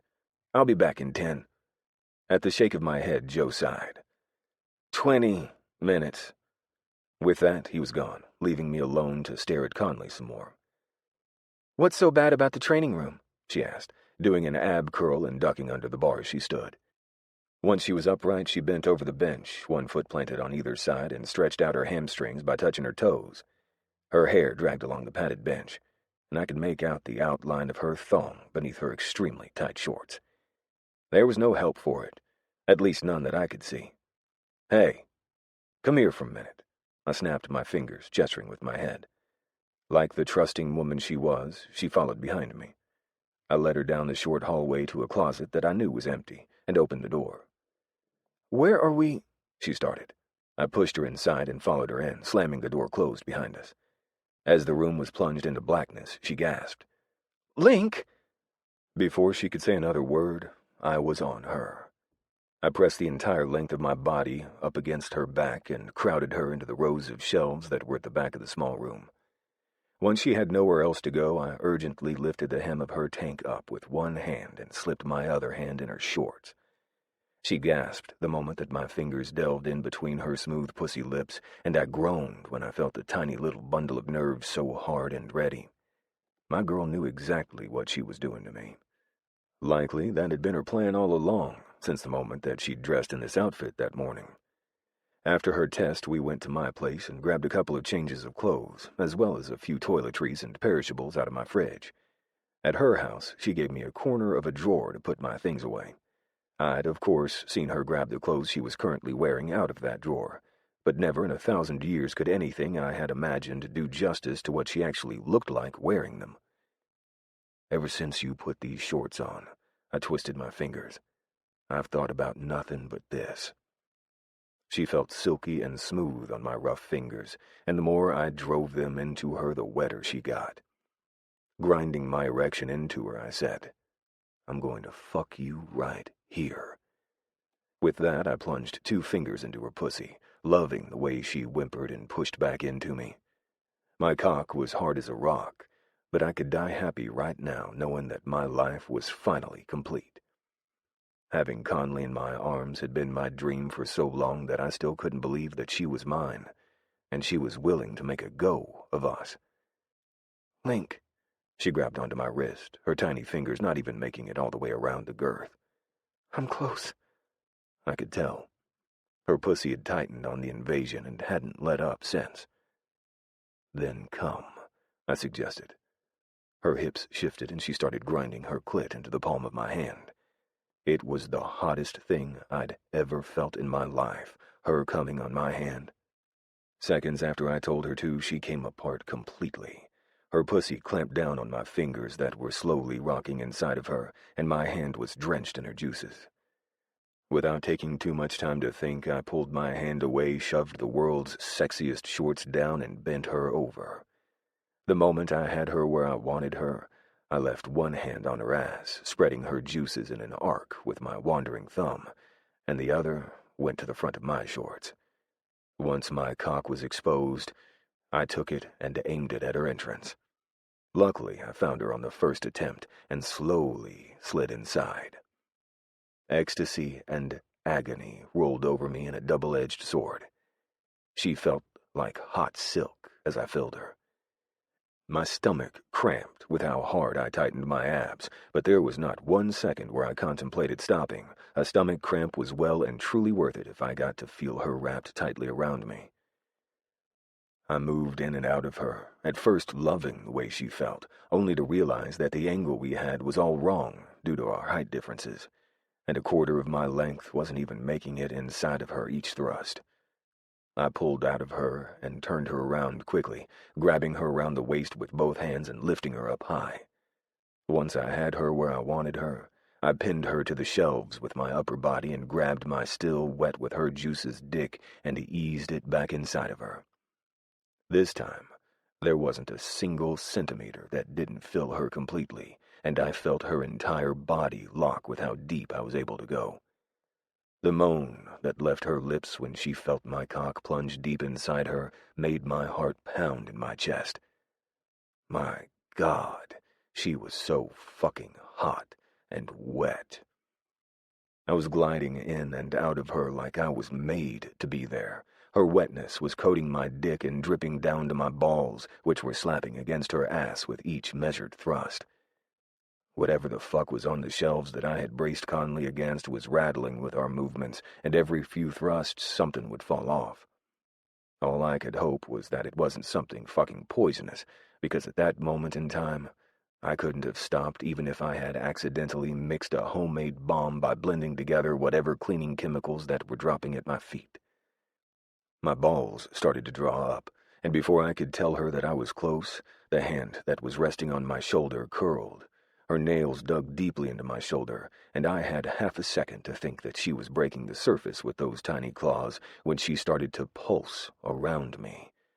Then her breath caught in her throat, and she went rigid before a cry left her mouth. Seconds after that, her pussy clamped down on my cock so hard that my eyes crossed. My balls exploded, and my release shot out of me so fast that I had no hope of even contemplating pulling out of her. Lucky for me that she was on the pill, a recent addition to her routine, which was good as we were incapable of doing it the smart way. Had she not been, her lie of being pregnant by me wouldn't be a lie anymore. Long, hard pulses of cum shot out of me and into her, filling her up so full that I was sure I'd be dripping out of her for hours. Something else dropped to the floor, and this time glass shattered. I had half a second to wonder what it was when Conleigh's hand fisted in my hair and yanked hard. And all of a sudden, just like that, it was over. I was breathing like I'd just run 8 miles, and my legs felt like they'd give out any second. But it was my arms, the way they were screaming at me after the abuse I'd put them through already this morning, that let me know I had about 2.5 seconds to put her down or they'd drop her. I shifted and moved until I could feel the opposite wall nearest the door and set her down. Luckily, she still had her tennis shoes on, and I didn't feel too bad about putting her down on a floor that had shattered glass and who knew what else all over it. The moment my cock left her, I wanted to curse.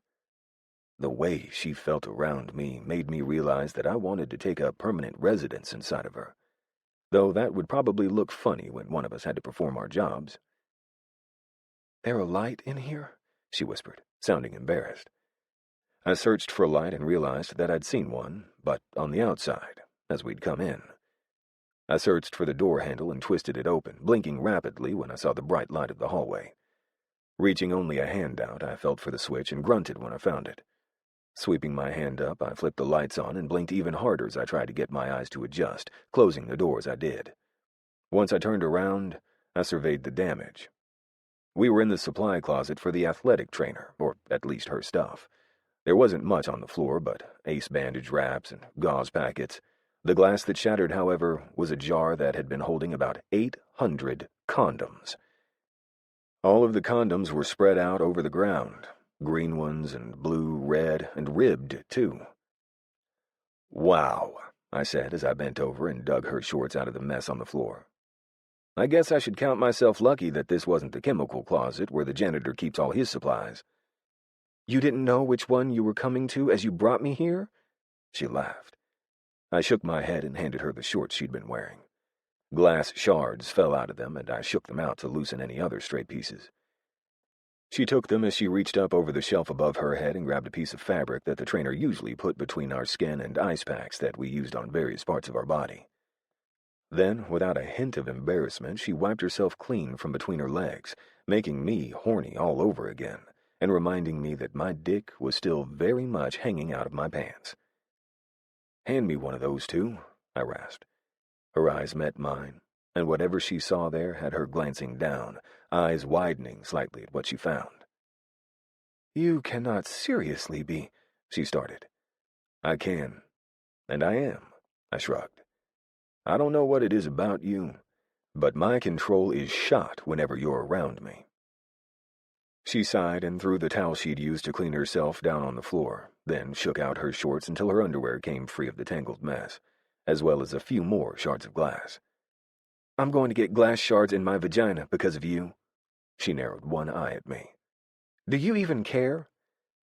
I tucked my dick back in my shorts and tried to think about anything besides Conleigh and her vagina, like the fact that I still had 2 more sets to do and I wasn't leaving until they were done. Granted, they'd be remarkably harder to do now that I'd stopped and given my arms enough time to realize that I'd killed them on that first set. I'd also held Conleigh up for a good 8 minutes while I fucked the living daylights out of her. How did I know it had been 8 minutes? A glance at my watch told me so. "I guesstimate that Joe will give me 10 minutes at most, because that's as long as the athletic trainer can deal with him. He'll be sent on his way and will be looking for me any minute now." I paused, my dick once again reminding me that she was half naked. "You should probably put your underwear and shorts back on." And just like that, Joe called my name. I sighed and shook my head. "Quick, tell me something that'll make this go down." I gestured to my dick, and Conleigh snorted. "What would happen if you hurt yourself so bad that you can't play next season? Do you have to give your money back?" My mouth fell open as horror washed over me. "Why would you ask that?" My dick was definitely no longer a problem anymore. Just the thought of getting hurt sent terror coursing through my veins. Football was all I knew. It was my favorite thing in life. It was the one thing that was always consistently there for me when I needed it to be. Granted, my dad was a good dad, when he could be, but we were never what I would consider well off.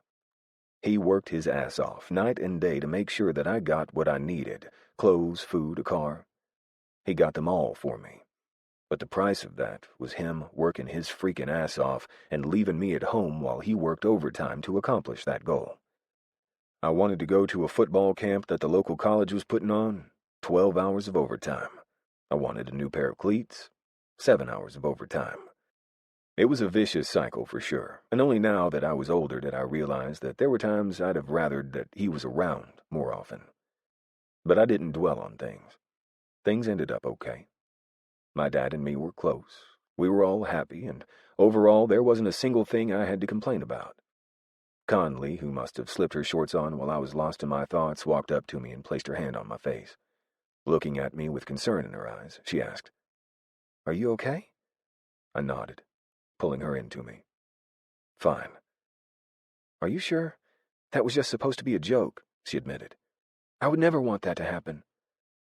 But it could happen, which was why it was a fairly big fear of mine. Football had always been there, even when my dad had not. I wasn't bitter or anything, but the thought of not having it because I was injured scared me a little more than I was willing to admit. "Can you wait about 20 more minutes?" I asked.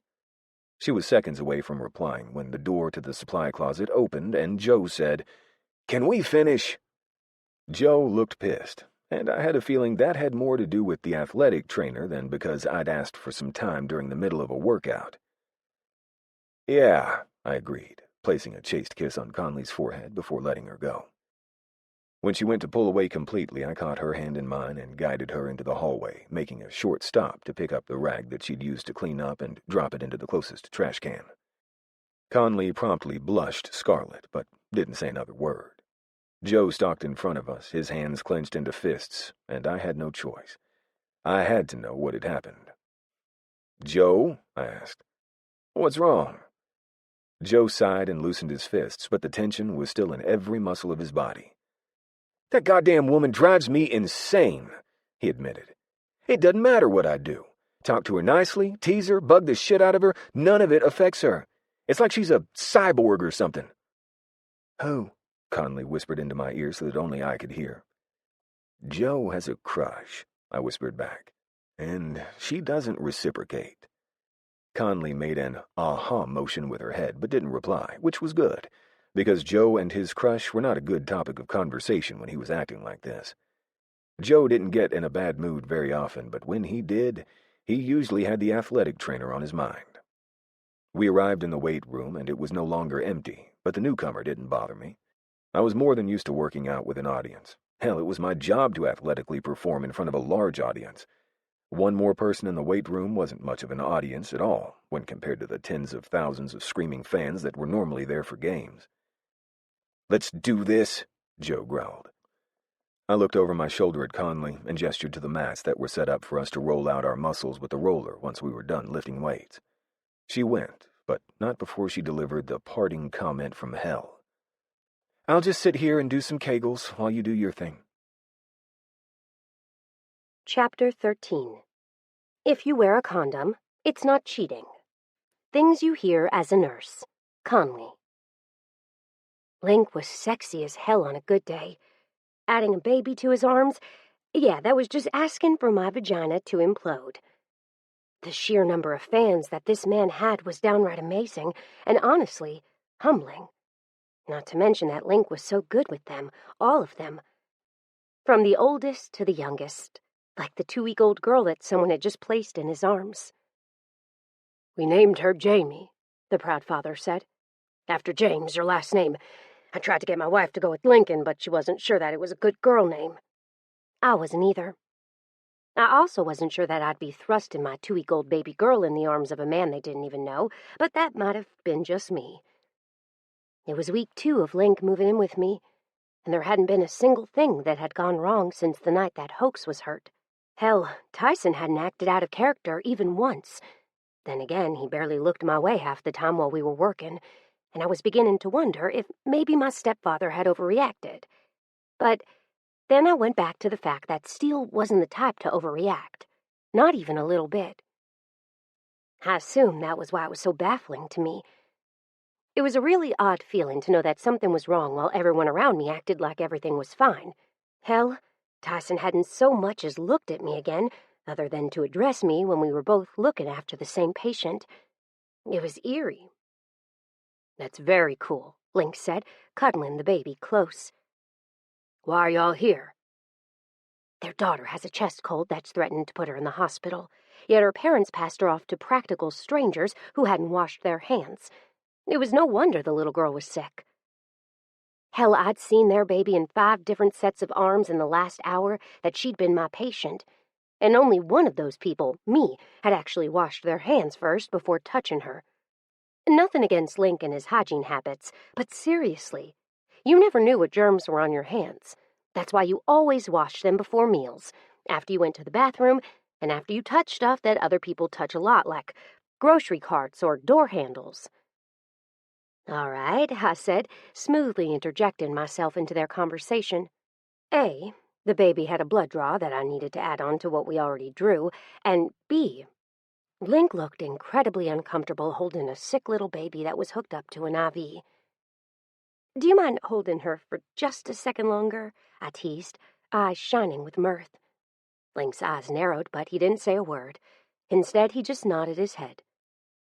I'm going to draw a little blood. It'll take me just a few seconds. I explained to the parents who didn't seem to care what I did to their child. They were too busy being starstruck by Link's presence in the vicinity. Sure, that's fine. Do you mind if I take a picture? I ignored them and Link as I did what I had to do, feeling awful when the little baby started to cry. 5 gut-wrenching minutes later, I was walking away with Link in tow. That'll be on social media within the hour, I told him as he walked away with me. Link snorted. Fucking hour. I'll bet it's viral in about 5 minutes flat. I rolled my eyes. You're not that cool. He winked down at me. Bet you $50. I narrowed my eyes. Make it a piece of chocolate cake from Dusty's, and you have a deal. I can't have chocolate cake. My part of the deal will have to be something that isn't going to cause me to have to run an extra mile tomorrow morning, he countered. My grin spread. Anything you want. His eyes lit. Anything? I winked. Anything. What are you telling him anything for, woman? Prue asked. We made a bet that the picture of the mother over there just took will be viral in 5 minutes, though I guess we'll have to set some ground rules on what exactly viral constitutes. Say, 100,000 likes? Link shrugged. Sure. His cocky smile told me that he fully expected it to get more. Fine. 500,000, I offered. Why were you even holding the baby in the first place? Prue asked. What the fuck? If that were my kid, I wouldn't give half a shit who you were. Not when my kid could barely breathe and we were taking them to the hospital at 2 weeks old. My sentiments exactly. I had a newborn put in my arms like 2 days old when I walked in to visit a sick little kid in Maine. He was in the cancer ward, and I was on the way in when the parents with the newborn, they were on their way out of the hospital, saw me and begged for me to hold him so they could get a picture. Then there was this one time that I signed a pregnant woman's belly, and another time I interrupted Link and rolled my eyes for good measure. You're 6'4" and over 250 pounds, I muttered darkly. You have tattoos covering most of your body, you have a scar on your face, and you're wearing your cut. Seriously, I would never approach you. Never, not in a million years. I don't care how big a name you are in football. And those people just put the baby in your hands like they knew you. Link's lips twitched. Not everybody's scared of people in motorcycle clubs. Yeah, as long as they're good motorcycle clubs, Tyson muttered, coming up to the nurse's station and dropping a clipboard onto the desk next to the computer he used. I have a brother that's a pain in the ass like that. He joined a motorcycle club and everything. It's not one of those good clubs either. It's one of those really bad ones who do illegal shit. My brother's been to jail 8 times. Let's just say there are some bikers that you really should be wary of. He looks exactly like me, has no visible tattoos, and doesn't even wear that motorcycle thingy all the time. Yet he's worse than you. And that was when everything started to make sense. You have a brother and an MC? Prue asked, sounding surprised, which I suppose was surprising information to her. I, on the other hand, wasn't surprised per se, but I was taken aback that it was Tyson's brother, not Tyson, who was the bad guy biker in the dirty club. But it was all starting to make sense now, since they couldn't locate anything at all on Tyson himself. Had we known about him, we'd have been looking into his brother, and that obviously would have been a different story. So, I said, leaning closer to Link without actually touching him, has your brother been in the MC long? For at least a couple of years now, I guess. I don't talk to him much. But we've been trying to mend fences lately. I followed him to town because he decided he was going to hang his shingle here for a year. He got a new job at the refinery plant just outside of town. He's making Pretty good money, or so he says. When our mother died last year, she begged me to take care of him, so that's what I'm doing." He sighed. "But Andy has never really been the kind of guy who liked being taken care of, so I have to be careful, or I'll make him pissy. Why am I telling you this?" I laughed, hoping that it didn't sound half as hysterical as I felt. Tyson made a weird face and then looked over to Link. "Don't you ever have anything else to do?" Link shrugged. "I like to eat lunch with her because it makes me happy. Is that wrong?" Tyson frowned. "No, I guess not. And since she's pregnant, it's definitely something that you need to make sure she does for the health of the baby." When had Tyson turned into such a mother hen? I wouldn't go into the fact that the reason Link kept making appearances was because he was worried that I was here getting attacked. Or worse, by the man who was currently fretting over my food intake for my non-existent baby. That's what I'm trying to do," Link smiled. "Yes," Prue said, eyes shining with mirth. "You wouldn't want to get faint. Make sure that you take care of that baby of yours." I had to find a way to get out of this lie. "How far along are you?" Tyson asked, leaning back in his computer chair. I felt my face flush as I tried to come up with a good lie. "Well," I hesitated. "Let me guess." Tyson shook his head with a small smile on his face. "You haven't gone to the doctor yet to see." I opened my mouth and then closed it. I really and truly had no clue what to say. Just when I was about to blurt out everything, Link put his hand over my mouth and pulled me into his side. "She's scared of the doctor. The last time she went, they tried to do knee surgery on her wrong knee. She's semi-freaked out and paranoid." Tyson's eyes widened as Prue looked away, trying to hide her laughter in the bend of her arm. She wasn't doing a good job. Not at all. If I were on the other side of the counter, I'd kick her. "We can draw your blood and make sure your hormone levels are okay here," Tyson suggested. This was getting weirder by the minute. "No, that's okay." "You should really get it done, at least so you know how far along you are. About 8 to 10 weeks you should go in, though. Prenatal care is imperative to a healthy baby and a healthy mother. You should know that." I did know that, but I wasn't pregnant, so... "Yeah, that would be great," Link said. "Then she wouldn't have to go in. Win-win. Do you want to do it now or later?" If I could have smacked Link and Prue without it looking bad to Tyson, who was blissfully unaware that the two of them were assholes, I would have. "It won't take a minute." Tyson turned back to his computer and then started to input stuff into the chart he'd been working on. "Prue even seems to have some free time, and she has all the stuff she needs right there next to her." And that was how Prue wound up taking my blood to send down to the lab. "No rush on it, though," I said. "They won't get it back today, and I'm off tomorrow. I'll check on it next time I'm in work." "Oh, they'll call you," Prue laughed. "What's your phone number?" "You should put my number down," Link suggested. "Conleigh never answers the phone." That was true. I didn't.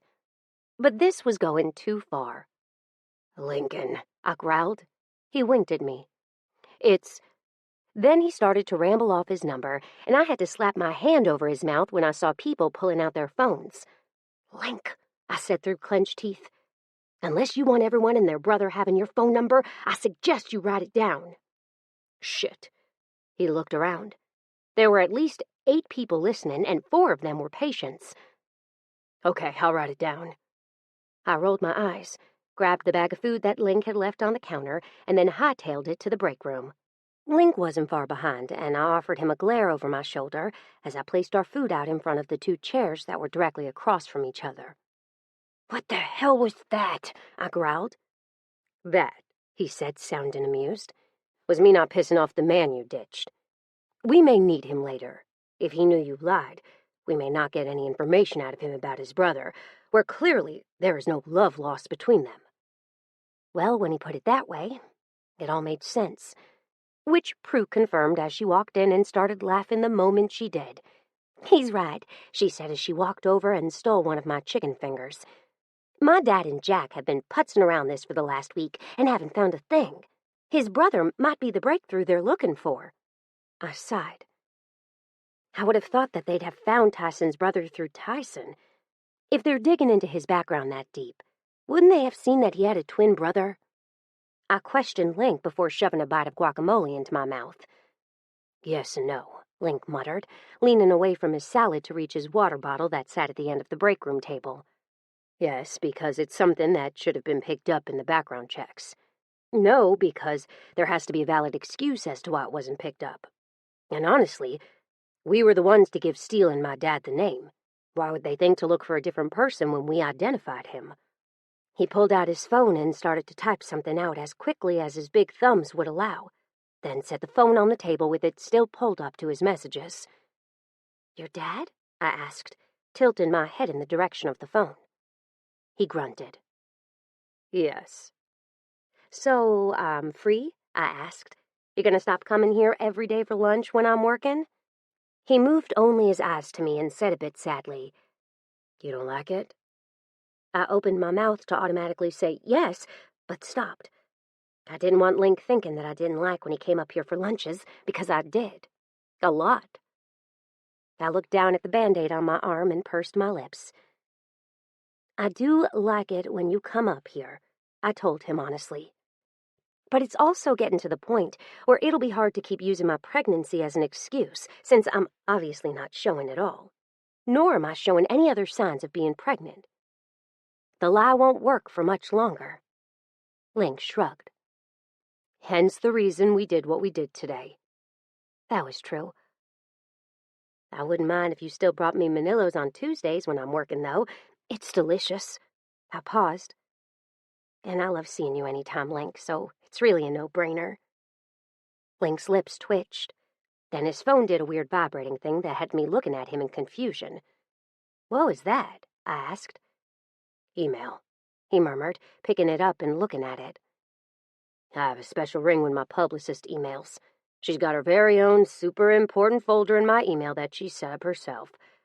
When I get an email from her, they automatically go into that folder, and I'm to check there immediately since I need to be able to find her emails quickly in the 8,000 other emails that I get a day. He looked over. Those were her words, not mine. If it was up to me, I'd just as soon not answer any of them. But email seems to be everyone's preferred way of contacting me, which I'm not complaining about. I'd rather get an email instead of a phone call that I don't want to answer anyway. God, this is so good. Prue sighed and then reached for my drink as well, taking a hefty swallow. I gotta go back out there. Being short nurses is a pain in the ass. I haven't taken a real lunch break in a year since I took this stupid charge nurse job. With that, she walked away and left me alone to stare at Link in expectation. Isn't it like 3 in the morning in the UK? I asked. Link nodded and pulled up his email, a smile growing wider by the second the longer he read. What? I wondered. She sent me an email saying, Keep up the good work. FYI, you've got a meeting with the board of your charity next week in North Carolina, where the headquarters for the program are located. Love the pic, he read. What pic? This one. He turned the phone around and showed me the shot from not even 5 minutes ago, as well as the 3 million likes and 200,000 comments. Son of a bitch. You did say anything, he pointed out. He was right. I did. And Link really did mean anything. Chapter 14. Don't lie. You would touch all sorts of weird shit with a 10-foot pole. Text from Link to Conleigh. Link. Anything. You can do anything. Those words haunted me for the rest of the day. And all the while I sat at her house and waited for her to get off, I thought about what I was going to do to her. The plans I'd made with the club to go out to dinner, canceled. The scheduled visit to see Hoax in the hospital before that, rescheduled.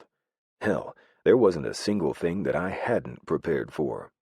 Everyone knew, even my goddamn agent, that I was taking the night off from all responsibilities.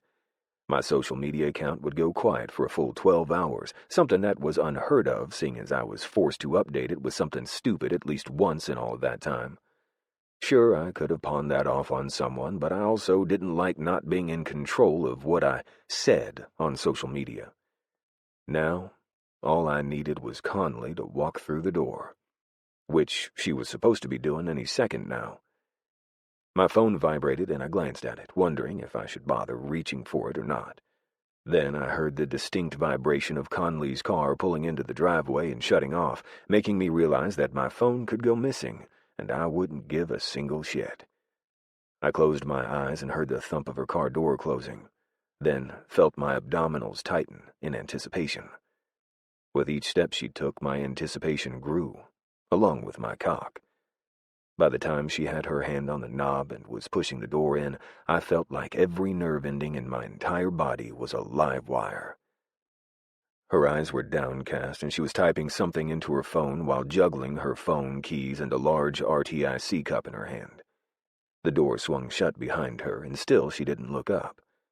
I would have laughed at how exceptionally unobservant she was if I didn't find it endearing. "Hey, Link!" Conleigh yelled, unaware that I was less than 5 feet from her. "Where are you? Why is Prue saying we're not going to have dinner with them anymore?" "Oh, hey! What are you doing there?" Finally, she looked at me, a frown pulling down the corners of those luscious lips. "I'm waiting for you," I replied honestly. "I'd invited Prue to go with us tonight, and she just texted me saying that she heard from Hoax, though no idea why she is even talking to him. That's something I'm going to have to drag out of her tomorrow, that we weren't going anymore. Speaking of which, Hoax is looking fairly good." She paused. "Why are you looking at me like that?" "Because I want to fuck the absolute hell out of you until you forget how to pronounce words." "Come here," I ordered, patting the couch. Her eyes went to the donuts that were on the coffee table in front of me. "You better not have eaten all of my powdered donuts. I just bought those yesterday." She had. In fact, I'd been the one to tell her not to get them because they were just full of fat and useless, pointless carbs. But they did have their benefits, which I was about to show her. That was if she ever came to me and stopped staring at me as if she was trying to figure out a confusing puzzle. "Did you go run or something?" she asked, eyeing my shorts. "No. I know how much you love me in workout shorts, so I decided to wear them so I could further torture you." "No. Today's rest day, remember?" Her eyes narrowed. "You're acting weird." Nevertheless, she slipped her shoes off. I'd never once seen her walk through the house with the shoes that she wore to work on, and dropped her things in the chair that was across the coffee table from me. The next thing to go was her jewelry, which she placed on the coffee table. Her phone quickly followed suit. Then she began emptying her pockets. Band-aids, alcohol swabs, still packaged needles, tape. All the while, she kept her eyes on mine. She did glance down at the bag of donuts and looked relieved that I hadn't helped myself to them all. Yet. Eventually, though, she made her way around the coffee table and stopped just a few inches short of actually touching me. The moment she did, I grinned. "Take off your clothes." "What? Why?" she asked, stepping back. I caught her wrist in one hand and tugged her until she stood between my splayed thighs. "You said anything." Her pupils dilated. "Link, you said anything," I repeated. A tiny smirk kicked up the corner of her mouth. "I did." Without any further conversation, she stripped her shirt over her head and then slowly stepped out of her scrub bottoms. Moments later, she was left standing in only a pair of gray bikini underwear and a gray sports bra. It was simple, yet the sexiest thing I'd ever seen. Conleigh didn't need anything frilly or lacy to be beautiful. All she needed was to be herself. She had some crazy tan lines going on, indicating that when she was outside she wore short shorts and a tank top. Her belly was shockingly white, yet her arms and shoulders were golden brown. And God, those goddamn legs of hers were going to be the death of me. "Why are you staring at me like that?" she whispered, her eyes intense and glued to mine. She was watching my reaction, and she liked that I adored her body. "Get rid of the panties," I ordered instead of answering her question. She did, kicking them off without a second thought. Bra. That went flying just like the panties, landing on the floor behind the couch with a soft thump. Conleigh naked was indescribable. She was everything that I ever dreamed of, and her perky breasts with those little pink nipples were the one thing that always surprised me. "Those shorts are killing me," she whispered, her eyes no longer on my face, but my dick that was tending up the front of my shorts. I hadn't bothered to put on underwear, so there was nothing restraining my cock but a thin piece of fabric that was meant to keep me cool, not contain my dick. I grinned and gestured for her to come closer, which she did. She was now standing with her knees against the couch, and the outside of her thighs touching the inside of mine. Her left hand was barely an inch away from my cock, and I could practically see her fingers twitching as she fought the urge to reach for it.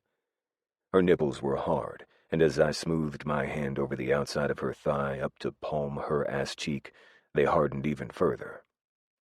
Perfect. "They got a picture of you working out with Joe as y'all were exiting the weight room," she murmured, her eyes transfixed on my pulsing cock. "Every woman in America agrees that these shorts are indecent." I laughed.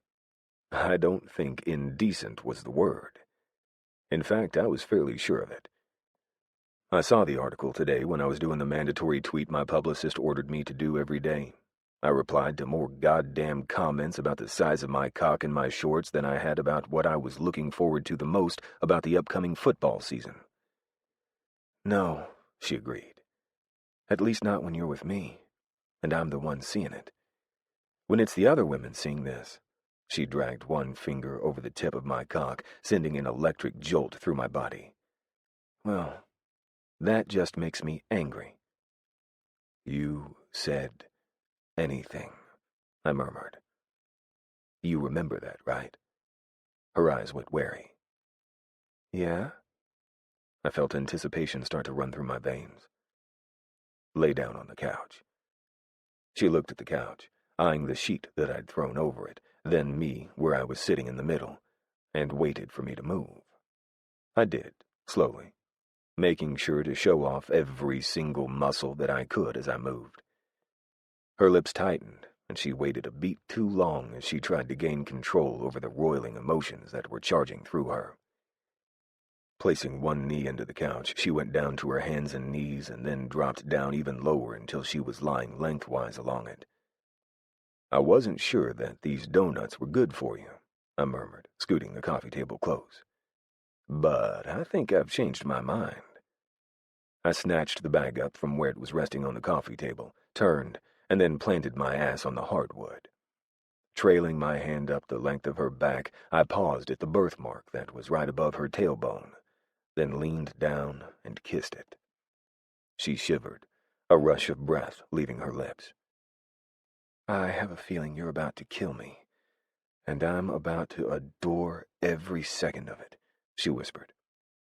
I had a feeling that she was right. Ripping open the bag, I reached for one of the donuts, then smashed it in my hand.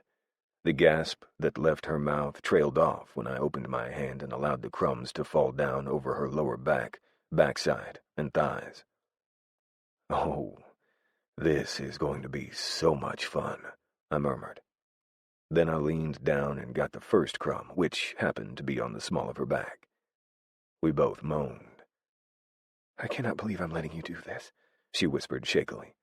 I laughed. "It's funny that you think you have a choice." Then I went about cleaning her up. A slow lick down her side here, a quick flick of my tongue on her hip there. Over and over I repeated the process until every single piece was cleaned up, even the stray flakes of powdered sugar that somehow managed to work its way into the gap between her thighs. Though that might have just been my willingness to be thorough. There was really no telling. Her body was shivering with desire, and she was moving on the couch restlessly, back and forth, clenching and unclenching her thighs. As for my poor dick, well, it would only take a single lick and I'd detonate. "Turn over," I ordered. She did so, quickly, not denying the fact that this was likely where she would rather have been since the beginning, especially now that she could see my face. and my cock. Her hand reached for me of its own accord, and I stopped it before it could get little more than a cursory touch. I shook my head. I want to hold on to what little remains of my control right now. Her eyes were so heated, almost drunk-looking, that I could tell that she was on the verge of her own orgasm, too. Her breath left in a rush. "You're killing me." I reached for another donut and crushed this one in my palm, too. Sprinkling the remains of the dessert onto her body, I smiled. "You did say anything." "Fuck me." "I will," I teased, even though that definitely wasn't what she meant. "Later." She growled and said something under her breath that quickly turned to a groan as my tongue trailed along her nipple. It curved around the edges, not quite going over the peak, causing her to squirm. "I thought torture was illegal." I laughed and went for another piece, this one on the curve of her breast. I licked and sucked my way down until I was at the apex of her thighs. "I'll never look at one of these donuts the same way again," I told her. Then I got lost in the sweet taste of her, mingled with the powdered sugar, not stopping until every single piece was gone and Conleigh was a quivering mess. "Spread your legs," I ordered. She did so without complaint until she realized just how wide I wanted her to go.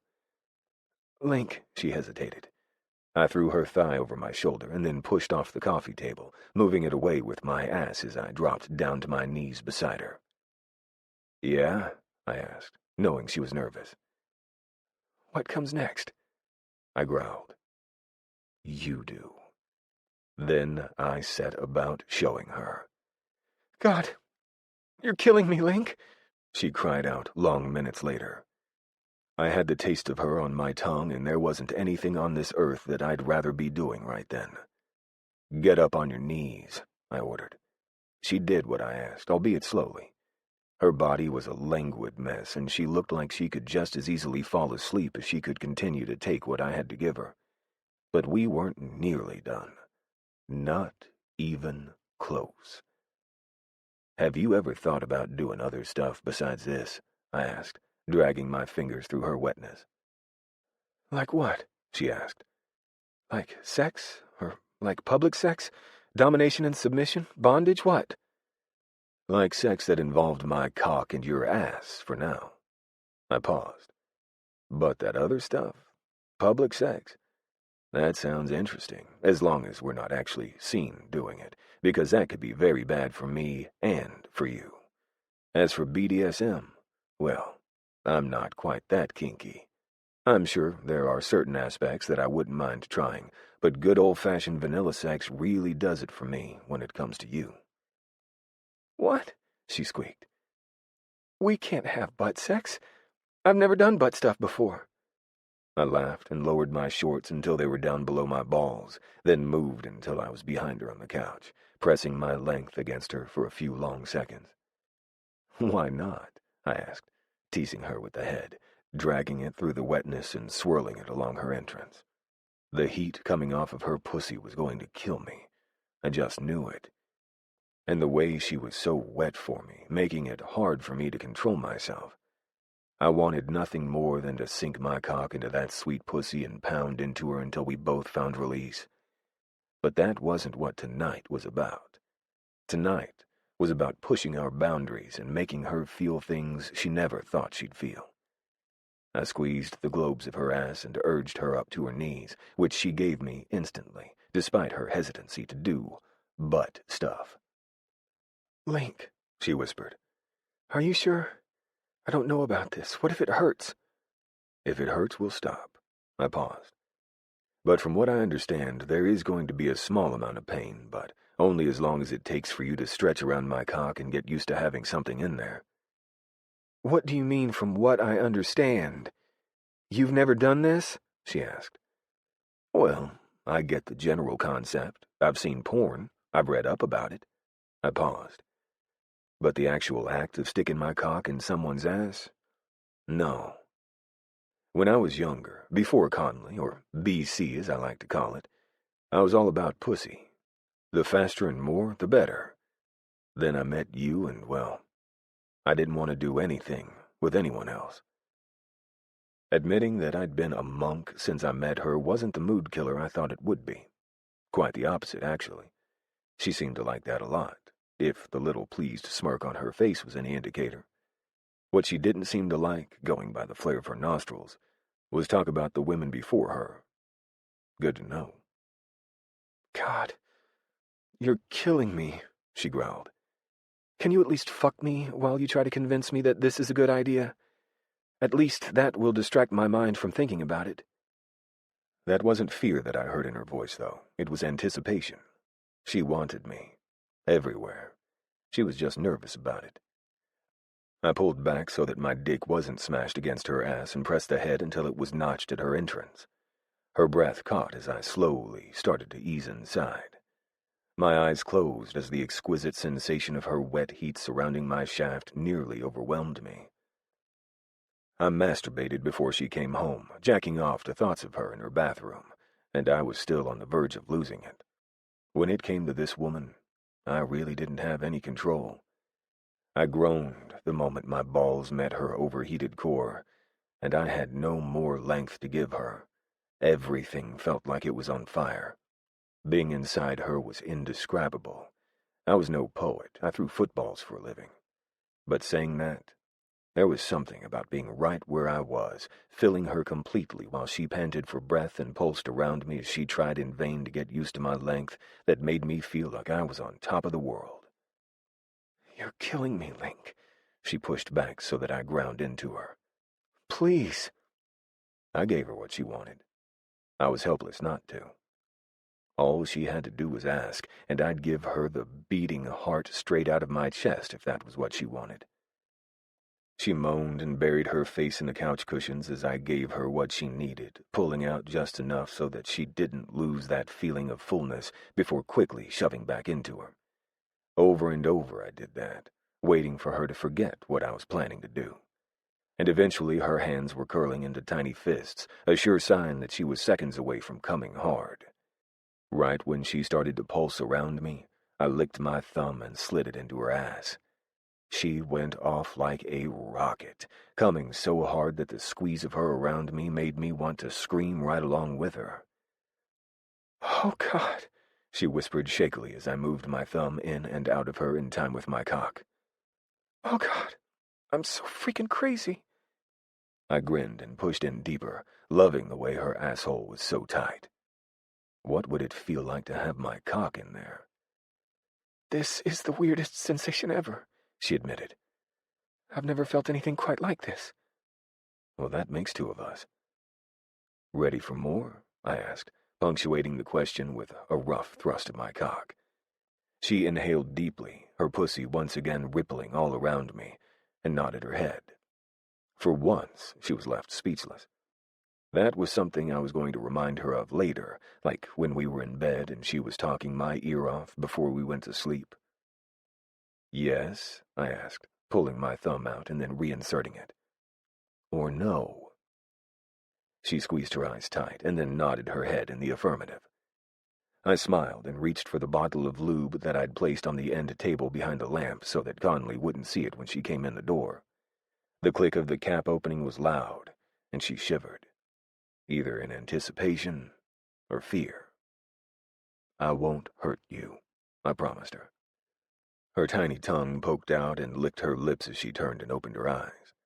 There wasn't fear in her eyes, and I could see that she really did want this. She just didn't think she should want this. I squirted out some lube onto 2 fingers and rubbed them together, thoroughly coating my fingers before dropping the bottle between her spread legs. The next couple of minutes I took my time stretching her out, making her ready for my cock while also fucking her slowly. It was an exercise in torture. 1 finger, then 2, and finally 3. In and out, scissoring them and stretching her, preparing her. It was only when she growled out in frustration that I realized that she'd been ready a while ago, and I'd become the nervous one. I laughed and reached for the lube bottle. Pulling out of her completely, both of us groaned at the loss. Although I was so wet that I likely didn't need the lube, I coated my cock anyway. More was better, or so I'd heard. And then I was placing it up against her back entrance and pressing inside. At first, she didn't want to let me in. Despite the long minutes preparing her for me, that band of muscle I'd been coaxing and taming didn't want to let me in. I pushed harder as I used my clean hand to snake around her hip and find her clit. She gasped in surprise and momentarily forgot that she was trying to keep me out. That was all the time I needed. As that band of muscle relaxed, I slipped all the way inside until I had nothing left to give her. Oh, fuck! Oh, fuck was right. I had never, not ever, felt anything so hot and tight. It was different than being in her pussy. Tighter, yes. Tighter when you first entered, but from there, nothing but hot, silky hole that was making my eyes cross with the need to fuck her. God damn, I groaned. Are you okay? I wasn't okay, but as long as she was, I'd figure my shit out. Yes, she breathed. I'm okay. You can move. Thank fucking Christ. I started to move and didn't stop again until long moments later when she was falling apart beneath me, and I realized that I was on the verge of coming. My finger was still slowly circling her clit, and each measured thrust was a test of my control. I was lost in my movements, loving the way it felt. But her sharp slap to my wrist had my eyes opening and my hand dropping far enough that she could slip her own tiny hand in. God, just fuck me hard already. I won't break. I'll do this, she growled. Then she leaned forward and slammed back. I saw stars. And that was also when I forgot to be civilized. Minutes, seconds, hell, hours, who the fuck knew? What felt like forever later, my balls drew up and I came. Apparently, that was what she needed to push herself over the edge right behind me. She clenched around me so hard that I wondered if my own release was able to escape. Uncaring and still feeling the euphoria racing through my veins, I rode out my orgasm and finally stopped, inhaling and exhaling oxygen like I was running a marathon. I slowly pulled out and nearly groaned at the sight of me leaking out of her. Jesus Christ, I growled. I think you need to take me to the shower, she muttered into the couch. I grunted out a laugh and went to reach for her as a knock sounded from the front door. We both momentarily froze before she sighed and rolled off the couch, coming to her feet. She didn't reach for the door handle, instead, stopping just in front of it to get up onto her tiptoes so that she could peer out the peephole. What she saw made her curse. It's my landlord, she murmured, looking worriedly through the peephole. What the hell? I reached for my shorts and slipped them on, then went to the kitchen and quickly washed my hands. Once that was finished, I picked up the t-shirt that was laying on the back of the couch and slipped it on. By the time I reached the door, Conleigh had finished gathering her clothes and headed to her room. I opened the door and peered at the small man on the porch. "Can I help you?" I rumbled, clearly not in the mood to deal with anything. "You a football player?" he asked. "I've heard around town that I had one staying at my place, but you don't really look all that big." I sighed. "I'm a quarterback," I explained. "Not a lineman. I think that you're thinking about a lineman or someone that is usually on defense." "Defense?" He paused. "What?" I barely stopped myself from rolling my eyes. "Nothing. What can we help you with today?" I asked, trying not to convey how annoyed I was with the man that he'd interrupted what would have been a super fucking awesome post-sex shower that we were about to take. He pushed past me and came inside, and I glanced worriedly at Conleigh's door, but thankfully she came out right then, fully clothed, only looking slightly flushed. Yeah." He paused and looked around and finally spotted Conleigh. His next words were directed at her. "I have a problem." He walked over to the couch and sat down, making an ugly face when the haste in which he sat caused leftover donuts to jump. He swept crumbs off the couch and said, "I sure hope you're not always this messy." Conleigh and I made eye contact over the man's head, and a smile came to my face at the blush that came over hers. "No, not usually," Conleigh nearly choked. "But that is why we have the, sheet down. Those can get messy. and there was a preseason game on that we didn't want to miss." The man grunted. "I don't know if you know, but I tried to sell this house before I rented it out. I would have sold it in a heartbeat, but nobody was buying. But now someone is willing to buy it, and I need you out." Conleigh just blinked at him in awkward silence.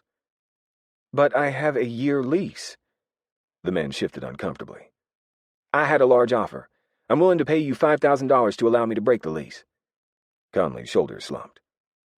"Do I have the full 6 weeks to move out as stated in my contract, or do I need to get out sooner?" The man looked so relieved that he practically started to cry. "You have whatever you need. The man that is buying it expressly said he doesn't need it, he just wants it." Moments later, the man left, leaving Conleigh and I staring at each other in awkward silence. "So, if you move into my house, you can kind of pretend it's yours," I paused. "And we can take your furniture. I don't have any in at least 2 of the rooms, and my living room couch is still the one I had in college. That was Dad's before that." Conleigh sighed. "Moving in together is a bad idea. So bad." All I could think about was it being so good. Chapter 15. I'm so tired. The bags under my eyes are bigger than my boobs. Conleigh to Link. Conleigh. "So, how did you and Link meet?" the woman asked. I looked over at her and once again wondered how she fit into all of this madness. We were at an MC party with the Bare Bottom Guardians MC and wondered how her little puzzle piece fit into all this craziness that was club life. I tried to remember her name. Link and I met when we were younger. I was 16 and he was 20. Both of our parents were in the same MC, the Dixie Wardens. I guess you could say I grew up with him. Kind of. He wasn't around all that much, even though I looked for him every time I went to a function where there was a possibility of seeing him. And that wasn't a lie. I looked for him, craved to speak with him. I was fascinated with the boy Link James, just like I was head over heels for the man. "That's sweet," the woman, whose name I still couldn't remember, grinned. "I used to be married to Wade." I would have asked who Wade was, but didn't get the chance. Link's phone rang, and once again I was wondering why I was carrying it. His explanation was that the heavy shit in his pockets weighed his pants pockets down, which maybe they did. He hated having shit in his pockets. Keys, phone, wallet, change. Everything annoyed him. That was why he always left his wallet at home, because he never remembered that he didn't have it. His request to put his shit in my purse had been okay as long as his phone didn't ring and require me to answer it. The first time I had answered it because it had been Jesse, his father. The second time, I'd also answered it because it had been Rome, a man who was a member of his MC that I'd just met earlier that day. After giving him directions to the restaurant we were at, I shoved Link's phone back into my purse. This time, it was his agent, and I sure the fuck wasn't answering that. Which happened to be why I was currently trying to ignore the most annoying ringtone in the world. I knew that Link could hear it. How could you not hear that racket? "Do you need to answer that?" Landry asked. I snapped my fingers at the recalling of her name and then blushed.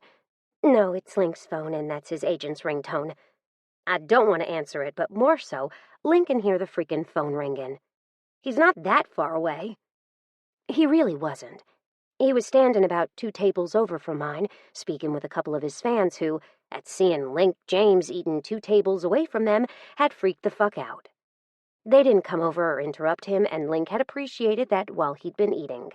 That was why he went over to talk to them once he was done. "Oh," Landry said, bringing her hand up to her face to scratch her nose. "Wade used to do that when we were married. He'd hear it and refuse to answer it, and either I answered it or I had to listen to it go off 100 million times. Eventually I started blocking numbers and shit because I was tired of them calling. And since he refused to answer those calls, I didn't see a point in them being able to get through at all. That was honestly a pretty good idea, but I didn't think that Link would appreciate me blocking his agent." Just as I had that thought, shivers started to race down my spine. Then a pair of hands met my shoulders. "Hey, can you come with me for a second?" Landry's eyes were wide with mirth as she watched me stand up without a word. "Excuse me." Landry winked but didn't say a word, and I chose to think that she didn't realize what having Link's hands on my body did to me. My chair made the most obnoxious sound on earth as I scooted it back, and I blushed a fiery red when every single eye in the restaurant turned my way. By doing so, they didn't miss the possessive hold Link had on my hip now. I bit my lip and ducked my head, following Link into the hallway that led to the bathrooms. The night had been a lesson in patience. Each time I shifted my body, I was reminded of what we'd done the night before and got all hot all over again at the thought of doing it again. It was exquisite torture at its finest. We'd just made it to the end of the hallway where I assumed he was going to stop us and talk, but then he pushed into the family bathroom and closed and locked the door. He didn't bother with the light. The frosted glass allowed light from the hallway to seep in, making it to where I could see Link coming toward me. Link. Hands traveled down my back to cup my ass. Then his mouth was locked on mine, and he was devouring me. His head was slanted, and with the way his hand was wrapped around my jaw, holding my own face slightly tilted, he was controlling every aspect of the kiss. His tongue was practically mating with mine, and I wanted to rip his pants off along with mine and then ride him like a stallion. But I knew that he wouldn't go that far. Not here. Not with all those people on the other side of the door. At least, I didn't think he would. His friends were nosy little shits. I knew without a shadow of a doubt that they'd seen Link follow me in here. I also knew that if we stayed in here too long, that there'd be no doubt in their minds as to what we'd been doing. Link, what are you doing? Our dessert is on the way, I whispered. You've been squirming on that seat for the last half hour, and it's killing me slowly. He growled against my lips. Know what it does to me to see that? I could feel what it did to him. It was currently pressing into my belly and felt like a column of fire lashing across my stomach. But before I could even reply, his obnoxious phone rang again. I sighed and said, You should answer that. It's happened 5 times now. I don't think she's going to stop. Seeing Link sigh in frustration, he held his hand out for the phone that I promptly set in his palm. He swiped his finger over the screen, then pressed the speakerphone button before answering. Hello? Oh, thank God, his publicist said furiously.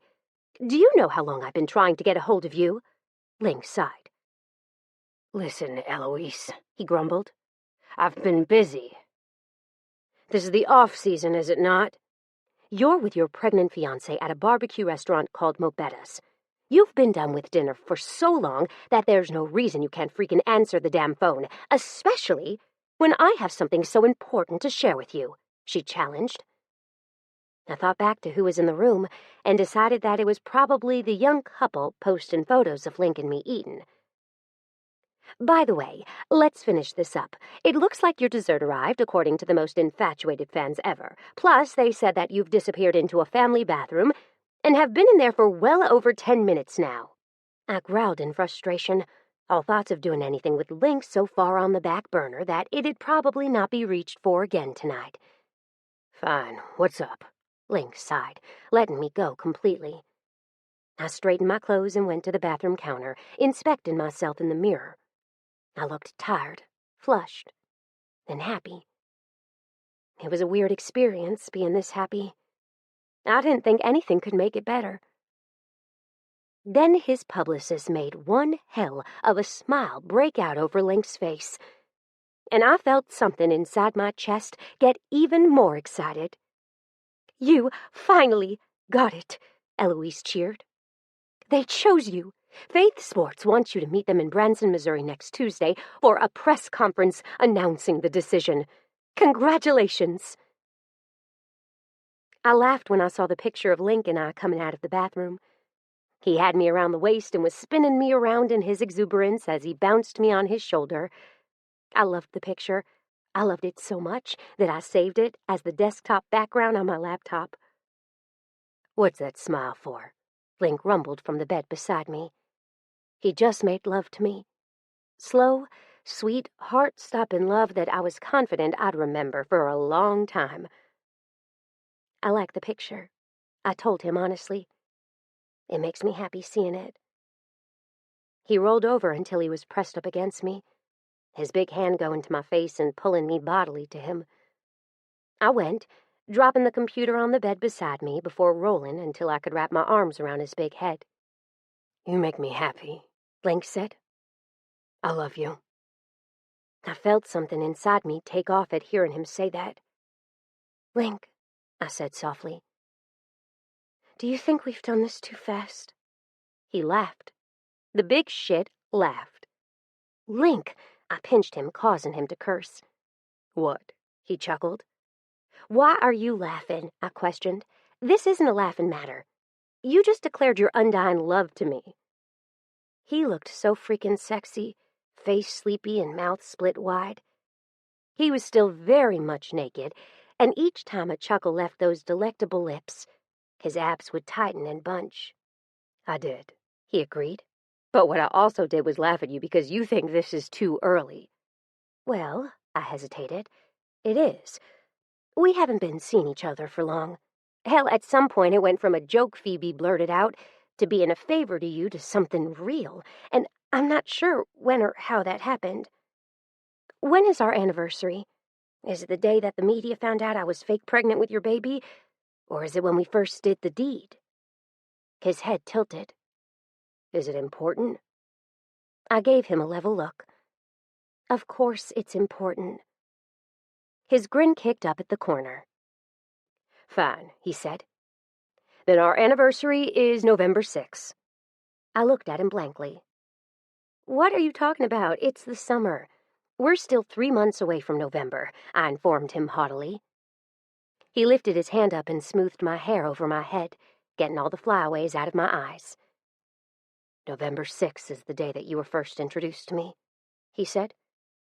"It was the day that I saw you for the very first time." I felt everything inside of me still. "Link." "You were dressed in blue jean shorts that showed off your hot-as-fuck long legs, a pink cheer shirt, and you had your hair up in a ponytail." He paused.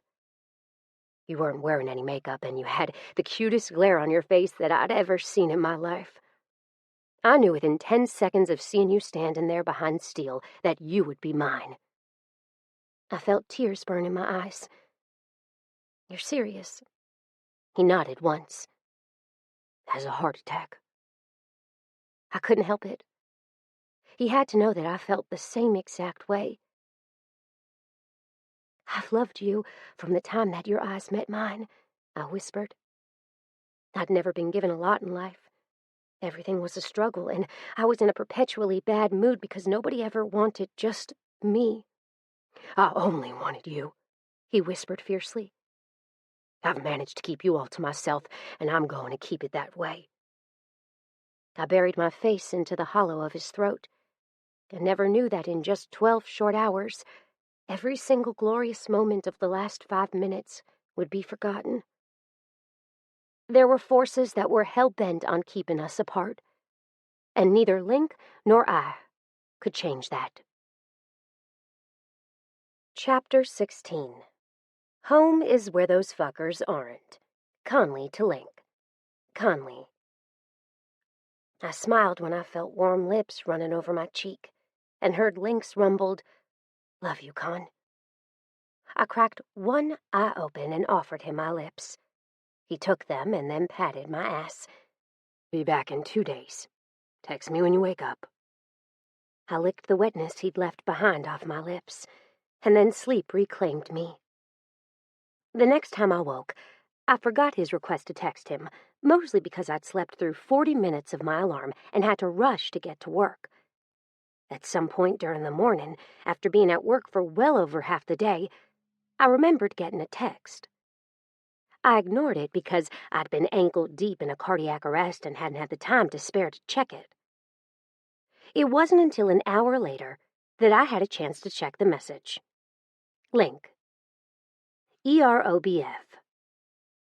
Thinking he hadn't meant to send me anything at all, I shoved the phone back into my pocket and went about my day. Maybe if I hadn't, maybe if I'd called to ask him what that text had meant, things wouldn't have turned out like they did. That night, after finally catching my breath from work, I called, and called, and called, and called. He never answered, not once. Finally, after getting fed up with his lack of contact, I'd gone to bed, only to sleep straight through my alarm again the next morning. The saying goes like this: all good things must come to an end. Mine and Link's end came in the form of a picture. I'd been darting around the emergency room all morning for the second day in a row, and hadn't once picked up my phone because it had been so freakishly busy. Maybe if I had, and seen Link's text messages or 18,000 calls, I would have known something was wrong. Maybe if I had. Maybe if I'd done something other than overreact like I always did and thought about the fact that Link would never do that to me, this might have gone differently. But it didn't. Then again, maybe I wouldn't have. Maybe I'd have seen the pictures and been just as horrified. But I didn't get his calls explaining the pictures, and I did get upset the moment I had a chance to breathe and check my alerts on my phone. What I saw took my knees out from under me. I was furious. I was madder than hell at the situation, and I was even more upset that I'd done this to myself. I knew that Link's fame would someday come back and bite us in the ass. Knew it. Yet I'd done it anyway. "Are you okay, Conleigh?" Prue asked warily. I'd only meant to pick my phone up for a quick glance to see if Link had gotten back to me. And that quick glance had turned into me seeing a Google alert with Link's name plastered all over, all 30 of them. The first one I'd clicked on had been accidental. I tried to swipe my phone open and had ended up accidentally clicking the Google alert.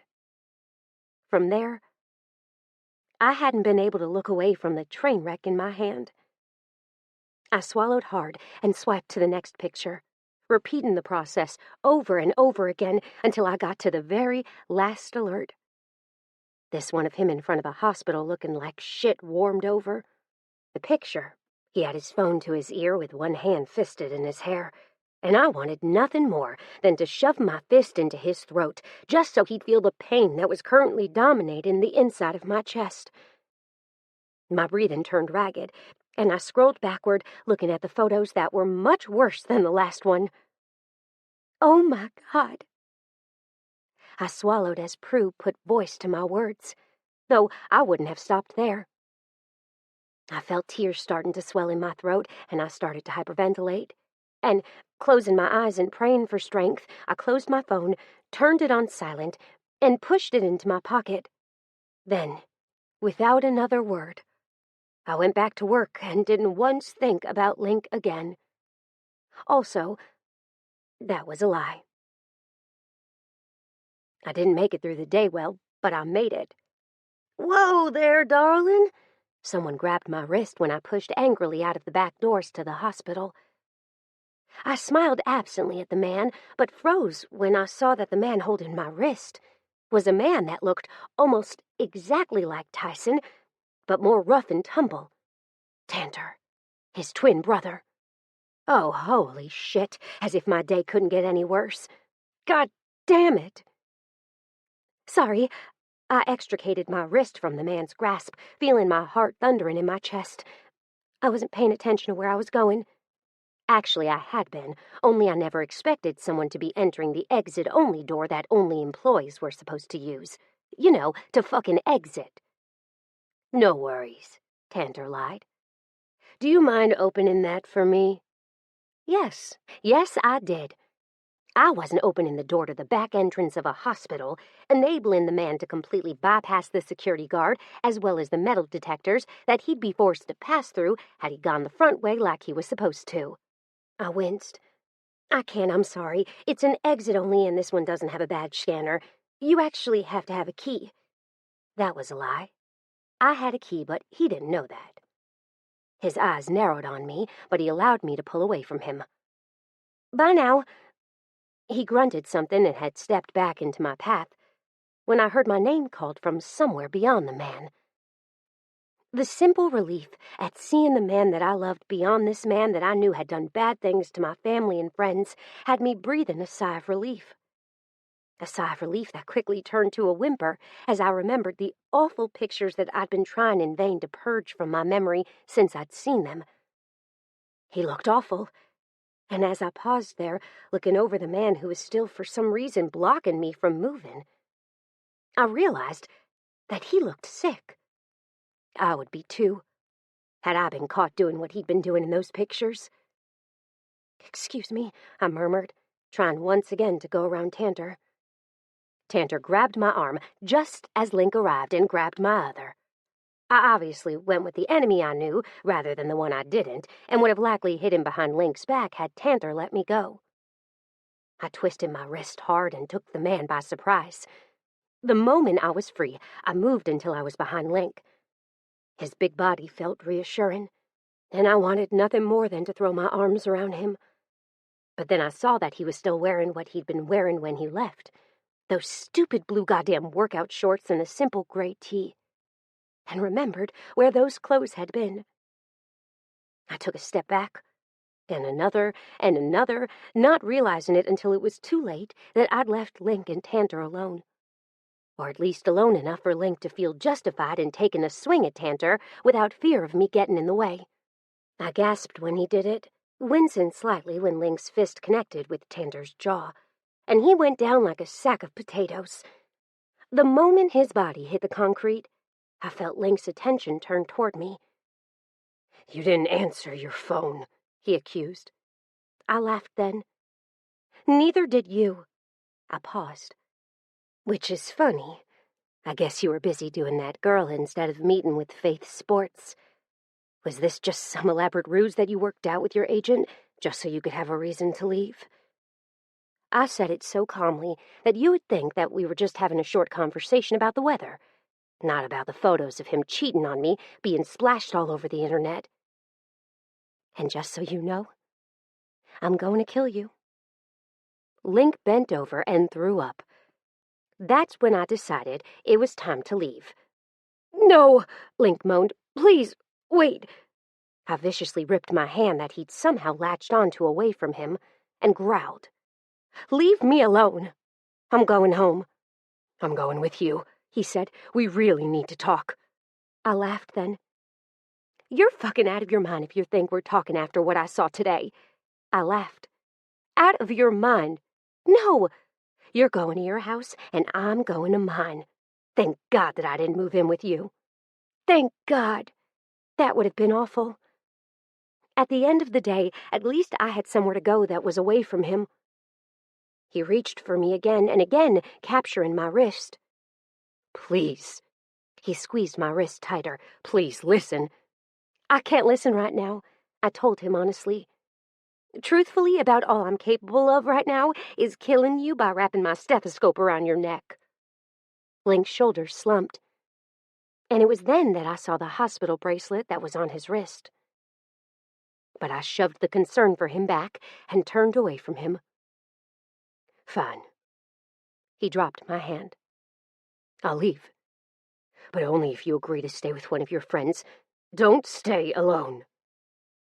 The thought of having to stay with one of my friends after having Link do this to me, that sounded about as fun as shooting myself in the foot with a harpoon. Yet I wasn't going to argue. I had a feeling if I didn't agree and follow through with it, I'd be seeing him again. And I did not want to see him again. "Fine," I agreed. "I'll do whatever it takes to get your face out of mine. I never want to see you again. What we used to have is over."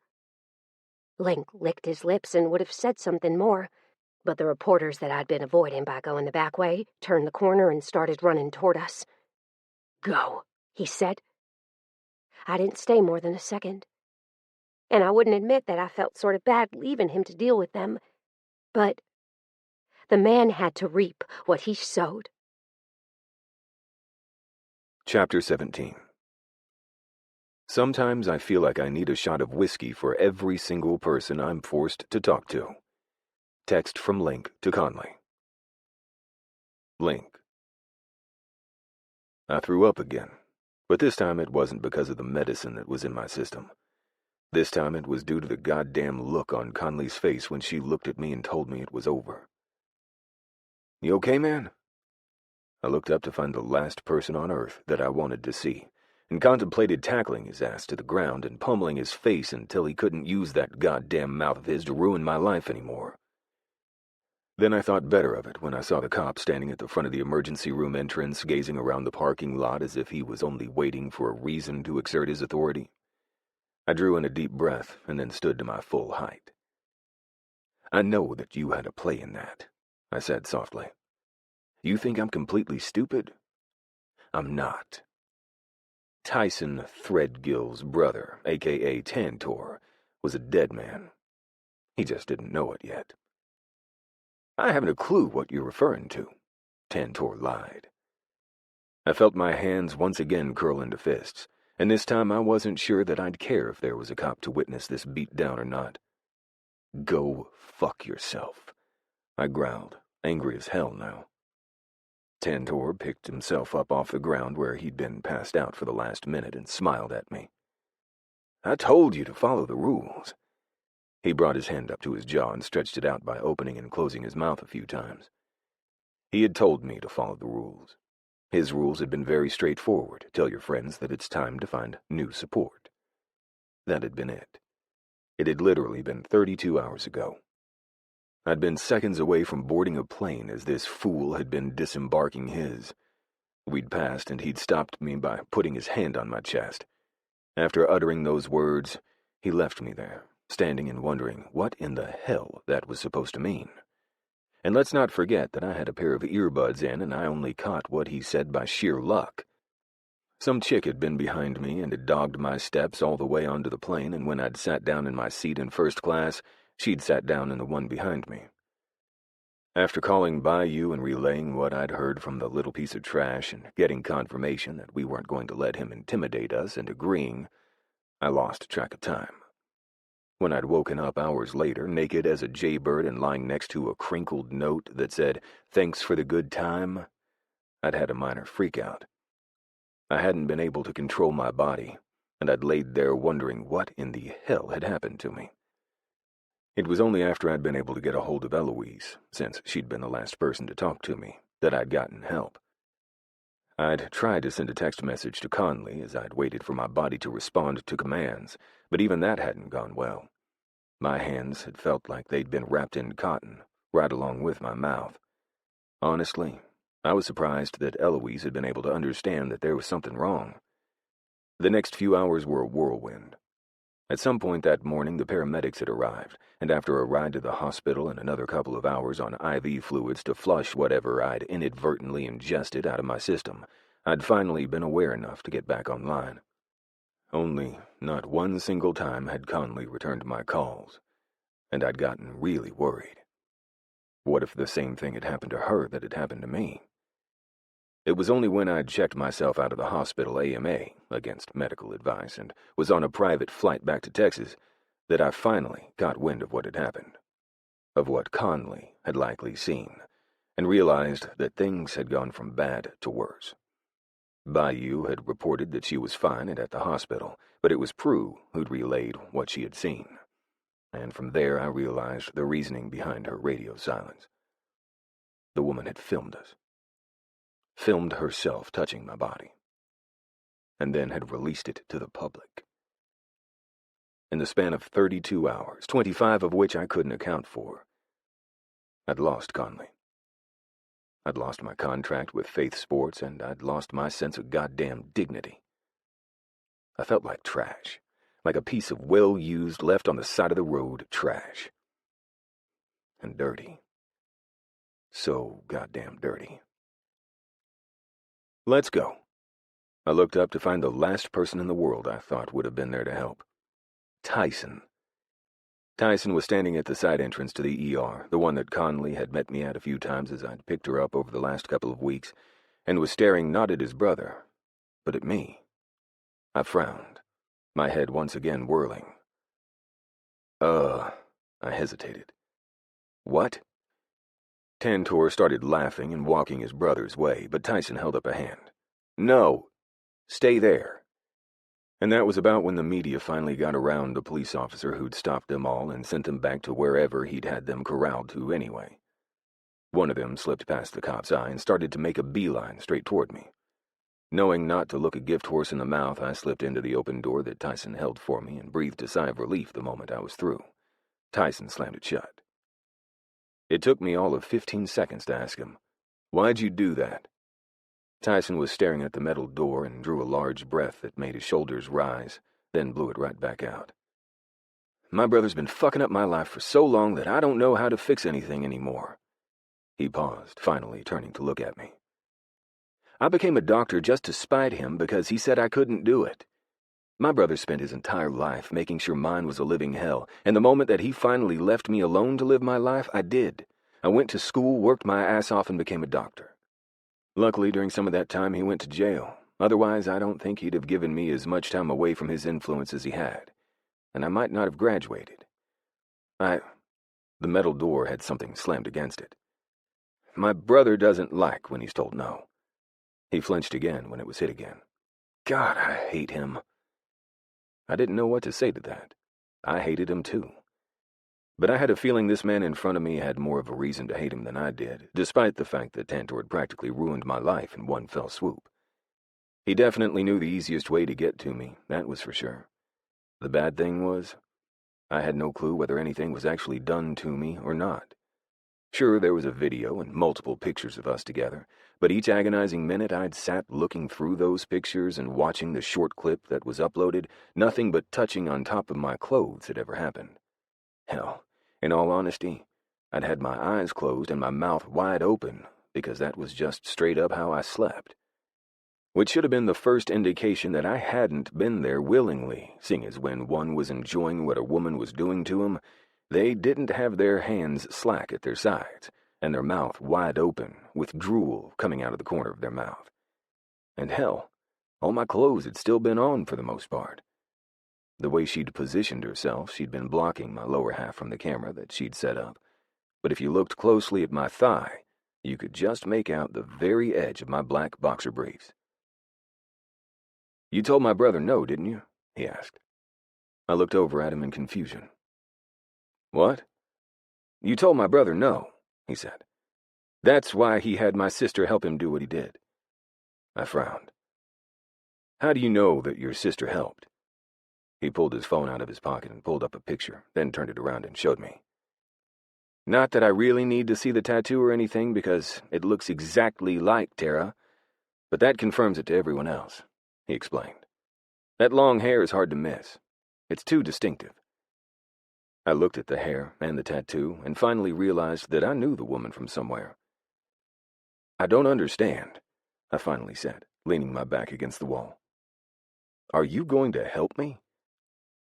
Tyson pushed his phone back into his pocket and nodded once. "It's time that I start fixing what he's breaking." He lifted his eyes to meet mine for the first time. "And if you blame anyone out of all this mess, blame my brother. Tara, she was probably forced into it just as surely as you were. He and my father have such a stranglehold on her that it's not even funny." I didn't know what to say to that. And if I was getting the man's help to take down his brother, I definitely wasn't going to quibble and risk pissing him off. Instead, I shrugged and hoped that it was a good enough answer to appease him. But if push came to shove, the girl was going down.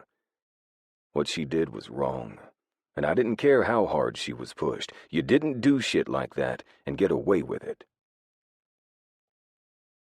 Chapter 18. Stop destroying the earth. It's where I get my tacos. T-shirt. Link.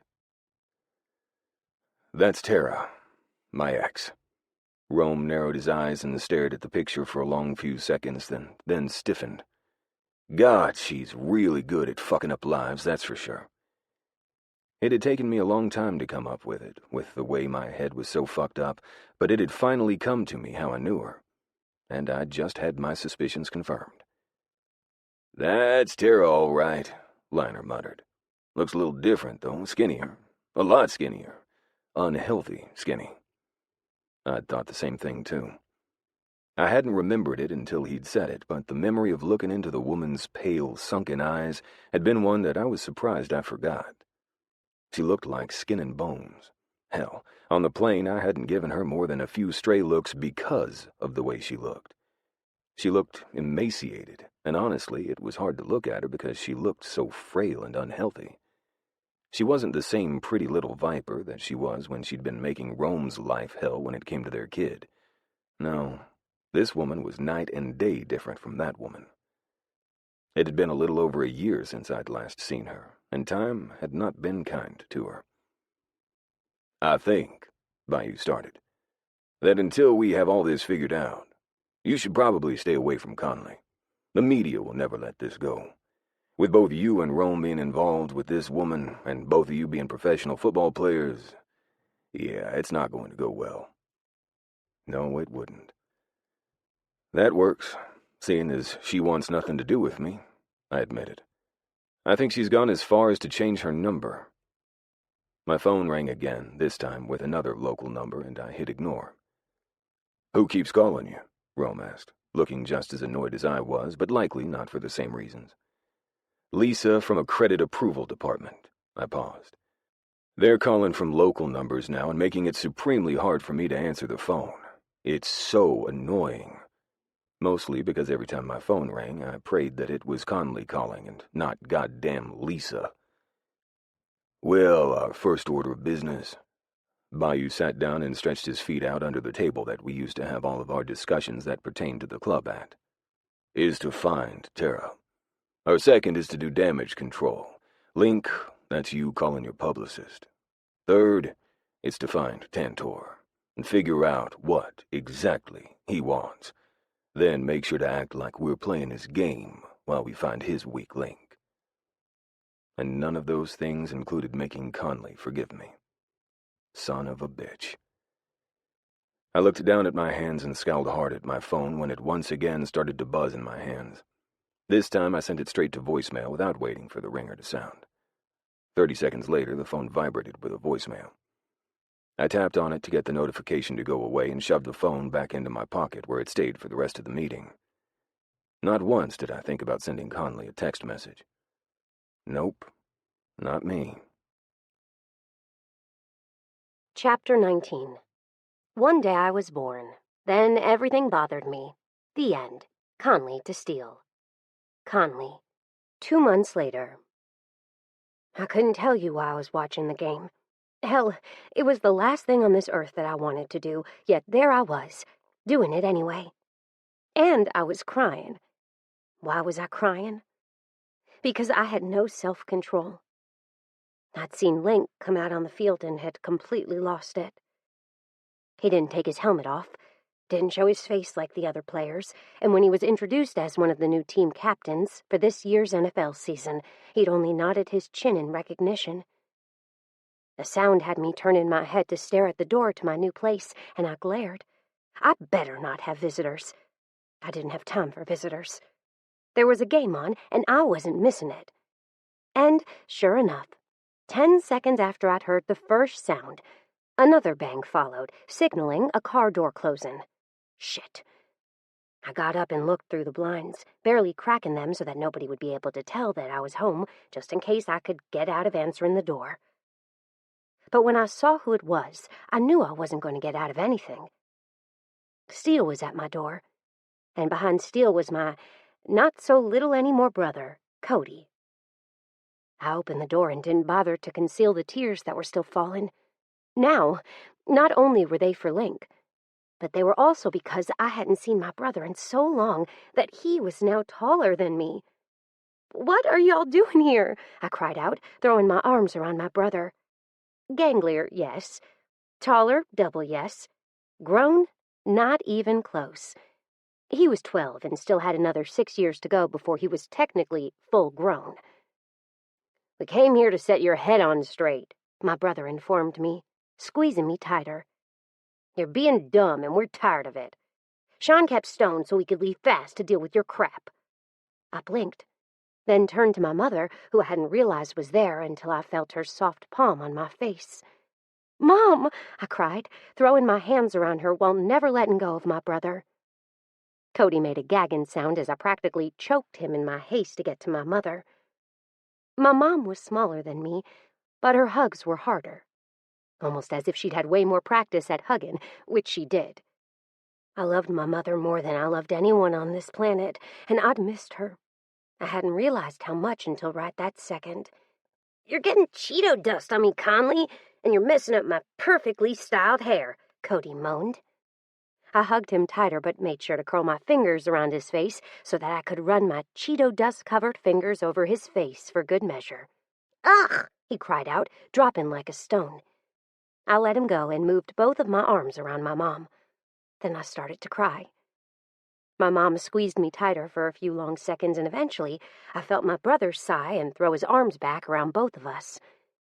He squeezed us harder than we ever squeezed him, and I was hit once again with how big he'd gotten. "When did you start to get so strong, Booger?" I sniffled. "When you used to sit on me and put makeup on me when I made you mad, I realized that I had to start lifting weights and get ready for a war," he teased. "I've been doing CrossFit. I'm a badass." "Your badass brother can barely lift the goddamn bar, but he's getting better," Steele muttered, coming out of my kitchen with a beer in his hand and sitting down on the couch to watch the game. The game? I gasped and let both of them go, hurrying to my previous spot where my snacks were all strategically placed and waiting for me to imbibe while I watched my ex-man, play. "I missed them score?" I cried out. Steele grunted. "He who shall remain nameless scored by running the ball 10 yards when none of his receivers were open." I felt my heart sink, and then picked up the remote and rewound it until I could watch the play. Link did indeed score. He also didn't look happy about it. He didn't celebrate like he usually did. He didn't smile. Didn't even stay on the field long enough for any of his crew to congratulate him. And when the kicker completed the kick yielding them another point, he didn't even clap. Holy shit, did he look like he was in a bad mood. But so was I. "What was that look for?" Steele asked me. I sniffed and fast-forward again, ignoring the way that the cameras kept going back to Link again and again. I also ignored the way his eyes scanned the crowd, almost as if he was searching for someone. "You've seriously lost your freaking mind," Cody grumbled. "Just get on with it already. I'm tired of sitting here watching her eat her body weight in junk food. It's honestly disgusting." I looked down at the Cheetos, Fig Newtons, Oreos, cheese platter, and buffalo dip that I'd set out to watch the game, and then back at my brother. "Are you calling me fat?" Cody gave me a level look that looked really close to the one that Steele sometimes aimed our way. He hesitated.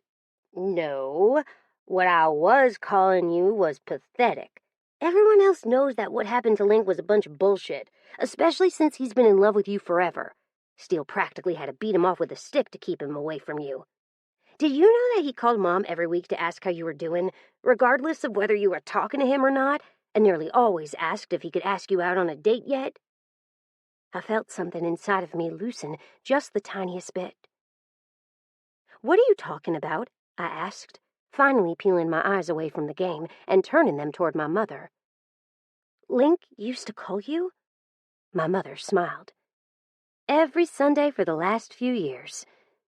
I blew out a breath I hadn't realized I'd been holding and turned to Steele. "What's your take on all this?" "Do you want honesty or do you want me to sugarcoat it?" he asked. I snorted. "Since when did you sugarcoat anything that you've ever told me?" He shrugged, then let me have it with both barrels. "I think that both of you are too stubborn and bullheaded to see what's right in front of your faces. You're trying to protect yourself while he's trying to protect you. He won't watch his own back because he's pulling double duty making sure yours is covered. He won't ask for help. He'll ruin his career and possibly get himself hurt in the process, while on the other hand, you're fighting so hard, sabotaging your own relationship because you don't want to get hurt like your mother was twice." I opened my mouth to argue, but he continued speaking before I could get a word out edgewise. "I think that you are incredibly naive. I think that you're fighting something that's inevitable. You both love each other. You know damn well that he didn't cheat on you. Plus, all those hospital photos of him looking like absolute shit are the result of him being drugged." Everything inside of me stilled. "What did you just say?" I tilted my head and gave him a look that clearly said exactly what I was feeling. Terror. "I said that he was hospitalized for drugs in his system. It was clear to everyone and their brother that what happened to him was the result of Tanter's scheming and conniving. I'm just surprised as hell you didn't force him to tell you what the hell had happened. He shook his head. I'm honestly more disappointed in the way you didn't react. I thought for sure that you would have been a whole lot more pissed off that Tanter fucked with the club again via Link. It felt like a bomb had just exploded in my mind. He was drugged? I screeched, standing up so fast that I knocked the entire coffee table back a whole foot.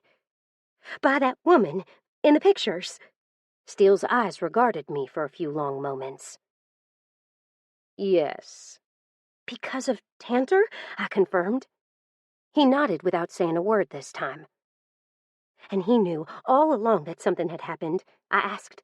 He knew that he was violated, and he didn't tell me? From what I understand, my mother said softly, you've been avoiding him like the plague. I had. I'd turned my Google alerts off. I'd avoided social media for 2 entire months, not wanting to see anything that had to do with Link James and his lying self. Though I guess lying was a relative term. He'd lied, of course, but not about anything that had to do with cheating. He hadn't lied and then allowed me to think that he had. He hadn't even tried to get me to understand. He'd let me believe the lie. But why? Why did he allow me to believe that? I asked carefully. I remembered all the times that Prue had looked at me oddly over the last month, when I'd almost break down and go on social media to see what Link was up to on his fan page, to just get a tiny glimpse of the man that had broken me into so many tiny little pieces. She'd gone out of her way to help me be strong. She'd even given up her own social media account. All the sneaking around on her phone, as well as the covert glances, and having her father talk with my landlord, all made a sick sort of sense. She was in on it. Everyone was in on it. I allowed myself to be shoved into a dark closet and had nobody to blame but myself. Skirting around the coffee table, I walked to my room and said over my shoulder, "Feel free to hang out. I have something to take care of." Steele started to laugh. That's the girl I know and love. Let's just say the next 30 minutes didn't go the way I'd planned. Firstly, with the way I'd been dressed, I'd never intended to leave the house. Hell, I hadn't even meant to go outside and check the mail. Had I planned on going outside, I definitely wouldn't have worn my shortest, tightest, most comfy shorts I owned. But as it was, I'd put them on this morning, planning to not go anywhere. They were honestly not much more than a pair of slightly longer boy-cut underwear. Hell, I had to wear a thong with them just so the hem of the panties wouldn't show along the bottom of the shorts. Secondly, I wouldn't have been wearing Link's jersey that he'd gotten me the year that I turned 17. It was an old one from his college days and fit me like a glove. I'd put on quite a bit of weight since those days and had grown 2 boob sizes. Needless to say, it fit me more like a crop top if I was doing anything in it that required my arms to lift in the air. I'd felt so blah lately that I hadn't done my hair in at least 3 days, and I was on day 4 of not washing it. Granted, it did look good up in a messy bun, but that was it. Oh, and let's not forget to mention I had zits from hell on my face. I had no clue what had happened in the last 2 months, but the goddamn things had popped up one after the other, until I had a bad one at least once a week. The moment that one healed up, another would replace it somewhere else on my face. Luckily, the one I had right now was on the lower part of my jaw and easily covered up by a smattering of concealer. But having left the house in a rush, I hadn't been able to cover it in my haste to leave and get to where I was going. It was only when I was pulling into the parking lot and parking that I realized I had no freaking clue how to get into the stadium. Did they sell tickets at the gate? Figuring it was worth a shot, I snatched my phone and my keys off the seat of my car and then bailed, barely managing to lock the car with my key fob in my haste to get where I was going. It was only when I arrived at the gate that I realized I didn't have my wallet. Shit. I pulled up my phone and started to pull up my Apple Wallet thingamajig as I waited in line to get to the woman behind the glass. She smiled at me, taking me all in when I arrived. "I need 1 ticket," I told her. She smiled. Tickets are sold out, but for the front row seats, and those are about $1,000 a pop. I swallowed back the cry of alarm that threatened to spill out of my throat and offered her my phone. Do you take Apple Pay? She nodded, a smile on her face. I do. You pay right there. She paused. What's your name? I gave it to her, and her mouth dropped open. Oh, she cried. You don't have to pay then. You have tickets that have been waiting for you at each home game for 2 years. I've always been wondering if I'd ever meet the infamous Conleigh Rains. She quickly did something on the computer and printed out tickets before handing them to me. All the while I looked at her with bafflement. Enjoy your game. Do you know where seat 36A is? I had no clue, which I indicated with a shake of my head. It's front row, middle of the field, and at the 50-yard line on the home team side. She pulled out a map and started to draw a line with a Sharpie marker to help me find my way. Oh, I'm so glad that you're here. Enjoy the game. The woman's smile was infectious, and I found myself smiling back, even though my heart was pattering like a battering ram in my chest. But the moment I got into the stadium and saw all the people, I had a mini panic attack.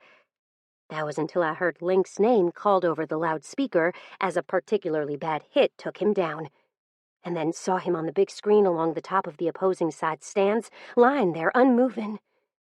That's when I truly panicked. Before I could give it much thought, I was practically running down the stairs. I'd made it to the front of the stands, practically at my seat in less than 5 minutes. It took me longer than I would have wanted because of all the goddamn people. Even worse, I'd spilled something on my tennis shoes and I'd hastily passed a man carrying 4 cups of beer.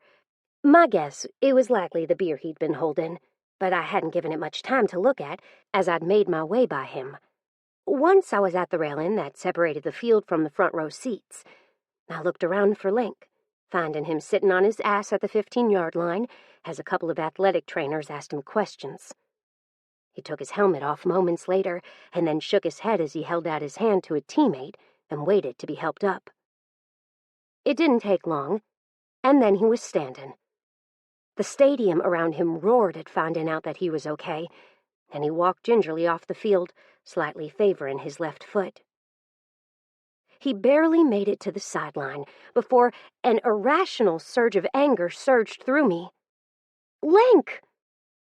There was a 1 in 1,000 chance that he'd hear me, but I wanted him to know that I was there.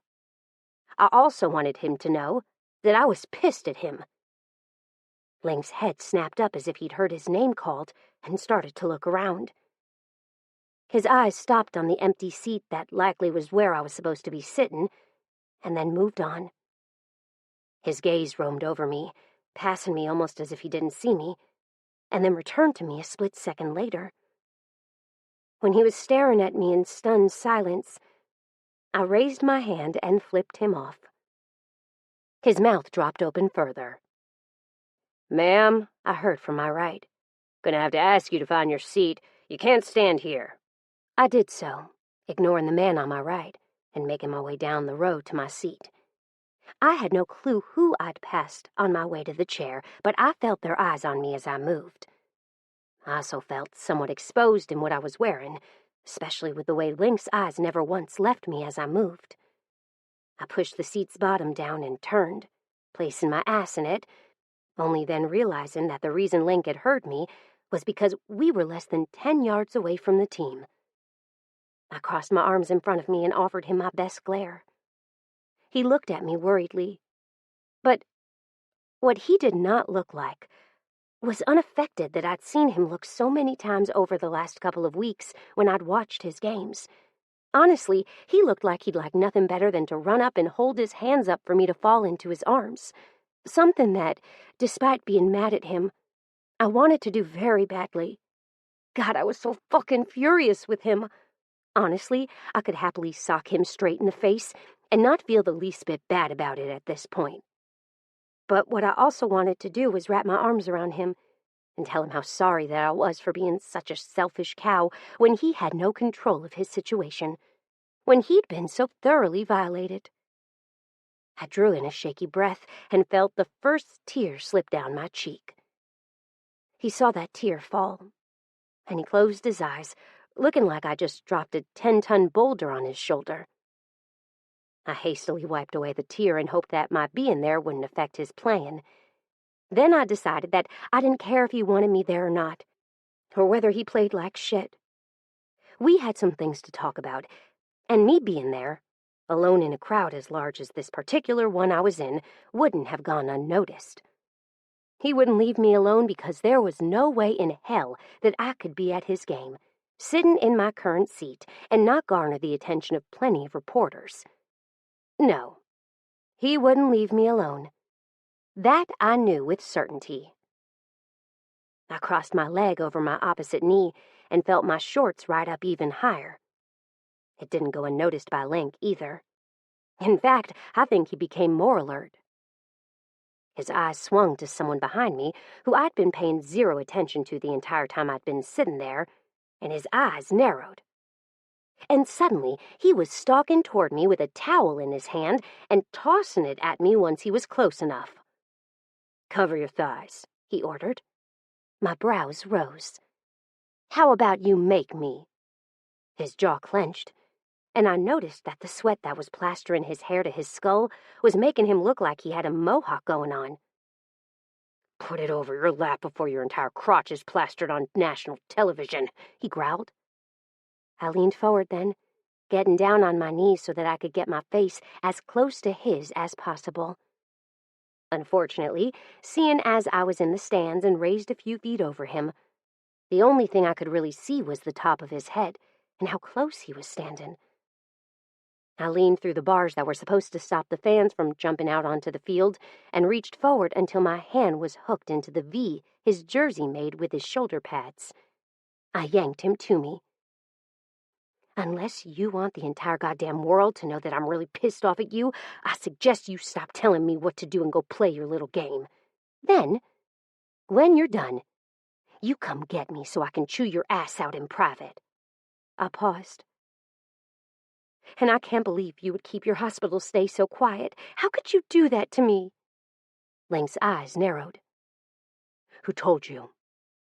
I laughed and sat back. Or I would have, had he not caught me much the same way I'd been holding on to him.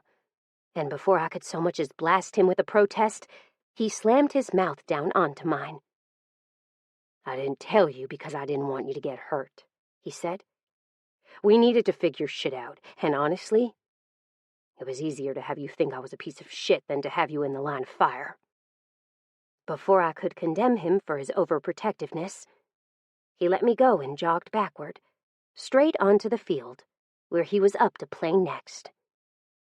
I gracefully got back into my chair, but I did cover my lap with the towel he'd given me. It still had his sweat on it, and I swear I only brought it to my face once and smelled it. Chapter 20. Telling her to calm down is child's play. If you really want to see her eyes spit fire, tell her she's acting like her mother. Link's secret thoughts. Link. Elation poured through my veins as the game clock ticked down and the final buzzer sounded, signaling the end of the game. While everyone celebrated, I walked over to where Conleigh was still waiting, looking just as pissed as when she arrived over 2 hours ago.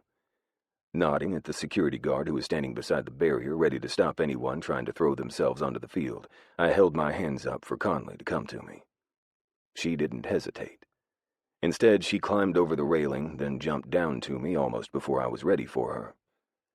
She hit me with an oomph of exhaled breath and tightened her arms around my neck.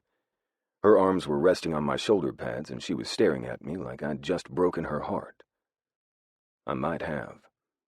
Multiple times at this point. "I'm going to kill you, stupid," she whispered.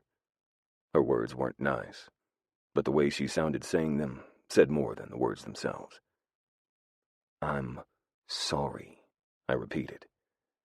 I'd said that so many times at this point it was probably not holding any meaning whatsoever. But I'd say the words until I was blue in my face because I was goddamn sorry. The last 2 months had been sheer hell being away from her.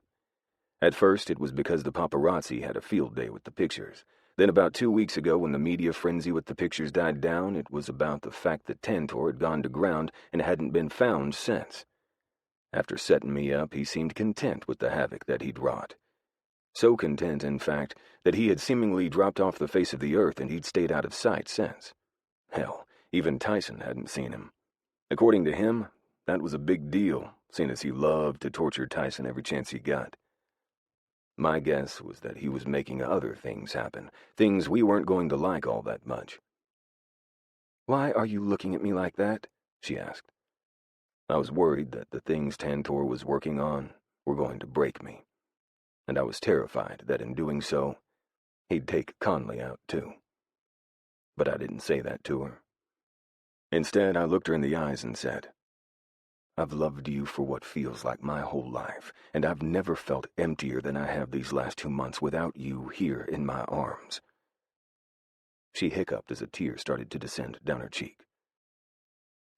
"Not to break up this make-up love fest or anything, but if you don't want your life plastered in the gossip rags, along with a picture of your girl's ass, I'd suggest you get into the locker room already."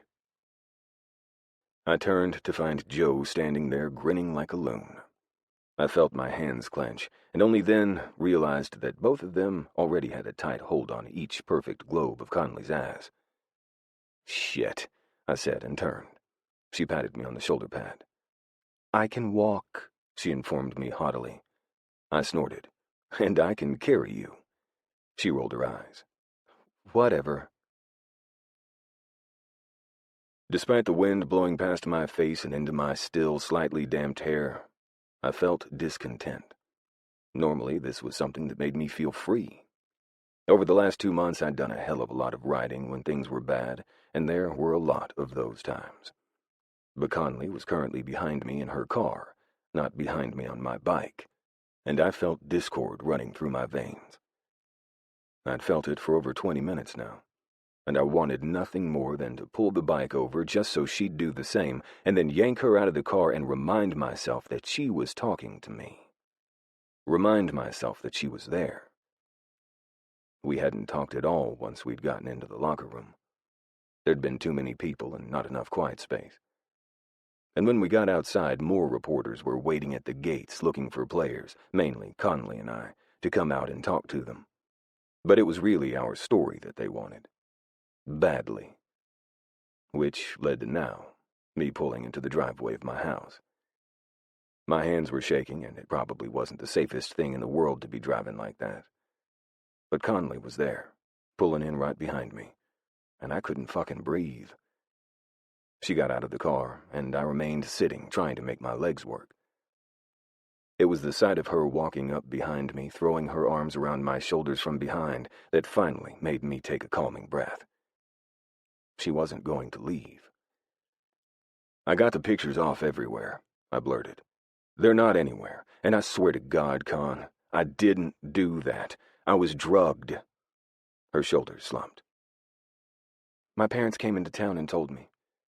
Apparently, Steele thought I was being an asshole for not forgiving you for something that out of your control." Her voice quivered.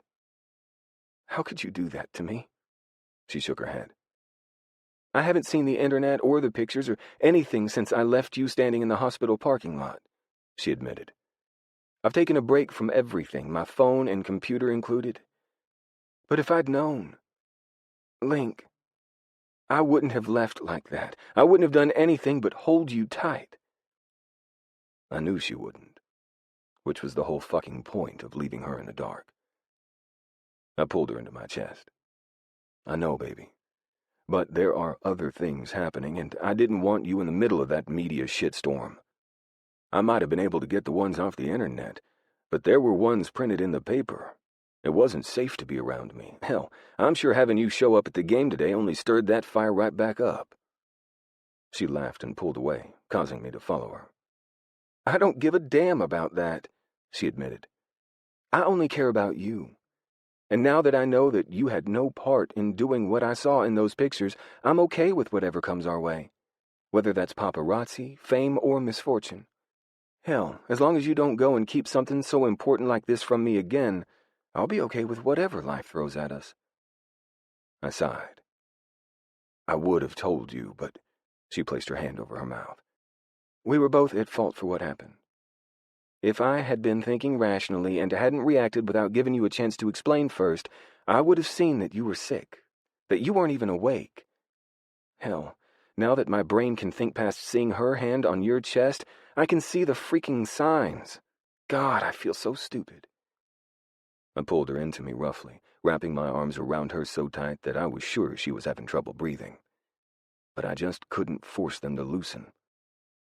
Having her back in my arms felt so fucking sweet that I was sure that at any second it was about to come all crashing down. I wouldn't let her go. Not ever again. Let's go inside, I urged. In that moment, I needed to be inside of her. I needed that last connection to make this feel completely real. My parents are at my place, she whispered. Her place that I'd been able to convince the landlord not to sell thanks to offering him about 4 times his asking price and him accepting, though she didn't know that. Yet. I pulled her phone out of her back pocket and handed it to her. Text them and tell them you're not coming home. She snorted but did as I asked, typing away at her phone at lightning speed. When she pushed the phone back into her pocket, we both turned and headed for my front door. We were both seconds away from pushing through the front door when we heard it. I saw that y'all were back together. I froze at hearing a woman's voice behind me. Turning slightly, I faced the same woman who had nearly ruined my life. Tara. You don't have to worry about Tantor for a while, she murmured. My father sent him down a different path for the foreseeable future. I thought I'd come share that with you in case you were curious whether or not he'd be showing up to do anything, since y'all have obviously fixed things. No offense, but why the hell would we trust anything that comes out of your mouth? And FYI, we haven't fixed things, Conleigh said coldly. I'm not sure the things you and your brother broke are able to be fixed. That made my heart leap. Not fix things? God, that sounded awful, and honestly the worst possible thing that could ever happen. If we couldn't move on from what had happened, then where would we go? Would we even have a chance? I'm sure that you may think that way, Tara said. But just look at it this way. I didn't do anything to him. I only took some pictures. I never touched him other than to place my hand on his chest once and his face once. He undressed himself. I only assisted him with getting a hotel room. She looked haunted. He still has his Faith Sports contract because of whomever y'all hired to get the pictures off the internet. Tantor isn't going to be bothering you for a while. Oh, and you're not being controlled by your brother and father, being forced to do horrible things that you never wanted to do and seeing things that you never, not ever, wanted to see. Conleigh scoffed. That sounds like a bunch of convenient excuses. Someone forcing you to do something like what you did to Link says that you're weak, not a victim. Link is the victim here. Tara laughed then, causing Conleigh to stiffen in anger. But there was no anger in the woman in front of me. Only self-recrimination. I'd do anything if it meant that what I had to see never happened again, she hissed. And when it comes to a child, you'll lose every single time. With that, the woman walked away, leaving us staring after her. But not because of the words she'd said, but because it honestly looked like the woman wasn't going to make it. It looked like walking was painful for her, as if she was going to fall down any second. I think it's time to look into that woman, I snorted. I've had people on it for a couple of months, I admitted. There's nothing there, not a single thing. It's like she's a ghost. Hell, even with her and Rome having a baby together and her being in his life for 4 years, he doesn't know anything more about her. It's like she only existed here for a few years while she raised her son. Before Rome's son died of leukemia, Tara left, stating that she couldn't do it anymore. But I'm beginning to think that there's something a whole lot more going on than we're seeing. Conleigh grunted. I wish I knew what it was. I'm not sure what to do. Her admission was one I agreed with. On one hand, I was so angry at her for doing what she did that I wasn't sure that I'd ever be able to let it go. But on the other hand, I was looking at this woman, who looked like she was beaten down and broken, and I was wondering if there was anything that I could do to help. However, at this point, I wasn't sure that anyone could do anything to help but her. I had a feeling that whatever it was that she could do wasn't going to be anything good. I pushed through the door to my house and closed it behind Conleigh after she entered. Her face started to take in the house around me, and I winced. "So, you've been redecorating," she said, trying to lighten the mood. I snorted. "Sure, if that's what you want to call it." She walked farther into the room, stopping beside the couch and picking up a bag of half-eaten pita chips, placing them on the coffee table. "I hope your bed doesn't look like this," she admitted. "I haven't changed the sheets since the last time you were in them. My pillow barely smells like you anymore," I blurted. "Conleigh, I can't do this." She frowned. "Do what?" "I can't be here with you if you don't think that we can fix things," I spouted. "We need to be able to fix what I broke if we're going to make this work." She came at me then, her anger palpable. "There's nothing to fix. Not between me and you. We've never been the problem. It's always been everyone else. So, no, there's no fixing what's wrong with me and you because it was never broken. What does need to be fixed are my reactions to things that I can't control. I know that you wouldn't ever set out to purposely hurt me, but it's going to happen again. You're too big of a name for the media not to spin things in the most unflattering or untruthful ways, and I'm going to have no choice but to react to that. And I'll apologize for that now because it's going to happen, and I'm not going to be able to control it." I pulled her into my arms. "I'll quit football." She smacked me on the upper back, causing my skin to sting. "You're not quitting, fool. If you quit, who will I watch in their tight football pants?" I snorted and dropped my head into her neck, inhaling her scent deeply. The feel of her so close was causing things inside of me to stir, and I wanted nothing more than to start ripping her clothes off right then and there. She obviously agreed with me on that, because she pushed back from me and started to rip at her clothes. The articles of clothing that she had covering her were hastily thrown next to a few articles of mine, and I suddenly had a hot, naked woman in my arms, and I was carrying her to my bedroom. I hadn't lied.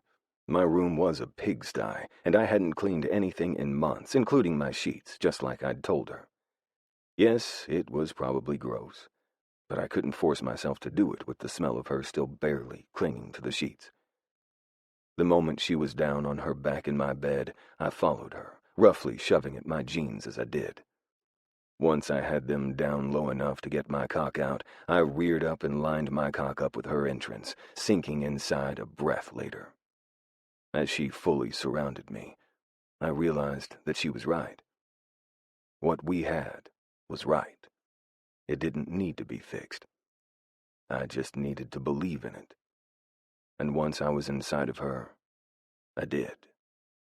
She was home, and always would be. Chapter 21. I didn't know he was planning to breathe so loudly when I married him. Conleigh to her mother. Conleigh. The man glowered at me, and I had the distinct feeling that he was set on not liking me from the start. I was at a party that the Bare-Bottom Guardians were hosting, and I was uncomfortable as hell about being there after everything that had happened between Link and me. "Wade," he rumbled. "My name is Wade." But with his leg up in a cast like it was, we were both stuck with each other, so I played nice even though his glare was disconcerting. I nodded. "Is that your real name or your nickname?" He frowned and looked at me a little more closely. "Real. Not all of us go by nicknames. Some of the given names are pretty weird as it is, though Bayou goes by his middle name, but that was before the MC came around. His real name is Benson." That was true. There was Link and Hoax, Bayou and Wade, Castile and Liner, both of whom weren't here yet but were supposed to be coming, and those were just guys I knew their names. There were more men in the MC, but since I'd seen Link in person last at one of the parties that they hosted, they'd added quite a few new members. "So you were shot in the leg?" That was the one and only time Link had called me over the last 2 months, and I'd listened to that voicemail over and over again, willing myself to forgive him and move on.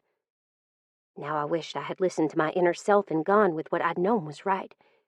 And I wouldn't have wasted another month being mad over something that hadn't even happened. Yeah, Wade grunted. what's it to you? Don't be a dick, Hoax growled. Just because your wife hates you doesn't mean that you have to be mean to every woman that you encounter. I snorted. Just tell him how you really feel, Hoax, I snickered.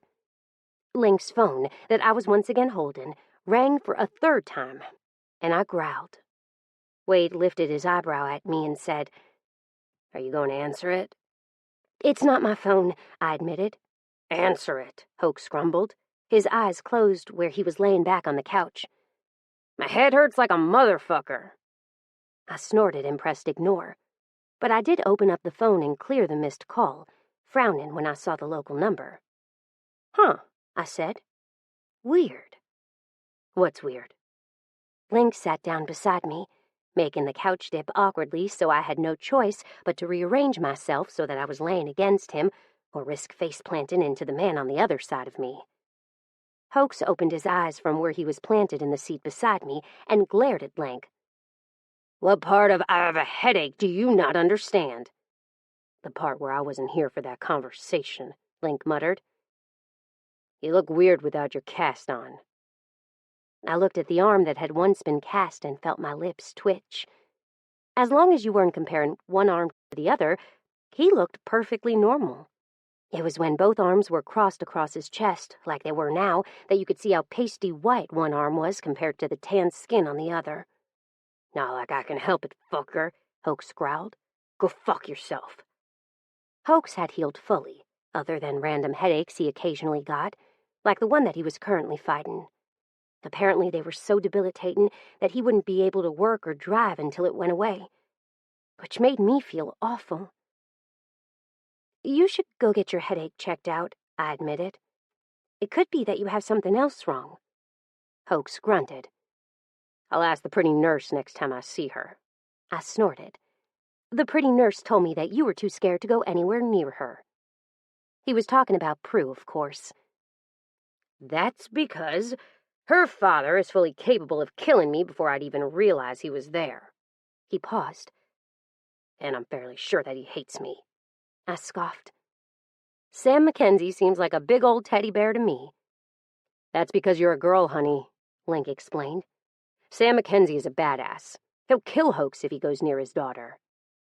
I smiled and turned my head to study the man across from me. At least mine's easy to hide. Wade held up his casted foot. If I keep it, that is, then it won't matter whether it's tanned or not. Wade apparently was in danger of losing his leg from the knee down due to a recurrent infection that they couldn't get to clear up. The nurses and doctors, according to Wade, feared that the infection was in danger of spreading to the bone, and if it did that, he might be shit out of luck. What? Link's phone made a ding-dong sound, indicating that he had a voicemail from the same number that had called earlier. Why do you have the hospital calling you? I questioned, showing him the phone. Link frowned. That's the hospital? I nodded. All numbers at the hospital start with 315, I pointed out. And they've left you like 7 voicemails over the last 2 months. He shrugged. Just listen to it, Jesus, Hoax growled. I just figured that it was more reporters. I nearly blocked the number, honestly, but my agent... The phone rang in his hand and he sighed. My agent publicist says I should keep them in case we need to use them for harassment charges. Speaking of... He pressed the answer button and then put the phone on speaker as he placed it on his thigh. Hello, Eloise, Link drawled, sounding tired. I think we can spin it so that you two were role-playing, Eloise began without preamble. But although you were able to find someone to get all the photos off the internet, people aren't likely to forget that it happened. I'll just spin it so that an overzealous reporter took an anonymous tip that you were at a certain hotel and took it upon themselves to break in. The manager was fired, as well as 2 housekeepers. It was a tragedy. But you also have to pay them loss of wages until they find a new job. I gave them 6 months to do it. That okay? I closed my eyes and breathed a sigh of relief. Link. Yes, I answered instantly. I'll do anything. Anything to make it to where my relationship with Conleigh stayed healthy and I didn't have to bring charges against Tara. I wouldn't be sending that woman to jail. I also wouldn't be sitting by so that Tantor and her father could continue to use her. Surprisingly, her biggest advocate was Liner, who was suspiciously absent tonight from the club dinner that we had just finished. "That's good," Eloise yawned. "I'm going to bed now. Don't do anything stupid so that I'm allowed to get a full night's sleep. I haven't been able to do that in at least 2 months. Then she was gone, leaving the room around me quiet. Since it was, I went ahead and listened to the latest voicemail that the so-called hospital had left just moments before. I pressed play and then speaker and waited. "Mr. and Mrs. James, this is Linda Haywood with Good Shepherd Laboratory. I'm calling to inform you of your test results. I've tried to reach you multiple times over the last couple of months, and this will be my final attempt to make contact. There was a positive on the pregnancy test, and the hormone levels ranged in the—" I missed what else she said because my brain was hyper-focused on one word. Pregnant. "Well, shit," Hoax murmured. "My head doesn't hurt anymore. Imagine that." I felt the ring in my pocket, burning a hole in the fabric, and wondered if she would think that I was asking her to marry me just because she was pregnant. But I felt so much joy at the thought of her carrying my child inside of her that I wasn't too worried. And I couldn't stop myself from doing what I did next. I dropped down to my knee and stared into Conleigh's wide-eyed face. Shoving my hand into my pocket, I took out the ring and placed it on her knee. I was going to do this later, but I didn't want you to think that I went out and got it really quick just because you were pregnant. I looked into her eyes. Conleigh Rains, I love you with all of my heart. Will you marry me? Wade made a gagging sound and Hoax started to cough. I shot them both a glance, and when I looked back at Conleigh, it was to see her slipping the ring on her finger as calm as could be. "I thought you'd never ask." Epilogue. Are you fine being hugged while you pee? That's a question you should ask yourself before having kids. Conleigh to Link. Link. I was busting ass to get to the auditorium on time. I was late. So fucking late. Sweat dripped down my face, and I was fairly sure I looked like I'd just come straight from practice, which I had. I just made it to the auditorium doors when I heard the wailing scream of what had to be my child coming from the opposite direction. Frowning, I moved until I saw my wife leaning over a trash can, our 4-month-old child in her arms as she lost her lunch, likely for the 100th time. I came up behind her and easily scooped my child into my arms. Then I placed my other hand on Conleigh's back. "You okay?" She moaned and leaned up, her eyes finding mine, face green. "I've been better." I held my mouth closed tight to keep the smile from breaking free. If she saw me smile, she'd kill me. "Our girl up yet?" I asked. Conleigh wiped at her mouth and shrugged. "I just left as they were taking the stage. That was about a minute and a half ago. Sasha looks so cute in her little tutu." I took Conleigh's hand. "Let's go." She came, her head leaning against my bicep as she shuffled behind me and muttered something that sounded suspiciously like, "I hate you," under her breath. I snorted and looked down at our other daughter, Mila. She was an exact replica of Conleigh in every way, while Sasha was mine. I wondered idly what the third one that we were having would look like, and I couldn't decide which kiddo was cuter. "Oh," Conleigh whispered, "get a picture." I handed Mila over as the music started, then pulled my phone out and opened up the camera. Mila started to cry again, and I looked over just in time to see Conleigh go green in the face just as she was about to gain her seat. The handoff happened fast, and I found myself with an armful of hiccuping, but no longer crying since she had her daddy, baby, in my arms, and Conleigh running out of the auditorium with her hands covering her mouth. So I might have knocked her up again. I kind of liked her that way, though. All of our children were going to be very close in age, and there was something to say about Conleigh, barefoot and pregnant, cooking me breakfast that I just fucking loved. The music got louder as the lights on the stage got brighter, and that was when I saw my girl. Sasha, my little tiny ballerina, was on the stage, and she was not happy. Her teacher was trying to get her to perform, yet whenever the teacher would move on to the next step, she'd look away. My girl was exactly like her mama. There was no performance gene in her entire little body. Each time the teacher would move, she'd turn her little face the other way, the same glaring pout on her cute mug that hadn't shifted since I'd gotten there. Knowing that Sasha would be sad if she didn't perform her routine like we'd practiced so many times at home, I stood up and turned to the man at my side. "Take her." I tried to hand the baby off to Bayou, but the moment that I even acted like I was going to let go of her, Mila started to scream. Sighing, I did what any daddy in that situation would do. I took her with me to the front and waved at Sasha when her pouting face found mine. "Dance!" I whisper-yelled at her. Sasha shook her head vehemently. That's when I knew what I would have to do next. I hopped up on stage. I mean, it was only family and friends there anyway, what would it hurt? And helped my daughter do her dance. Only what I didn't realize was that the press had followed me in. Oh, and of course, they'd gotten the entire thing on tape.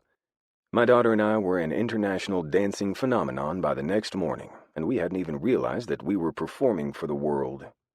My daughter couldn't care less. I only prayed that Conleigh wouldn't disembowel me when she found out. She didn't, but only because I made a damn fool of myself in the process. Later that night, after our children were in bed, I found my wayward woman on the back patio, swaying on the porch swing. "What are you doing?" I asked, looking over Conleigh's shoulder. "Looking at patio furniture on Wayfair," she answered, looking back at me. "Why?" I grinned. "You can't shop for furniture off the internet. What if you get it here and it sucks? What if it's so uncomfortable that you refuse to sit on it?" She frowned. "That's ludicrous. All couches are the same." My brows rose. No, they're not." She lifted her nose up at me. "I bought that one online." She pointed to the piece of shit that looked like my dog, and I didn't even have a dog, took a shit on it. It was that outlandish. "Did you know it was going to be that particular shade of brown?" I questioned. She pursed her lips. "No, but since I was new here and I didn't know anyone, I got the one I wanted because they had free delivery and setup. I thought that it was a normal brown." I chuckled. "That wouldn't have happened if you'd have gone to an actual store. And just saying, most stores have free delivery too. If you asked for it anyway. They weren't going to advertise that it was free if you didn't ask." "Interesting," she paused. "But I didn't know of any stores in the area that sold patio furniture besides Lowe's, and I don't want to buy cheap shit that's going to take 15 years for me to put together and will most likely fall apart by the end of summer. I want stuff that's going to last, stuff that'll still be good next summer, and the summer after that, and the summer after that." I lifted a strand of her hair and absently started to play with it. She sighed and leaned her head back, her eyes closing as she groaned. "I love my hair being played with." I filed that little tidbit of information into my memory bank and started to mess around by braiding a few strands. "You could learn how to French braid and then do my hair for me every morning. I hate ponytails. They make my head hurt by the end of the day."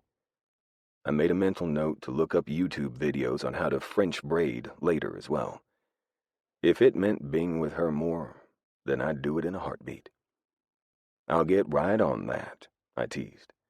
"But, from what I've heard, French braiding takes small, nimble fingers, and that's something I don't have." She gently extracted her hair from my hand and examined the braid. "It looks really good to me, and let me tell you something.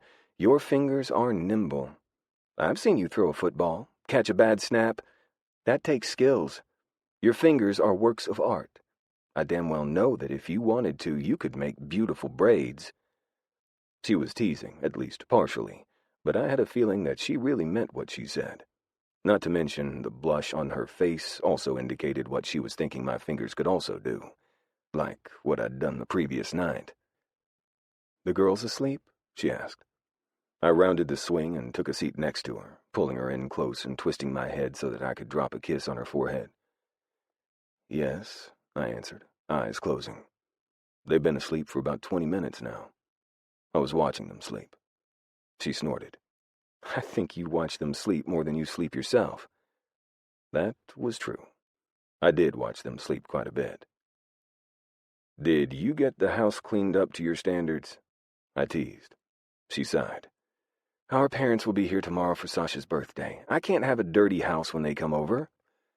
I refused to point out that we'd had the cleaning lady come and clean it twice this week, once because it was her normal day to do it, and once because Conleigh had seen a smudge of dirt on a baseboard and called her back out to clean all over again. Needless to say, Conleigh was a taskmaster when she was pregnant, and I had no one to blame but myself for that one.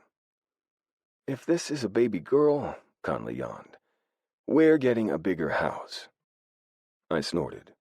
We were still in the same house that we'd started at in the beginning, my 3-bedroom, 2-bath, non-fancy home. But she was right. If this one was a girl, which I somehow knew it would be, then we needed a bigger house. A boy would be comfortable in the office that we'd turned into a small baby room, but a girl would need room. Something that I already figured out when their closets filled up with their clothes. But it wasn't just Conleigh buying the dresses. God, so many dresses. It was my stepmother and Conleigh's mother as well. Hell, even my dad bought the girls' things. I've been telling you for 2 years now that we needed a new place, but you were adamant that we hang out in this one until we outgrew it, I teased. Her head shook as she laughed. It has sentimental value. It did. That I agreed with. You know, Conleigh said around another yawn as she typed something into the search engine on the computer. You have more hits with Sasha than you did with that little baby you held as I took her blood. Did you see? Then Conleigh pulled the YouTube video up and showed me, embarrassing me all over again. God, I look like a dweeb. I'd been wearing my shorts hiked up because I couldn't get down far enough to show Sasha how to do the movements correctly without doing so, and I had my long socks from practice on that came halfway up my shins. That and our daughter had thrown up on me halfway through our performance. But the world loved it. At least they got something good this time, I muttered. It could be like when you gave birth to Mila and that paparazzi got a big old vagina shot. Luckily, the club members, Hoax being the main one, had caught the reporter before he could do anything with the picture. The only one to see the shot had been me when I deleted it from the camera and destroyed the camera card for good measure. She pinched me in the chest. Shut up! I did, but only because I wanted to kiss her. I love you, Conleigh James. She sighed. I love you too, Lincoln James. Even though you have weird camera guys following me around and taking crotch shots. I laughed. He paid for that. And he did. I'd kicked his ass, and Hoax had helped me. It had been the last time that reporter had tried to take any such shots of my wife and kids since. And I hoped it stayed that way. If it didn't, I'd just make another example out of the next photographer that thought he could violate my privacy like that all over again. Because in the end, I'd do anything to protect my family, even